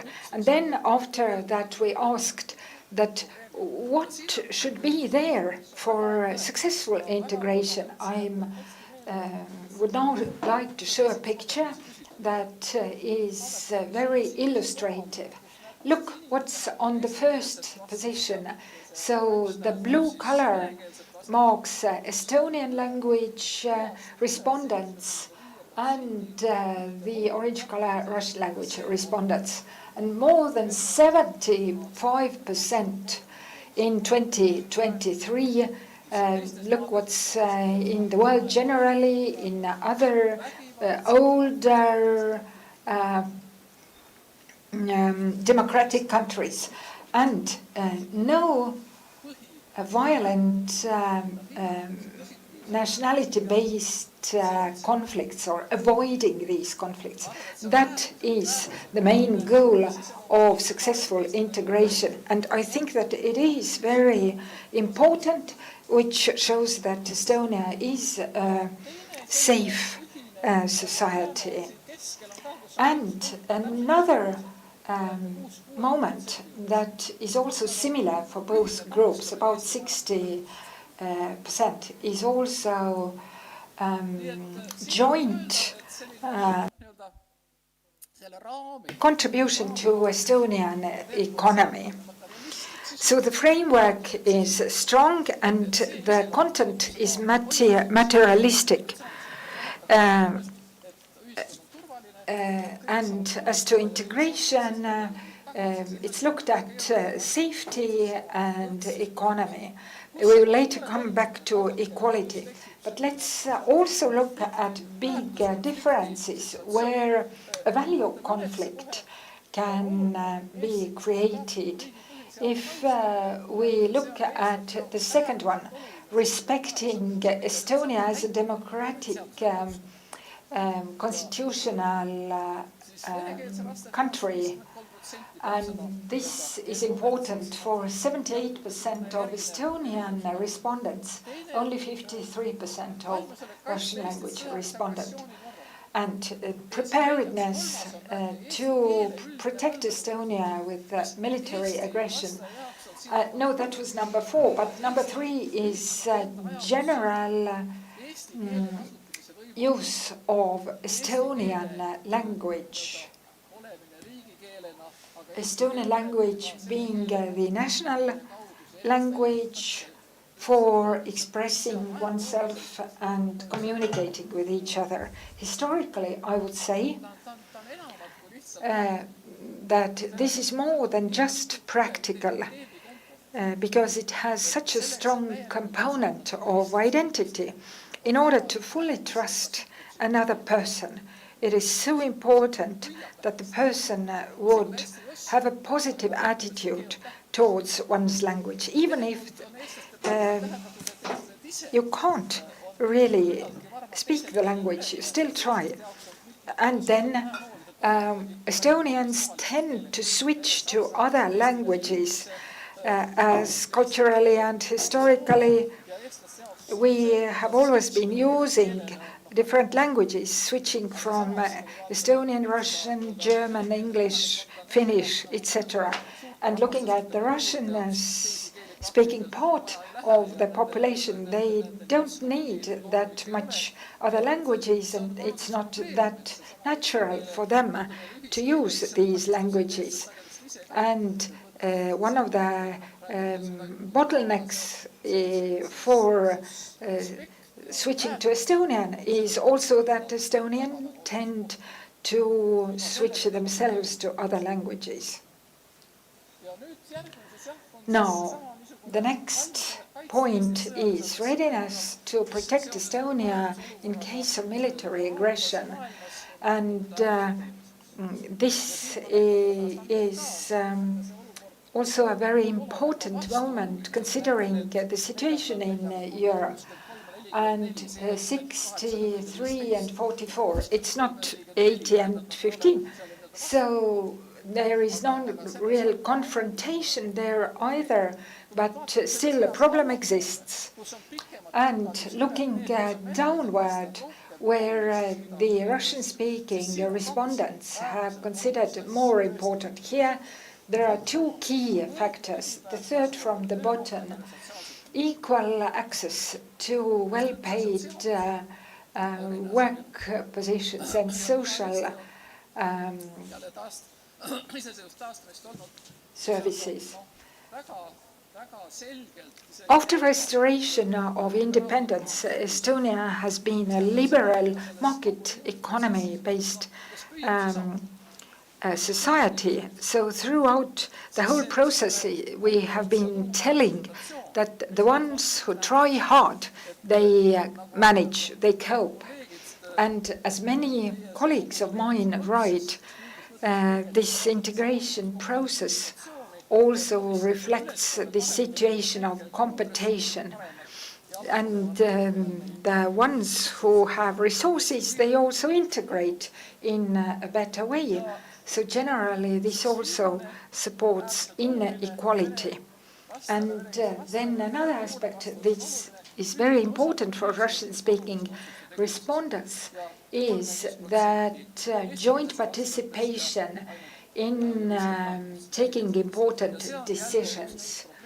This is also one of the problems where the law says that everybody is equal, everybody participates, but in real processes, in promoting or activity of participation in elections, or even will in participation, it can be different. If we have studied the school culture of Estonian and Russian students, the Estonian school promotes in an aware way participation culture. But in Russian schools, it's more authoritarian. So it's not only about big situations, but since the first period of life, there is a need of participation, but the capacity to participate is smaller. In other words, we can see that there are lots of problems that are not resolved yet, but we can see that the basis, the fundament is still there. Now, when we started the integration policies, also the integration fund was created, and legal and linguistic aspects were underlined. Not communication, but knowledge of the language, rather formalistic approach. Then the next period brought to the picture more, so to say, social topic, but the language topic still was in the center, although the legal framework was there, but integration was all measured and organized around the language. And it was connected also to the citizenship, because citizenship requires knowledge of language. So we added also social integration and media topic that became really very topical in 2007, when there was one and only violent conflict in Tallinn, 2 days. And leaving this behind, already the second day we started talking about that we need a joint media also. It's not sufficient with a formal approach. After that, we started to develop on a liberal democratic market model. In other ways, we gave the possibilities, and integration will in the future as well be a lot dependent on personal will, not collective approach. Now, and the present time, of course, here a big shift has occurred that has to do with Ukraine and events of the war, but we could say that now we really have taken a real turn and looking at the culture and values, and this is all happening in the context of war. And unavoidably also the question of security arises, and trust we can't teach trust in school. It is created through the same cultural space. If we see a possibility to respect the same values and to be partners in culture. Kultuuri muidugi kandvaks osaks on, nagu ma ütlesin, nende keel ja siin nüüd see väike graafik ka, mis näitab, kuidas keeleoskus. The main force behind the culture is, of course, language, and this graph shows how linguistic skills have developed over the years. This purple line shows how many Russian-speaking Estonian citizens master Estonian, so that they not only have learned it, but they can read, write, understand it. And for the first time, when we carried out this integration monitoring, we could see that there were more Russians who said that they master Estonian than more Estonians who said that they master Russian.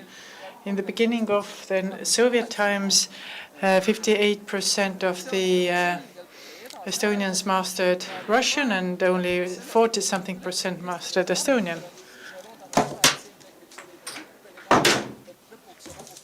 Although we are currently transitioning to Estonian-speaking language, we can have some hope because changes will not take place overnight, but changes will occur possibly during the next generation, and then cultural integration will change as well.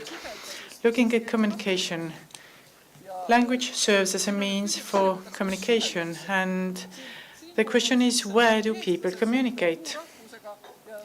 On the left, you see Estonians communicating with another nationality, and in the blue, you see other nationality communicating with Estonians. And you see that you see that the darkest color is 2023, the lightest the year 2010, and the upper row shows communication at work or at school daily. Now, the second line is communication with the neighbors. There isn't much difference here. Our social scientists and geographers have turned our attention to the fact that in many societies where there are different communications, there is the residence-based segregation. Therefore, our communication with the neighbors, even if they are from the same culture, might not always occur. Our geographers have also talked about it. It is both a scientific and cultural problem that even if you live alongside each other, you might not communicate. The third line, where people communicate, is on the internet and on social media. Currently, we see that 42% of the other nationalities communicate to Estonians also online. In previous years, the percentage was lower. We could think that social media brings people together, but we know that there are different linguistic bubbles on social media as well. Of course, the picture becomes quite sad if we look at leisure time activities. Only a quarter of the Estonians come across other nationalities during their leisure time activities. As for the other nationalities who communicate with Estonians during their spare time, then 44% of them encountered Estonian in their spare time. Of course, there are less other nationalities living here as well. The Ministry of Culture is responsible for hobby education, and we know that culture is losing its budget. Many cuts are being made. We know that hobby education has the founding force for identity has largely been underestimated. No matter whether you study in Russian, Moldovan, or Ukrainian, taking jointly part in leisure activities is not very widespread. In your family, among your kith and kin, we see that some progress has happened over the time. The number of mixed marriages between Estonians and Russians still remains quite low, and there is relatively little communication to kith and kin who are not speaking the same language as you are.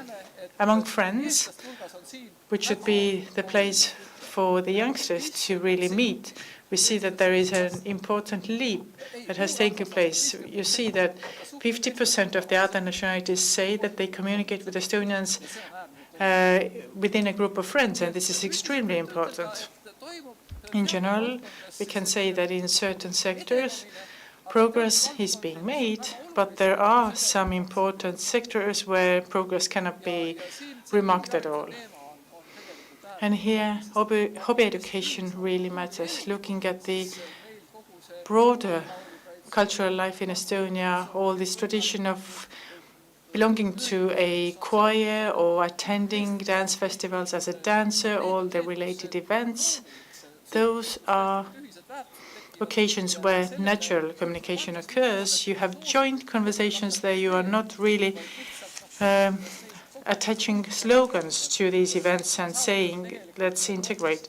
Rather, we should focus on creating more opportunities for people to meet up within culture, and then you could also see the emergence of a dialogue between cultures.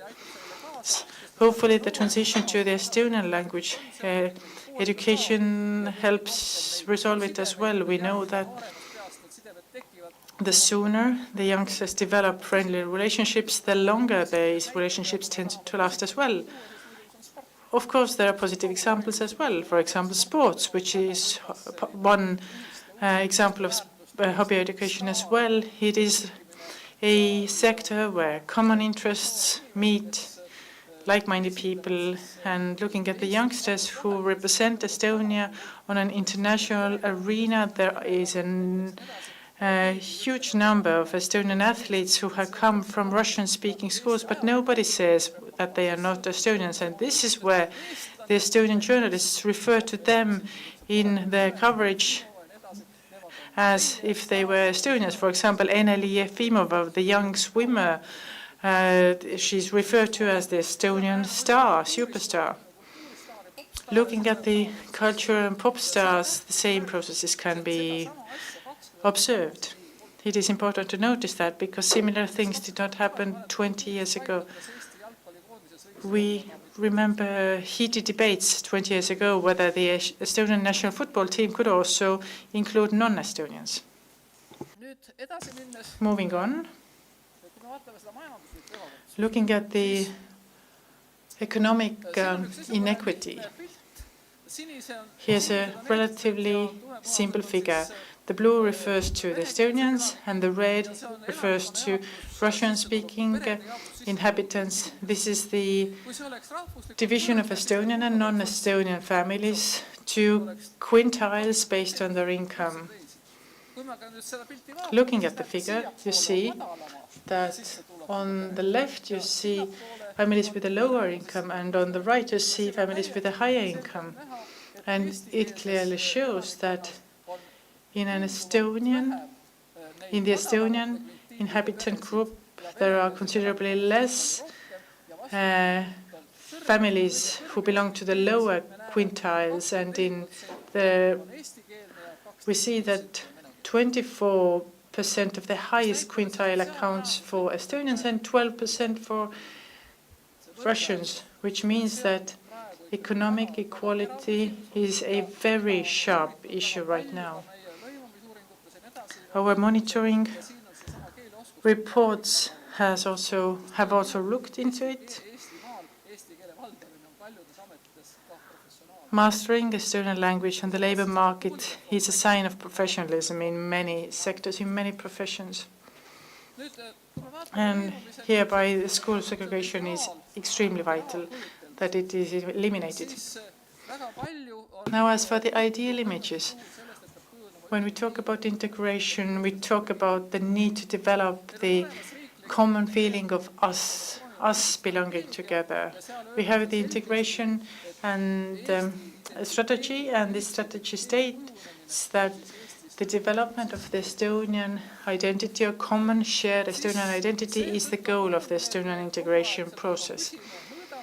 Therefore, it is also important to consistently measure that, and I would like to introduce 3 graphs related to identity. Here you see a very simple question. Do you feel yourself as part of the Estonian society? Do you feel you belong to the Estonian society? keskmine ja siis need kaks pulka on võrreldavad. Eestlased on üleval pool, muu rahvus on allpool. The Estonians account for 59% of all who were asked whether they feel, and they said, yes, we completely do. And altogether, 89% of the people have positively said that, yes, we are members of the Estonian society, but 11% of the Estonians do not say that they feel as if they are part of the Estonian society. Looking at the other nationalities, 29% say that, yes, certainly I feel as part of the Estonian society, and 25% says, no, I don't feel myself as part of the Estonian society. And this is a very clear challenge related to integration.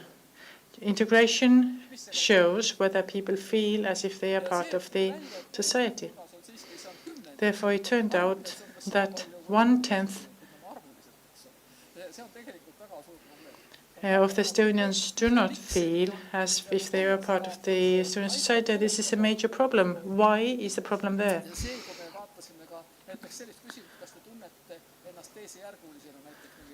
We also looked at whether people felt secondary in terms of making decisions, whether they felt excluded from the society. People do feel it both in the Estonian-speaking and Russian-speaking population, but it comes with socio-economic problems as well. Looking at other columns, the next question is, how related do you feel you are to Estonia? How connected you feel you are? And actually, the picture is very positive we see here. We see that the majority of the Russian-speaking people say that they feel as if they are emotionally connected to Estonia as the country. Country also includes nature and all that. And here we see both Estonians and Russians feel very closely connected to Estonia. We love to say that we have European values, European identity. We are part of the EU. When we ask people how much you feel you're connected to the EU, then this is in the bottom right corner. You see that only 16% of the Estonians say that they feel as if they are very connected to Europe, and 10% of the non-Estonians say that they are very connected to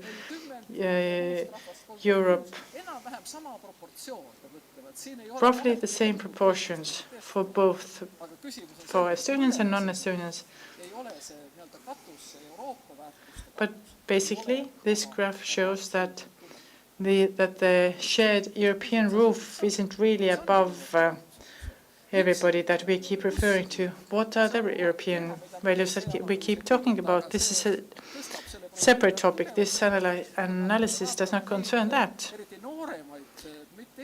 When we look at the younger non-Estonians who are relatively well integrated, they talk to each other.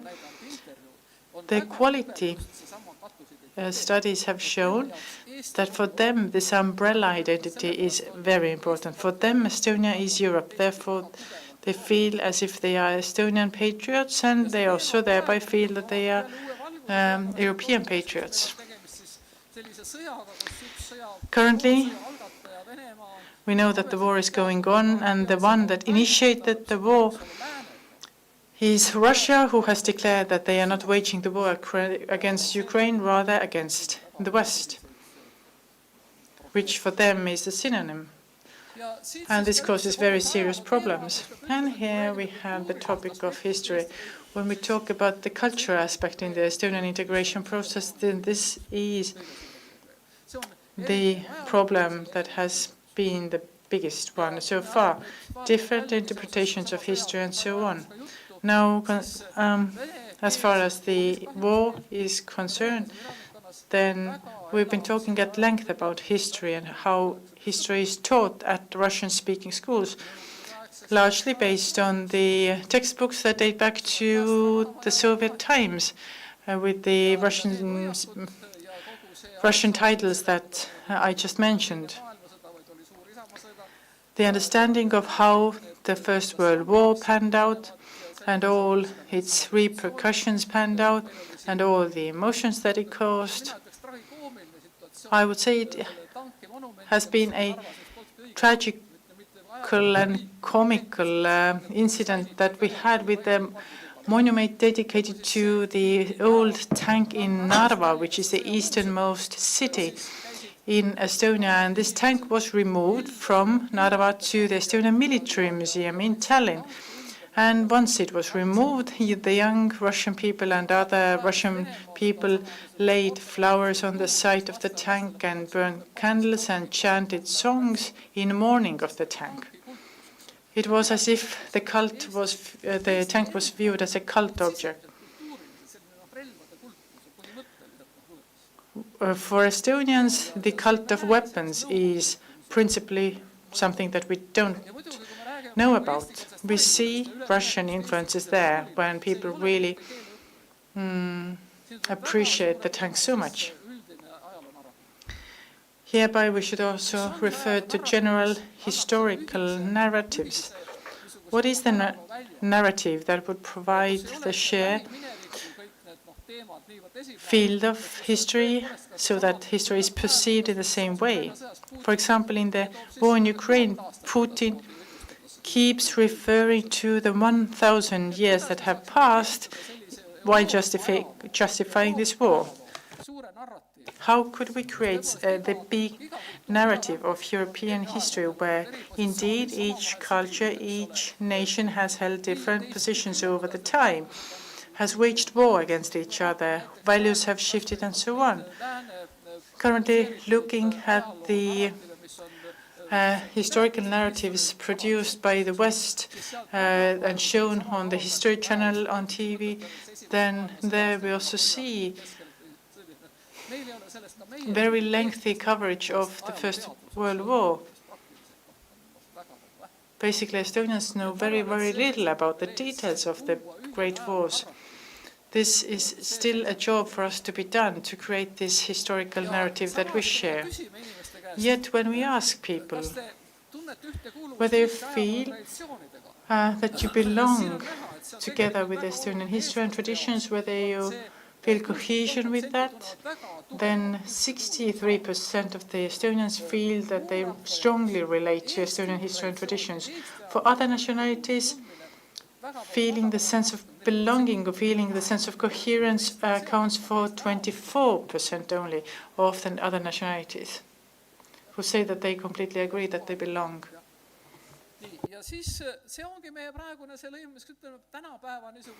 So this is a challenge behind our current monitoring. What is topical right now is the war topic. One of the criteria is the willingness to defend, to be on one front line. We also have this index, loyalty index towards the Estonian authorities and the court, trust towards NATO, readiness for Russian aggression and for participation in defense, military support to Ukraine, a positive attitude towards the activities of the state of Estonia. And here we see that the Estonians tend to have high levels of trust.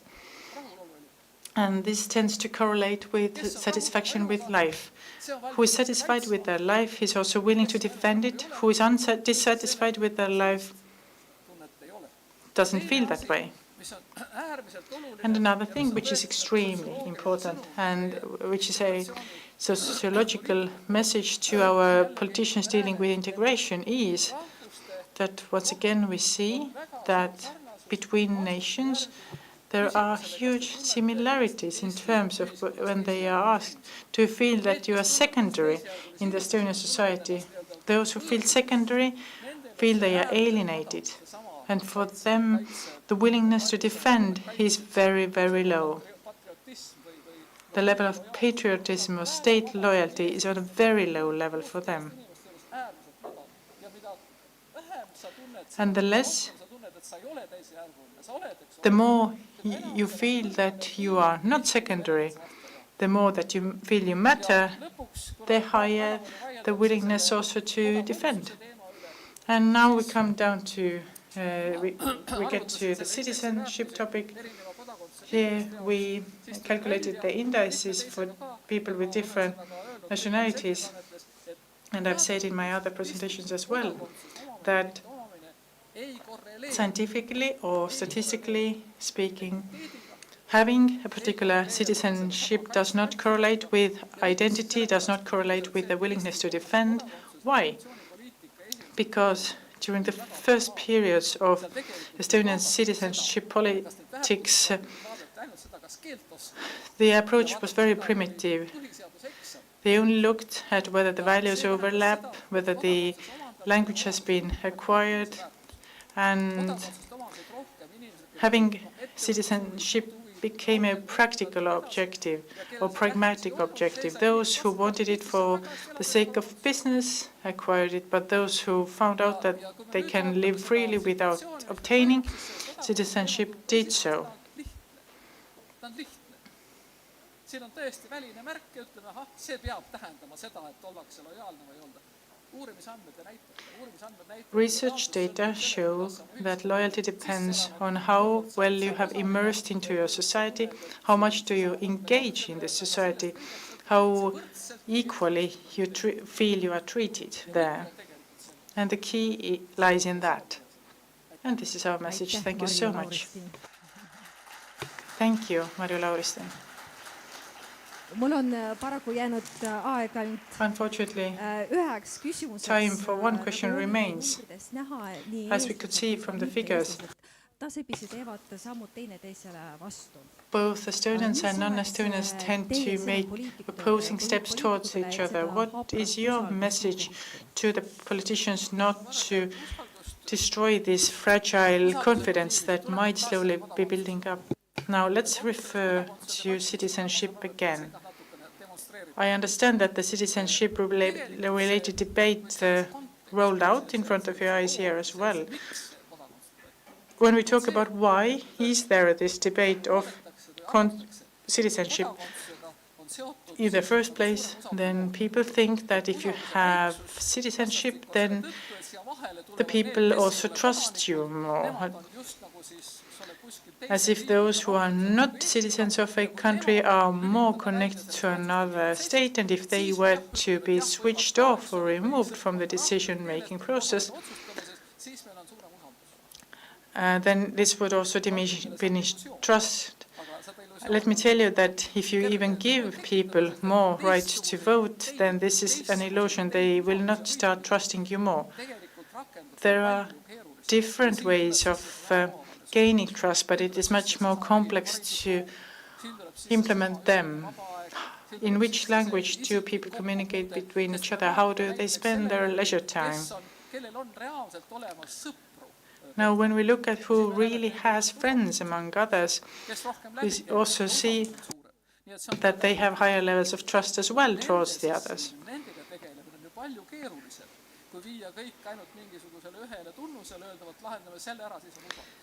It is much more difficult to only resolve the matter by focusing on one particular characteristic. We should have joint practices, and we should also have respective media coverage, and that would help build trust. Uljana, for example, our host here, she is the star of Estonian TV. With her, she is actually increasing trust. I am trying to. This is actually my mission. Thank you so much, Marju. Thank you so much, Marju Lauristin.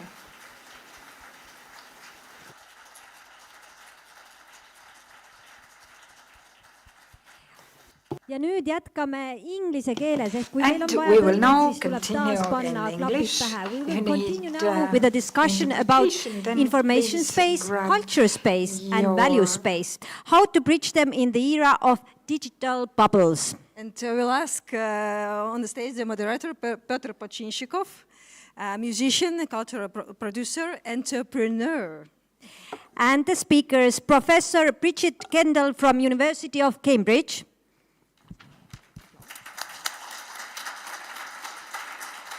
Professor Maria Muruma-Mengel, University of Tartu.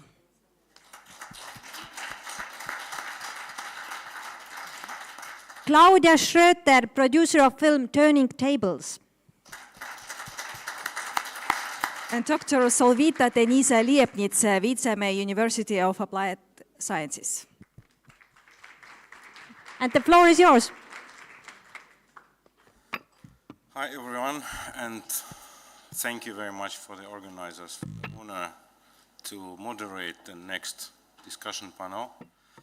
I think I will say a few words about myself and my background, and then I will raise a few common questions, because after every speaker has presented themselves, I would ask quite precise questions to each of you, but there are also some common questions. So I was born in Moscow, but I live in Finland since '94, so this summer it turned 30 years. As mentioned, I am an entrepreneur since 2002, dealing with all kinds of communication questions. I used to work as executive director of Finnish Association of Russian Speakers Organizations, and being also representing this organization many times on the integration forum here and also in other countries. I also used to work as a freelance journalist for Finnish national broadcast company, making news and reading news in Russian. But very interesting place I worked for 1 year called Culture for All, where my title was Diversity Advisor, and my first task was, look through our website on your part of our website and see, is it okay like that? And then I open it, and the part of the website started with a question: how can you promote diversity? And I thought that's the first problem, because to be honest, to answer this question, there are two ways to promote diversity. You either smuggle people from all different places, or you, I'm sorry, having unprotected sex with as many different women as possible from different backgrounds. You cannot promote diversity. You can learn to deal with it, you can learn to understand it, and this is also existing and ever-changing thing. So therefore I think this idea has been already in the morning, and I was very, very happy about that. But to the questions, to common questions, Finnish philosopher Esa Saarinen said once that our world is full of open, tolerant and empathic people. The only problem is that they are all under 5 years old. And actually, interesting thing is that when children play with each other, and I mean a practical play, not sitting on the computer or telephone, I hope it still happens, and then a new person arrives, a new child arrives. Of course, if the child wants to join them, and if they want the child to join the game, they won't say that, you know, we have certain values, and you have to accept our values, then you can play with us. Or that we have this attitude, or that we have this kind of agenda that we are. So they don't do this kind of thing. They simply explain what are the rules of the game. And they leave all this personal stuff as values, attitude, identity, actually out of the thing. And then another philosopher, I think Belgian or French, I don't remember, pardon me, remember his name, but he said once that the playing child is a genius because it plays 100% being in the play, in the game, but never forgetting that it's just a game. So always ready to realize that there is also a reality. And then, as a metaphor, we all grown-ups are playing different kind of games, but very often we forget that this is just a game, and there is a reality. So we play our games for real, and sometimes it comes as a problem. So the questions, actually, I would like to raise. I heard a phrase in the morning, who we trust and who we don't trust. So my question is actually, who the hell are we and who the hell are they?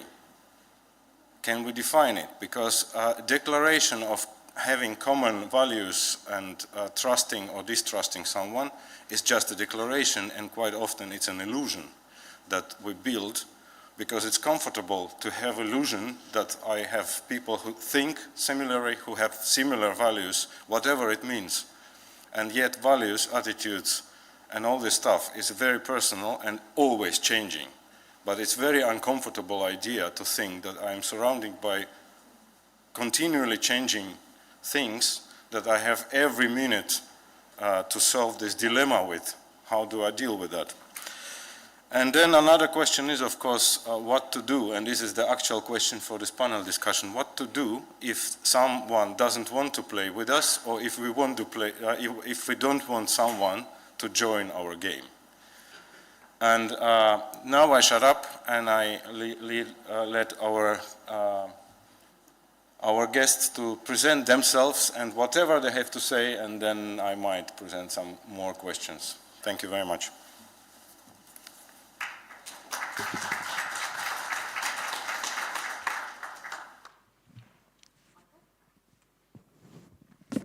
everyone.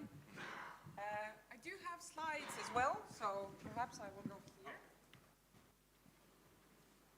Maria Murumaa-Mengel, and I work as an associate professor of media studies in University of Tartu, and my main research and teaching area is digital stuff. So social media, communication, media and information literacies, and all of that good stuff, but also horrible stuff. Because especially the past year has given me a different view on many things. We started with a one-year-long master's program that is called Disinformation and Societal Resilience, which has brought together experts, budding experts, or people who feel very passionately about disinformation, misinformation, malinformation, the general incivility in online spaces that has an overspill to not online spaces as well.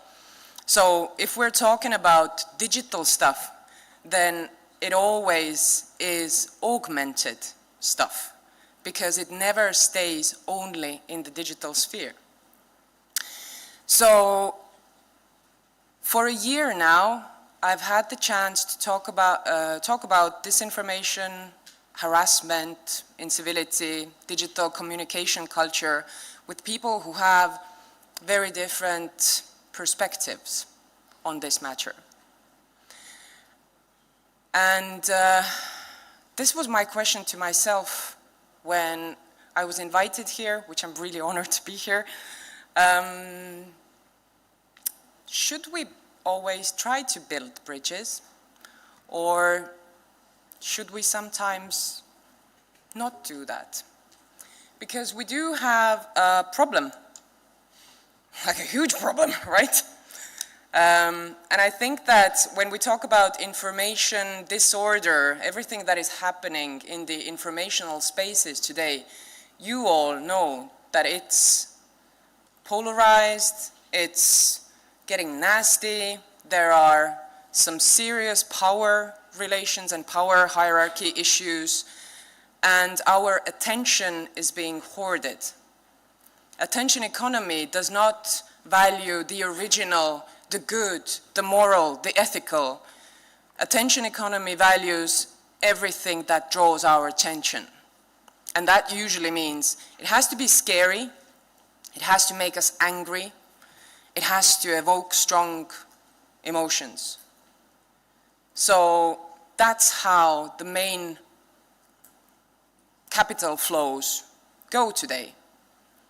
People who hoard that fear, anger the best, they will gain access to various goods and capitals. So that means that we have seen deliberate or accidental erosion of trust amongst very many different groups. We're seeing increasing fighting, infighting, you know, just you have to be against or for something. And for the next 2 slides, I do apologize because they are full of vile stuff. But this should not come as a surprise. One of the slides is in Estonian mainly, one of the slides is in English to accommodate many languages. One of them is really fresh overview, and one of them is 15 years old already. So this is the first one. It's in Estonian. Are you feeling shocked, Estonians? Does this surprise you? There's some vile stuff. There's some nasty stuff there. But we have grown accustomed to, come on dummy, that's the internet. That's the online public sphere. Haven't you gotten to know that already? You're a professor, so you should know it. So the sad thing is that we have accepted this as the communication norm in digital public spaces. Not only private, there is some private spaces as well, but also in public spaces. We see these types of comments under our president's Facebook page, under news pages, everywhere. In English, that's an old one, and that's gendered harassment, because so much of that type of information tends to be heavily gendered. Not only. Race plays an issue. Everything that has the potential to divide us is used immensely. What can be done? Because we could just stick with these and be like, okay, we're doomed. There's nothing to do. But we have much to do. And I'm happy to see that Marju Lauristin was using the metaphor of a cake, and I do continue with that. Because we're talking about the metaphor of anti-disinfo cake. Of course, disinformation is a generalization because so much of it is misinformation or just plain old malinformation, harassment, hate speech, and so on. First, we have to figure out how to restrict information manipulations. So no bridging there. We don't need to bridge everything, right? We can silence some things, we can filter some things, we can socially sanction some things, we can show our disapproval of things. But that's the problem, in my opinion.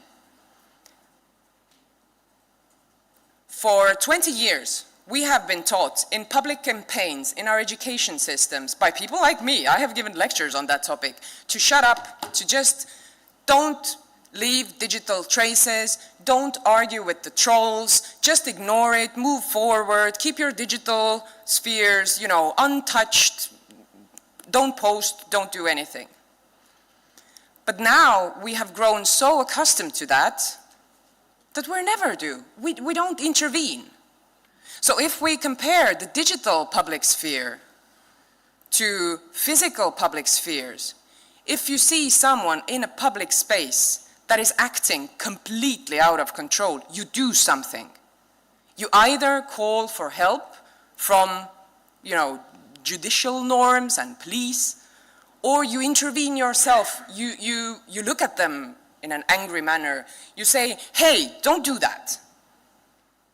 Think about the stereotype of an old angry lady in a bus who is like, why don't you stand up? I'm here, I need to sit down here. We need more older angry ladies to show up in the digital spheres, to actually do the social sanctioning, to create new social norms in the communication sphere. Because otherwise, we are just like, okay, yeah, we lost that. But considering that the digital sphere is increasingly important for people to get news, over 60% of people say that they get their news from social media. So I say we can't give that up. Supporting the media and trying to, push for the turn of journalistic, professional, quality media to social media. So it's not just something that we do on the side, but it's actually one of the main fields for journalism. Is probably the second tier of the disinfo cake. Educating audiences, obviously, as a person who is working in higher education and education circles, this is really important to me.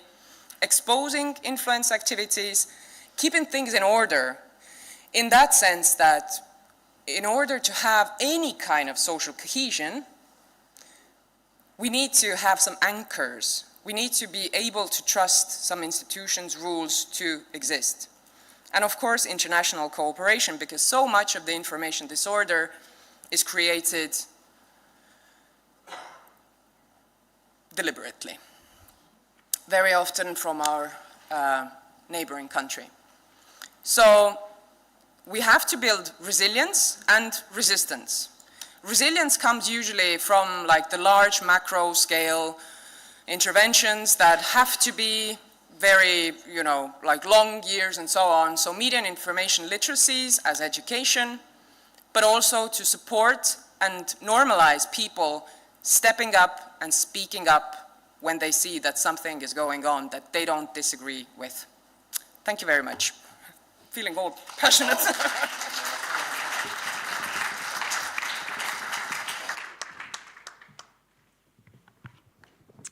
Hi, hello. My name is Bridget Kendall, and I'm a former journalist with the BBC, based in Moscow from 1989 to 94, and then Washington, and then a roving brief as senior diplomatic correspondent overall for over 30 years. And then I moved into higher education and was at Cambridge University for 7 years. My term there has ended, so I now speak as a private citizen in a private capacity. And I wanted to start, we heard from Professor Lauriston, she went back in history, and I also wanted to take us back and start with a historical perspective from a different era, because I first came to the Baltic states during the Cold War in the 1980s, initially as a student and then as a journalist. And as you know, and as some of you remember, the Soviet Communist Party and its security apparatus imposed its will and a veneer of control over its entire empire, including not just the Soviet republics, also the Baltic states, and to some extent, countries of Eastern Europe. We all know the ways in which that control was exercised, some very similar to what we see today in Putin's Russia. Threat of job loss and prison was one of them. A stifling diet of blanket state propaganda and a closed information space imposed through draconian censorship was another. And language was also another tool of coercion.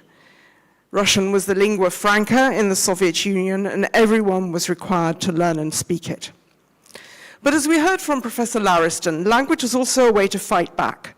Your native tongue, here in the Baltics, in Ukraine, in Georgia, in other places, was a way to protect your identity and remain linked to your local community and protect the national memory of your own history through private interactions with those you knew well and could trust. And even Russians, the language in their case was Russian, but a different, free-thinking sort of Russian, was a way to maintain your integrity and your belief in yourself, your connection to family and close friends, to find comfort through a shared experience of internal exile. Frank conversations around the kitchen table that provided a counter-narrative to the official propaganda. I like to hope that a lot of that is happening in Russia today. Today, in places like Estonia and Latvia and Lithuania, the tables are turned. As we've been discussing, Baltic governments want to encourage other ethnicities to learn to speak the national languages of the Baltic states as well as their native tongues to help promote integration. And it seems to me it's good to remember that recent past to keep clear why today's situation is different. Of course, this is not the Soviet Union. This is a democratic state. It's not totalitarian. It's not an imperial power. And there's an added challenge, the aggressive, powerful neighbor bombarding locals with distorting propaganda from across the border. But it seems to me the key point should be underlined, and it's been made, I think, more than once today, that we must take care to make sure that the policies of integration always remain collaborative, as any hint of coercion, as used to happen in the Soviet Union, creates a backlash where minorities retreat into enclaves that then might threaten or fragment the host nation, the very outcome the aim is to avoid. If you like, in Professor Joseph Nye's well-used terminology, language learning must remain a tool of soft, not hard power, a means to make people want to become like others or join with them, not be forced to be like them. Thinking back over those final years of the Soviet Union is also a reminder of how different the access to global information was then. Very few people outside the Communist Party in the Soviet Union were able to, Communist Party elite, were able to travel or even have much access to information from abroad. It's hard to remember or you imagine if you weren't there now. So confirmation for Russians that their internal private world had international validity and support came not through linking up with like-minded people via VPNs or watching foreign YouTube videos, as happens now in Putin's Russia. In that pre-internet age, any glimpses of the outside world came through external broadcasts from other countries. TV and radio from Finland here, for East Germans from West Germany, and in Russia through international shortwave broadcasts from the BBC, Voice of America, Radio Liberty. People used to tune into them out in the countryside where they went to their dachas for weekends. The Soviet Communist Party tried to block these broadcasts through jamming. But as time went on, it was a losing battle, partly because the endless Soviet propaganda messages of that era about glorious grain harvests rang hollow. They were so clearly at odds with the grim realities of the empty shops and long queues of everyday life. For a long time, I thought propaganda doesn't work anymore in our modern world. And I was really shocked to discover how well Putin's government has managed to hone propaganda, which does seem to have an impact.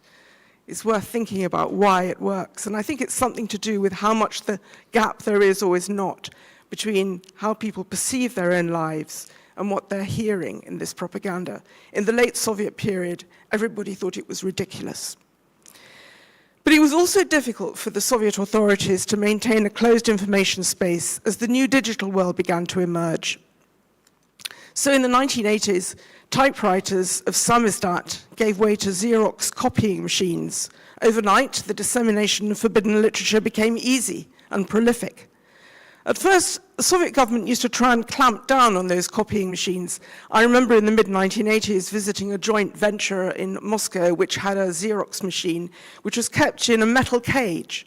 And every night, a policeman would come and lock the cage and padlock it and seal it with a wax seal to make sure that no one crept in during the night to use it to copy forbidden literature. Likewise, the shortwave radios at the dacha gave way to satellite TV dishes. I remember a conversation with one of Mikhail Gorbachev's reformist allies, Alexander Yakovlev, then in charge of ideology for the Politburo. And in the mid to early 80s, he was asked, just before Perestroika, he was asked by the Communist Party if it was possible to jam TV satellite broadcasts as well as shortwave radio. He told me that at the time, remember he was a reformer, they were particularly jamming down Kutuzovsky Prospekt, where most of the Soviet elite lived, so they'd think that the radio didn't work, but actually they weren't particularly bothering about shortwave radio out in the countryside. And he duly reported back to the Politburo that it would be far too expensive to jam satellite TV. Within a few years, by the end of the 80s and early 90s, as the Soviet Union teetered on collapse, the first laptops appeared, the first mobile phones and pagers, the first tentative steps towards global live rolling TV news. By now, Gorbachev had lifted censorship and introduced his policy of glasnost to try to wake up society and encourage Soviet people to embrace his reforms. And the genie, as we know, was out of the bottle. The explosion of digital information and connectivity in the early internet days of the 90s was exciting and empowering for journalists like myself. It opened up so many opportunities to report from remote locations, to deliver historic events live as they were happening. We all take it for granted now. Then it was new and extremely exciting. But for someone like myself, already then, working for a global media organization like the BBC, it was also unnerving. No longer did terrestrial broadcasters and powerful national newspapers have a monopoly on what information was delivered to and consumed by their audiences. Multiple global TV and radio stations appeared competing for space, joined by bloggers and citizen journalists, all claiming to be authentic voices and demanding to be heard and read. Making your own voice count as a BBC correspondent amidst this clamour became harder. I found maintaining a voice of authority that was still respected and believed and listened to, rather than the often sensational competition we'd just been hearing about, was an increasing challenge. Then in the late 2000s, once connectivity of laptops and smartphones improved, social media and digital networks took off. No longer were information networks exclusively vertical, top-down, a news bulletin chosen and delivered to you by a professional news team in a particular country. Now they could be horizontal.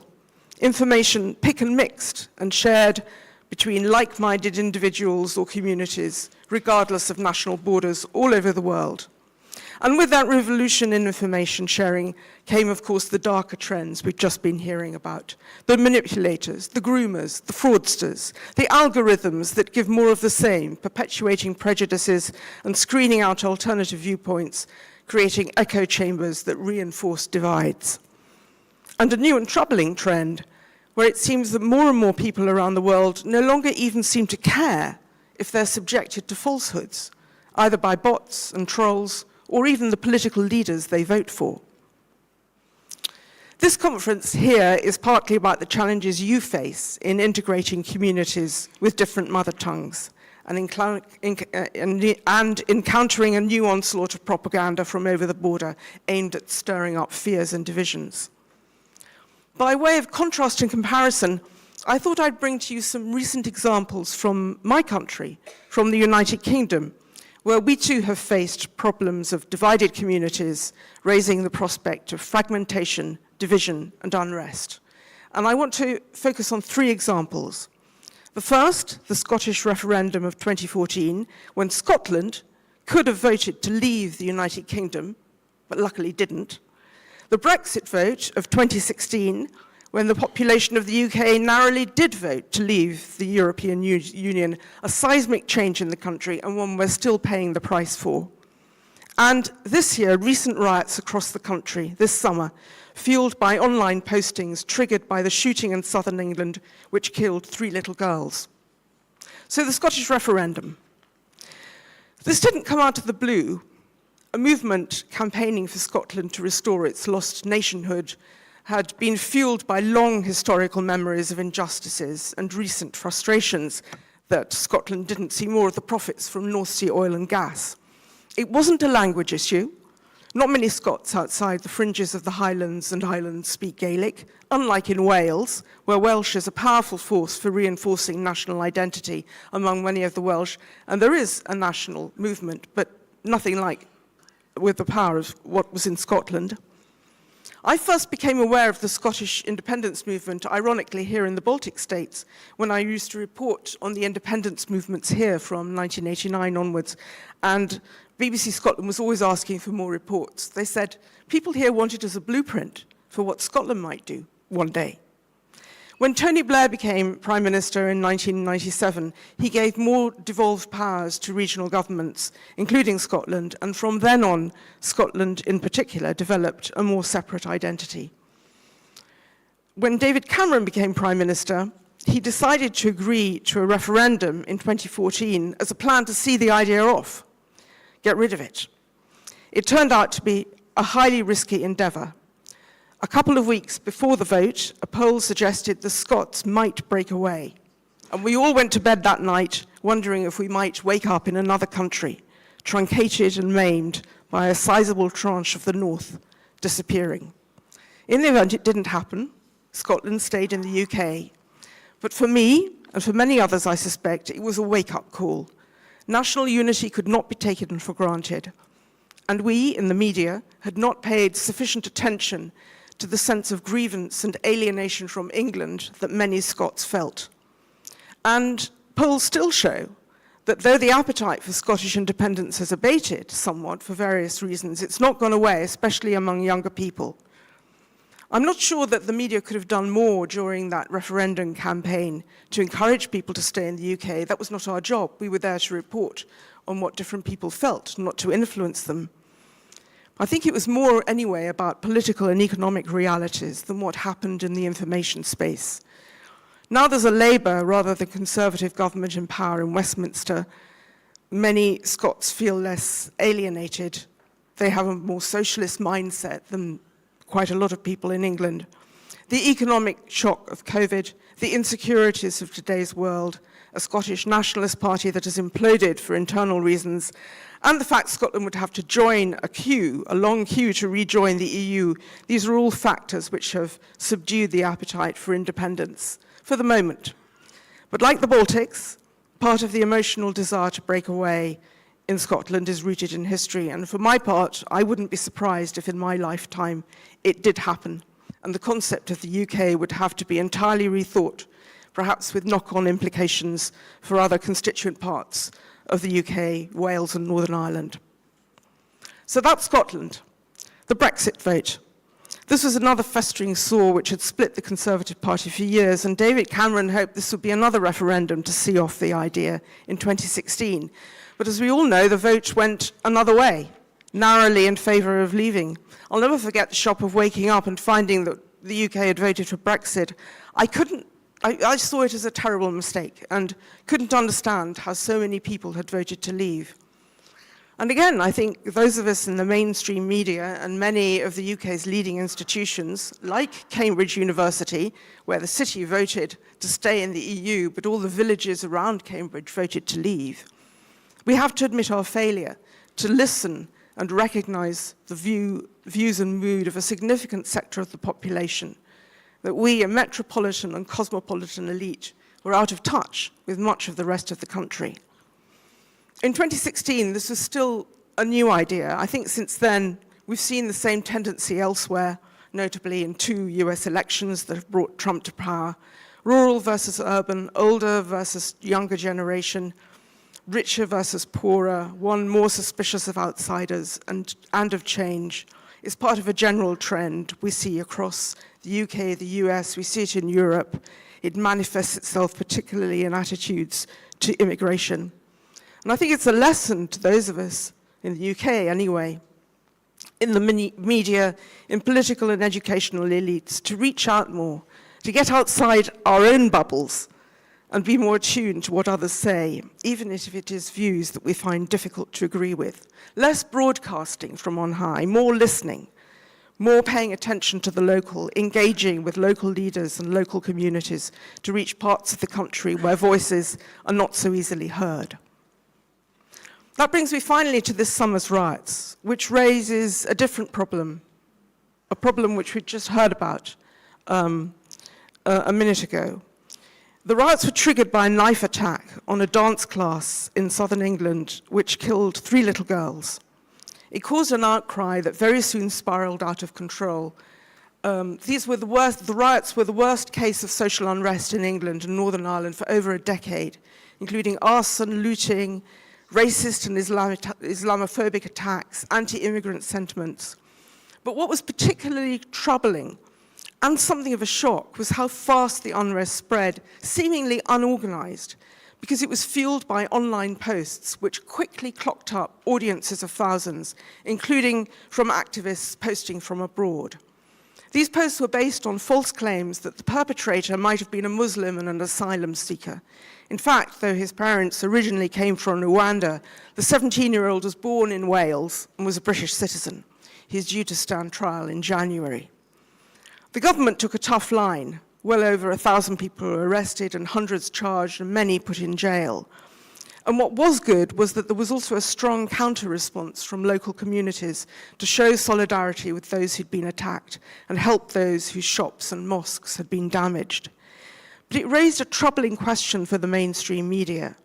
In a world where online posts from half a world away can trigger riots across a country based on misinformation, how do you counter that trend? Exposing the fraud is one way. But if you're the BBC, in a world where an increasing number of people, especially young people, go elsewhere to get informed, including from dubious internet sources, the biggest challenge is to make sure you're heard in the first place. The BBC has something called Reality Check, which tries to check out and analyze and to give facts behind claims, to show up, to reveal and expose claims that are false. But there's always a worry that we're preaching to the converted. The audience for that are people who respect that point of view already. So one way is to have a rigorous social network policy to post on platforms that will have an impact. Another is to invest in investigative reports to expose cases of fraud, manipulation, and if possible, confront the fraudsters and tricksters responsible, and put a lot of effort into giving a lot of publicity to try to break through into public consciousness. The BBC had one online report that had a lot of play, where it tracked down one online activist in Finland, whose posts had directly fueled those riots. But it's also, I think, the responsibility of governments. There's a new UK Online Safety Act, which puts the onus for the first time much more on service providers to do more to manage risks caused by illegal and harmful content. Maybe this will work in the UK. Maybe it'll work in Europe. I worry that in the United States, that's now going to have President Trump with Elon Musk by his side, that may be much more difficult. And in our world of porous borders, national legislation can only help so far. It's hard to come up with answers that provide a solution to this evolving set of challenges, an increasingly hostile environment for truthful reporting and peace building. Maybe conferences like this, pooling experience across borders and disciplines, is the sort of thing that can help. Thank you. Thank you, Bridget.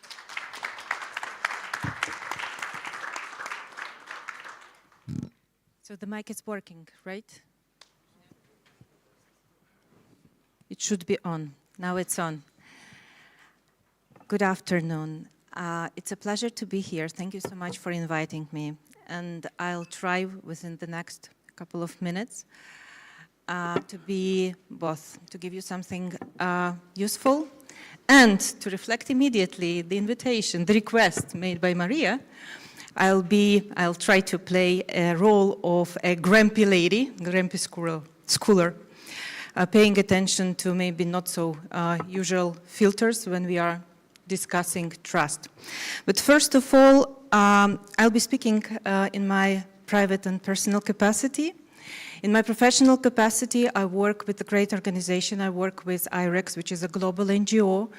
The organization is working in 100 countries, and the experience on building trust is absolutely amazing. That's why when I promised you to give something useful, I will give you some tips from my colleagues. They just published a new framework on building trust, and it is called Cultivating Community, a framework for building trust in leaders and institutions. And there are three main blocks. I hear this click, click, click, click. Yeah, so maybe it's time to write down something. I promise it will be useful if you're working in this area. So the main blocks my colleagues are addressing are demonstrating competence. So it is not only enough to to increase your confidence, you need also to demonstrate it. The second block is showing good intent. We already discussed it on the level of empathy, on other levels. And the third block, general block, is promoting belonging. And my colleagues are suggesting 7 practices to foster trust. And these practices are made in the form of guide. This is not like a checklist, so to do check, check, check, check, but you can make your own combinations. You can select what works for you. So number 1, we already heard this idea today, unite people against shared community challenges. So this is not only enough to unite, but you have to unite them in action. And a good challenge is a good practice, how to start it. Number 2, elevate ethics. This is something new for today's discussion, starting from the morning session, in my opinion, fully dedicated to trust. So elevate ethics, it means be explicit about what you expect. At the same time, what could be expected from a public leader or from you if you are a leader. And in this case, I want to also reflect the panel when politicians discussed what they are doing in the field, when they are reflecting what is going on and how to build trust as well. Number 3, invest in long-term relationships. So this is not only enough with just one activity or one interaction. You have to be present. You have to be present with your actions. And the idea is that you need to keep showing up. You need to keep showing up with your activities. Number 4 is don't. So this is not what to do. This is what it's better to avoid doing. So ask for input and then ignore it. And I think when it comes to many practices also related to government, it's a case. So when you are asking, when people are sharing their ideas, and later they do not see this reflection. So, and this definitely is not a way how to build trust. This is a way how to destroy trust. Number 5 also is don't. Don't rely on a single leader. So you will not be able to build in this fabric of trust with only one person. So it should be a community, it should be a network. Number 6, tell a compelling story. And I think this also is the key, and we can reflect to stories we heard today, the stories of how people decided to build trust when it comes to mixing identities, when it comes to new languages. But my question to you is now, if you work in the field of trust, do you have these stories? How do you work with these stories? And number 7 is, I think, the toughest one. Take responsibility. And I will take my responsibility as a schooler now, so I'm switching fully into my private and academic identity, and I will address some challenges. Also today, we've been exposed to different types of surveys, right? We saw a lot of indexes, reflections to indexes, some ideas of mainly quantitative data, not a lot on the side of qualitative data. So my idea is that when it comes to measurements, nothing is simple. And it is crucial to remember that there are unknown knowns when it comes to, in our region, wartime sociology. And we need to understand that when we are discussing this information, it is not only that we are building trust in this laboratory-like, brilliant conditions, when we have our glass, we have our society, and we are engineering. We have an elephant in the room, and this elephant is present, and the ultimate goal of this elephant is to destroy trust. So someone is here to destroy trust.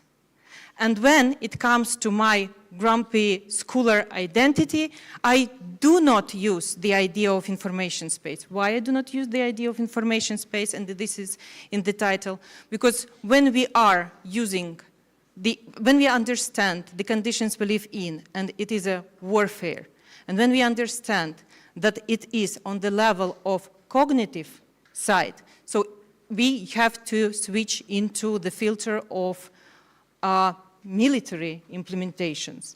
In the military implementation, we can see that information space is related to gadgets. Information space is related to cables. When it comes to human minds, it is cognitive space. And is it even space? So we spend a full day here together. I would doubt that I have the same outcomes as you do, since at the very beginning I had issues with the gadget. I used the headset. So I do not know what the minister said, because I had problems with the gadget. right? Later on, it was in English, and then when it was in Estonian, it's language-related issues. So I had noise, literally noise in my headset, because it was quite difficult for me to understand. Later on, and translational service did absolutely great job. But when we had a panel with politicians, they talked simultaneously, a couple of them, and translators tried to tell, now this one is speaking and this is inaudible, and so for me it was so difficult to follow, and at the same time I was following also the mindset that they suggested. So filter number one, if it is a cognitive warfare, is it enough for us to speak about literacies and to be focused on media literacies? Is it about media at all? Is it about information? Is it about the stimulus? Or it is about a human? So my approach is that from media literacy approach, from media-centric approach, when we want to solve the problems related to society, we need to move to human-centric approach. And when it comes to human-centric approach, so it's, of course, there are different levels, so it's a group level, it's societal level, but let's go back to the human.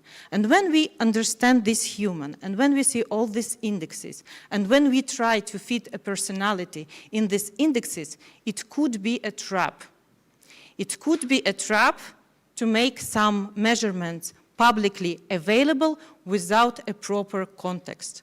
And the proper context is that you do not need to fit yourself in this column, in this column, so you can have these different diverse identities. And I think that we need to be responsible, and the scholars, we should take responsibility when it comes to measurements, since I think that you could provide damage without putting these data in a proper context. What else do I want to address in these opening remarks? When it comes to adversaries, they are adopting a long-term strategy, right? When it comes to build trusting exercise, we also need to have a long-term strategy. So this is not a short distance run. So we need to be prepared for a long-term investments. But when it comes to measurements, we also have to follow long-term perspective.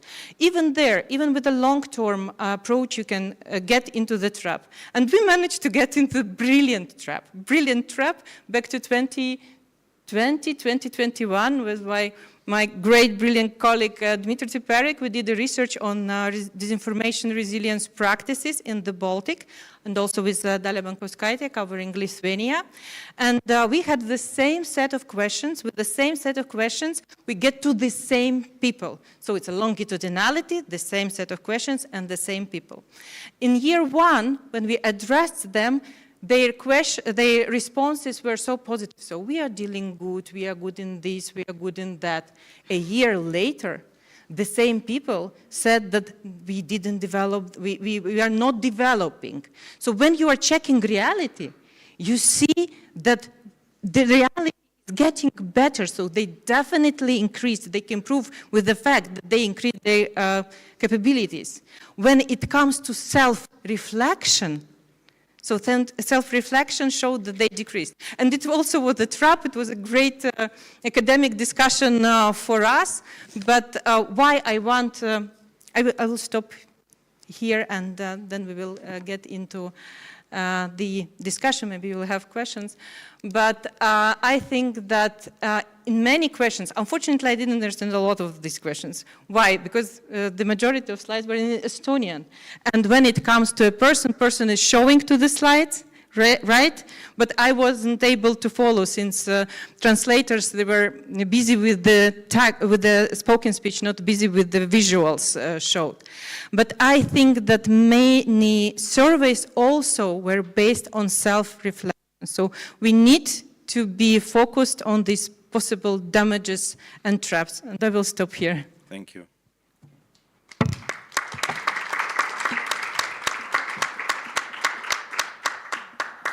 Hello, how are you holding up? I hope, now it's maybe from a not so academic perspective. I'm Claudia from Germany. I'm a producer, a filmmaker, and I want to talk about our feature film, which will be shown tonight, so you will hopefully also be able to see it. And I hope we can all move around later, but before that I will hopefully show you some moving images first. But first of all, I want to talk about the film. The title is called Turning Tables, which is actually the English title, and we have a German title which is called Clandestine. And with this year's festival, the PÖF, we also have an Estonian title, which is Salajas. I practiced it with Sven yesterday. Was it okay? Salajas. It means, like the German title, it means hidden or in secret. And we talked a lot today about trust, so maybe it's about our characters who are also not really trusting each other. But before I will start to tell you a little bit about the film, what's going on, I will start with a quote by Audre Lorde. You probably know her. She was an American writer, intersectional feminist, poet, philosopher, civil rights activist, and so much more. And she said, it is not our differences that divide us.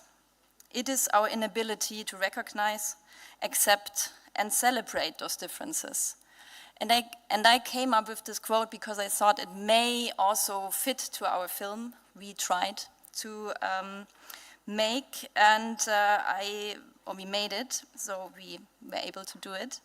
And the film is about turning tables. It follows British artist Richard, who lives in Tanger in Morocco, and he can no longer afford to live in his British homeland in London anymore. So with his help, with the help of Richard, the young Moroccan boy Malik, who wants to become a rapper, makes it to Europe, which is the destination of his dreams. And he makes that in an illegal way. Unexpectedly, the conservative EU politician Matilda, who is dealing with her own struggles, ends up hiding Malik in his Frankfurt apartment. And Matilda's assistant, with her name Amina, who is frustrated being labeled as a second-generation migrant, is delegated as cultural meditator. It seems complex, and it is, and to give you a glimpse of that, we are now watching the 4-minute promo material, which we actually haven't shown before, so you're the first audience for that. So.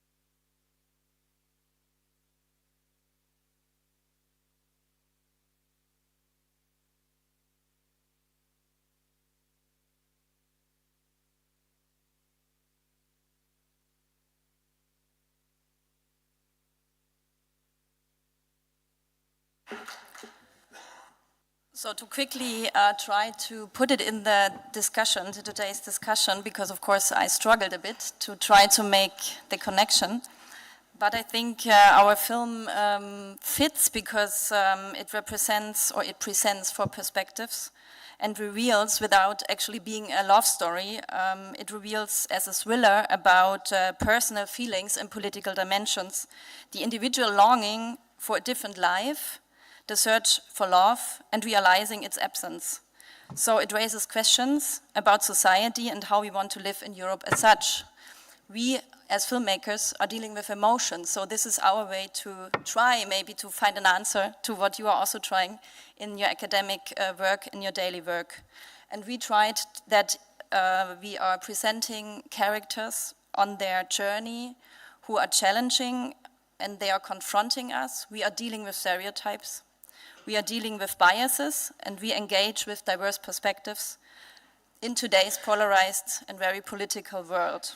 So our film makes the attempt to present those perspectives without judgment, allowing them to coexist alongside each other. And we tried that each perspective is given equal weight in terms of screen time, visual style, and also emotional depth. And on a meta level, what we are dealing right now out of our filmmaker bubble, we are also facing the challenge of how to promote this kind of film, because it's not easy to communicate, and we have made the experience that whenever people are at the cinema, they are touched, they feel the emotions, but for example, how can we make them to go to the theater? How can we actually communicate our film? So that's our current challenge as well. Thank you so much.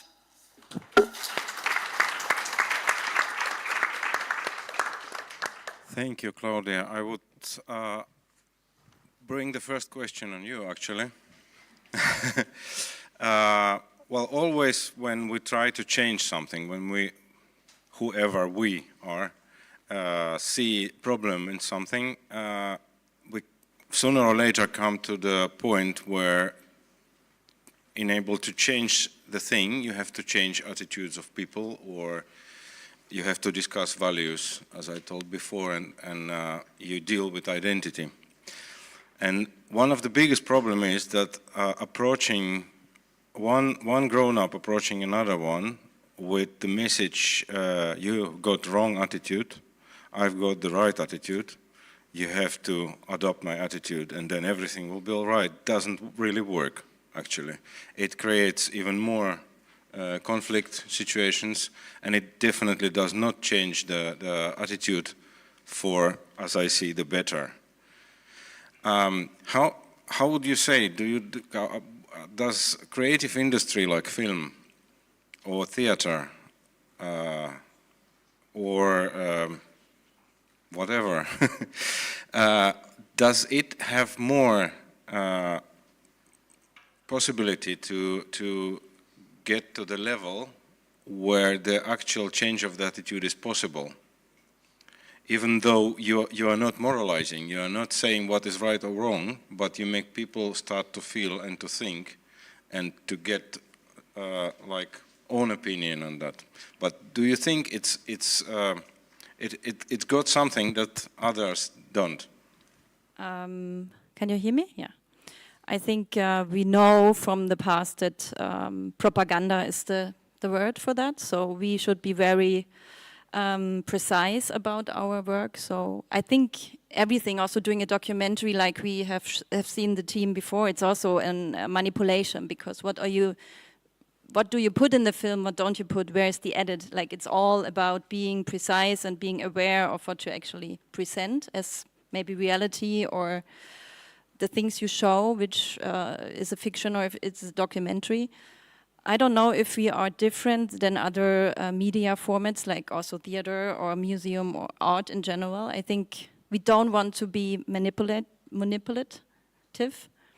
but in a way probably we are also acting out of our bubble, so we are also in a way filmmakers who is actually able to become a filmmaker and who is not able to tell the story. So I was not really on your page in the beginning when you talked about diversity, because I think it's an important question to raise, who is capable and have the the role to actually go to a film school, to even come up with the idea to become a filmmaker. So I did not really answer now the question. I raised another question, but it's, I hope not, to say the least.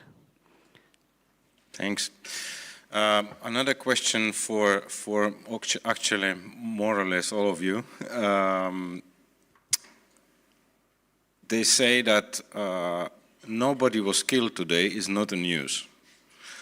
This and that amount of people were killed today is a news. And that's what you mentioned before in your speeches, more or less all three of you.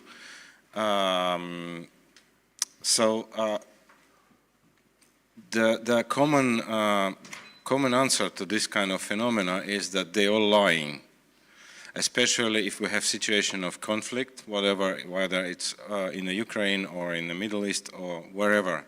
When there is a conflict, there is always a propaganda, a counter-propaganda, and then it's very, very easy to get a feeling, they're all lying. And then I ask myself, am I interested enough in this subject to spend like 3 hours searching through the internet, filtering all kinds of other lies from different sides to get closer to the truth?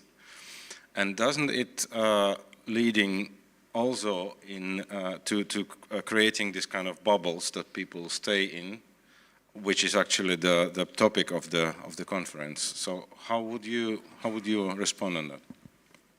You can, yeah. So more and more people worry that the sources of information they get can't be trusted. And as I said, there's a worrying trend, I think, that more and more people don't care. And they even hear politicians say one thing one day and a different thing the next day, and still vote for them. I think it used not to be like that. This is a new trend, and I'm sure we can analyze why it has come about in this maelstrom of information that the internet has unleashed. But there are moments when something happens which is urgent, which is real news. I mean, I'm a long-time news journalist, but I must say quite a lot of the news all the time isn't really very newsy. I mean, it's kind of obvious, one event leads to another. If somebody dies, there will be a funeral. That's sort of sacrilegious to say, but it's obvious, isn't it? But there are news events which come out of the blue, which really matter. The outcome of the American election, Putin's invasion of Ukraine, the emergence in Europe of the COVID pandemic was one, when all those old people were dying in Italy. And at moments like that, mainstream traditional broadcasters or news organizations like the BBC do find that people flock to them. Because at those moments, you need to get the closest you can to something you might trust, even if it's not as entertaining or sensationalist or easy to find, because it's not in your Facebook feed, you have to look for it. During the COVID pandemics, the BBC did some research in the United States, which is a very contested market for information, and found that the BBC was the source that first of all, people would go to their Facebook page or look on what was then Twitter or whatever, and then they would go to the BBC to check whether it was true or not. So that was quite a comfortable place for the BBC to be. Okay, we weren't first, we weren't as exciting, but we were the check place where people went to see if it was true. When in 2014, when Putin took Ukraine, and again in 22 when he invaded Ukraine, the BBC Russian service spiked because people in Russia sought it out to check what the BBC was saying as a kind of account. So that's a bit reassuring that in crisis, but you're right, it doesn't last. I don't think people go to the BBC to find out about health stories now. They're not reading Ukraine stories now. They've got crisis fatigue. And then that's a challenge. How do you keep people wanting to be informed with something where there are professional journalists really trying to provide an accurate picture. And I don't think we've got an answer to that. Whew, you have some questions there, and we have 10 minutes. I think we could push platforms to take responsibilities. They are taking our data, they are taking our money, so perhaps like a little nice change for responsibilities as well. Because right now we've seen that it's a jungle. Things have become ungoogleable. Systems have been broken that we have relied on. So for sure, these actors have to step up. But it's super hard to pressure the platforms. Although European Union is trying their best right now, I have little hope for that. And perhaps you have ideas how to do that more efficiently.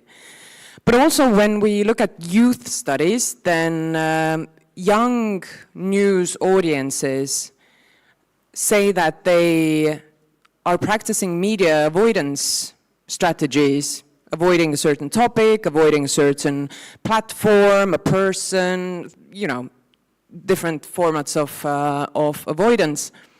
They are doing it because they see in the news these representations of hopelessness. And one thing that the kids and the teens are asking from journalism is to have a hopeful, solution-oriented perspective somewhere in there, so that their generation won't feel like, well, everything is shit, I might as well not do anything. So I think that that's the little tweak that we have to do in journalism as well, to keep that balance in mind even more. Because so far, at least in Estonia, it has been very conflict-centered, so that's the main newsworthiness criteria. Does it have a conflict in it? Right now, I think we have to readjust it. And also ask what news is, because for my 11-year-old kid, the newest updates of Minecraft or what's happening in the Roblox sword stock market, whatever, is news. So what is news even should be perhaps somehow furthered and combined with traditional news. I will pick up here on kids, and I will defend the power of lie when it comes to kids, since when they are requesting something from journalism, they have to have a pre-ready mindset, right?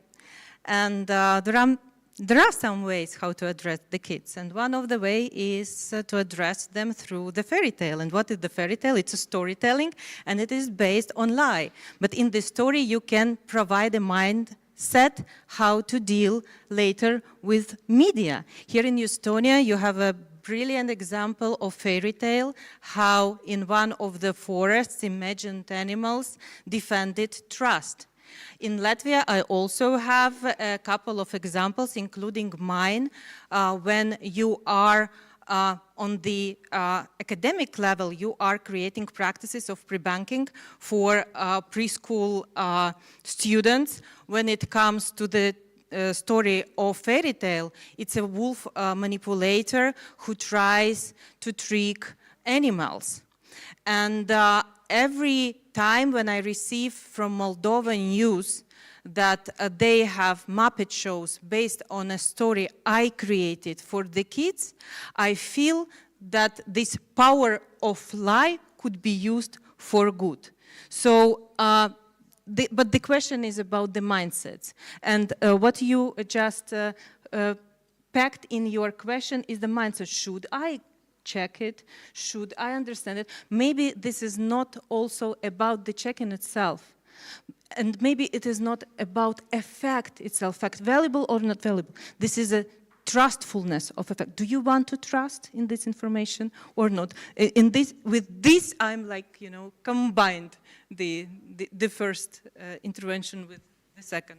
Okay, thank you. I think it was you who spoke about qualitative and quantitative researches, and I think that maybe majority or at least half of the people sitting here are involved in one or another way into different kind of researches. I think there is also another phenomena between making researches and publishing them, and then what media does with the results. And one of the best examples is from Finland, where they say Finland is the most happiest country in the world. We made a research about that. And then if you go around and ask people, are you happy? They even still might be very proud of that Finland is considered the happiest country. And the reason for that is that the questions people were asked has nothing to do with feeling happy. They have to do with assumption that if this and this and these things are working, then people must feel happy. And they're already there, they went wrong, and then the result is presented as the Finland is the most happiest country in the world. So what do you think? Because most of trusted experts, even we speak about integration or security matters or social media questions, they all most of them base their statements on some kind of researches. And most of the researches is actually quantitative because we don't trust qualitative researches as much as, yeah, unfortunately, that's an impression I have at least. So how can you make this thing work better? Because I have a feeling that they don't really, they are not doing the same thing. They are like going different directions. I'm sorry for my questions. Well, I'm a hammer-nail kind of girl, so scientists have to be where their audiences are. So they cannot rely on only journalistic media to do the mediation, but they have to be there as influencers. They have to go and get personal and talk about the work that they do with their own faces, with all the dangers, with all the risks that come with it, all the discomfort that comes with it, and just do it. Because all the others are talking there, all the esoteric, you know, howl to the moon and take MMS drops and whatever, they are there, they are doing their jobs. But the scientists are not. So that's my answer. Well, if I was just thinking, if I was asked, I'm not doing it anymore, but if I was asked to do a report on ethnic diversity in Estonia, and someone gave me Mari Lauriston's research, I would probably say, fine, but I need to go to Narva and talk to people. And then I also need to talk to them maybe in Tartu and Tallinn, so that it wouldn't just be about data, it would be about people. Now that's an inexact science, and there's a derogatory term that journalists use, vox pops. We just go out and stick a microphone under someone's nose, and then you talk to lots of different people and you choose the ones that fit your story. But I must say that over many decades of covering elections in all sorts of places, including the Soviet Union, the early elections, but also here in the United States and Britain and many other countries, I always found going to a polling station and talking to people as they came out was very reflective of the vote. And the way it worked was you had to give people at least 20 minutes. So you didn't just ask them one question and get a quick answer, which is hard to interpret. This is back to data and polling. You had 20 minutes to understand the context, to give them a chance not just to give their first answer, but maybe it's their 10th one, where they say something a bit more revealing. And then you can build up a picture. And that way, you do two things. One is you interrogate the data a bit, but the other is you put a human face on it, which then means that if you're being the mediator of that academic research, you make it more easy for people to identify with, because if you do a report, it's just a load of numbers, people are going to scroll through it. Thank you. Do you want to say anything on that? All right, then we have some time. I thought I would get some kind of device to read questions that were sent, but I didn't. So maybe I would just improvise and use the time to let. Oh, okay. Thank you. Okay. Okay. So the question is, why is a problem if people stays in their bubbles as long as they share same basic values and don't disturb others. I love this sharing. Okay, I'll give you one answer.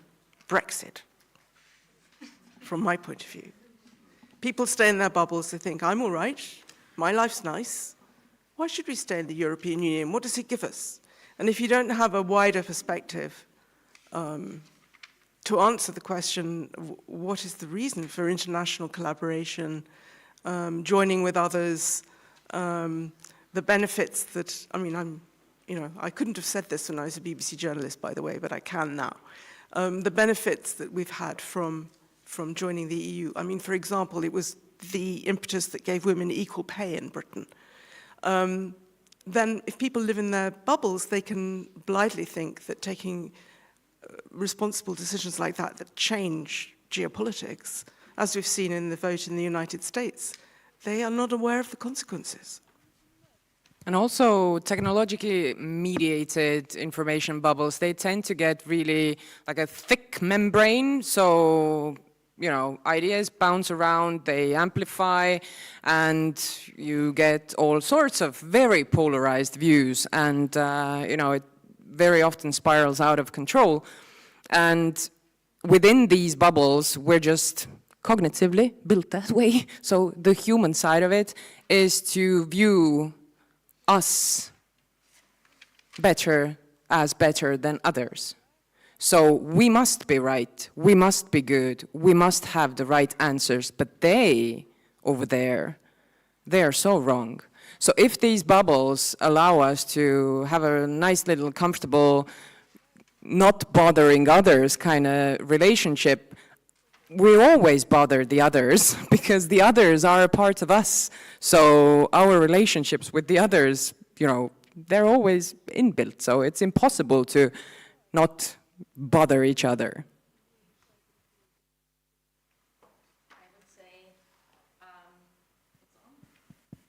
Is it? We have been switched off. Now it's -2. Thank you. I think I had in mind that it's the loneliness, the increasing loneliness of people, so it makes people divided from each other. And I think the bubbles are not that huge that there are so many people in the same bubble. And in Germany, we have an increasing political situation, as you know, probably with racism, fascists. So I think it's pretty dangerous. And I think it's not just dangerous, it's already arrived. So I think we must be more like on the political side about togetherness, but togetherness, which does not mean we have to be on the same side regarding different topics, but we have to find a way to talk to each other and to listen to each other, especially. So that's why I think it's very important to at least know what are the bubbles. Okay, in that case, I say thank you very much for all of you. I think we had a fantastic discussion. Thank you. Make a round of applause, please. Thank you all.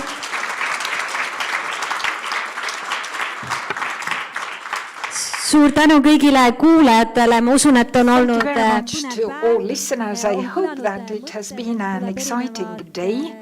And the ideas like creating trust between different groups in the society, finding common space and finding a friend who represents a different nationality is important. And I really hope that we could also offer some of the synergy that exists between us here. But the program is still not over. At 18:00 in Victoria Old Gallery, there will be a meeting, and after that, the film Turning Tables will also be shown, and you will be able to talk to the producer of the film. A dinner at the Solaris Center. There is like a building with this high part. It's there. It's called the Victoria Old Gallery, actually.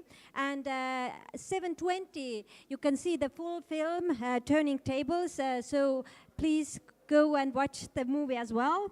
And tomorrow we will continue the conference. I hope you all will be here as well. And it's going to be even more interesting because it is Chatham House rules are applied, so it's a bit secret all what happens tomorrow.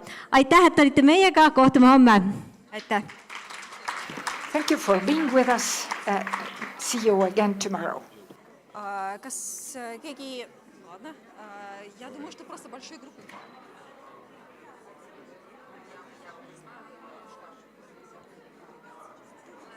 Так далеко?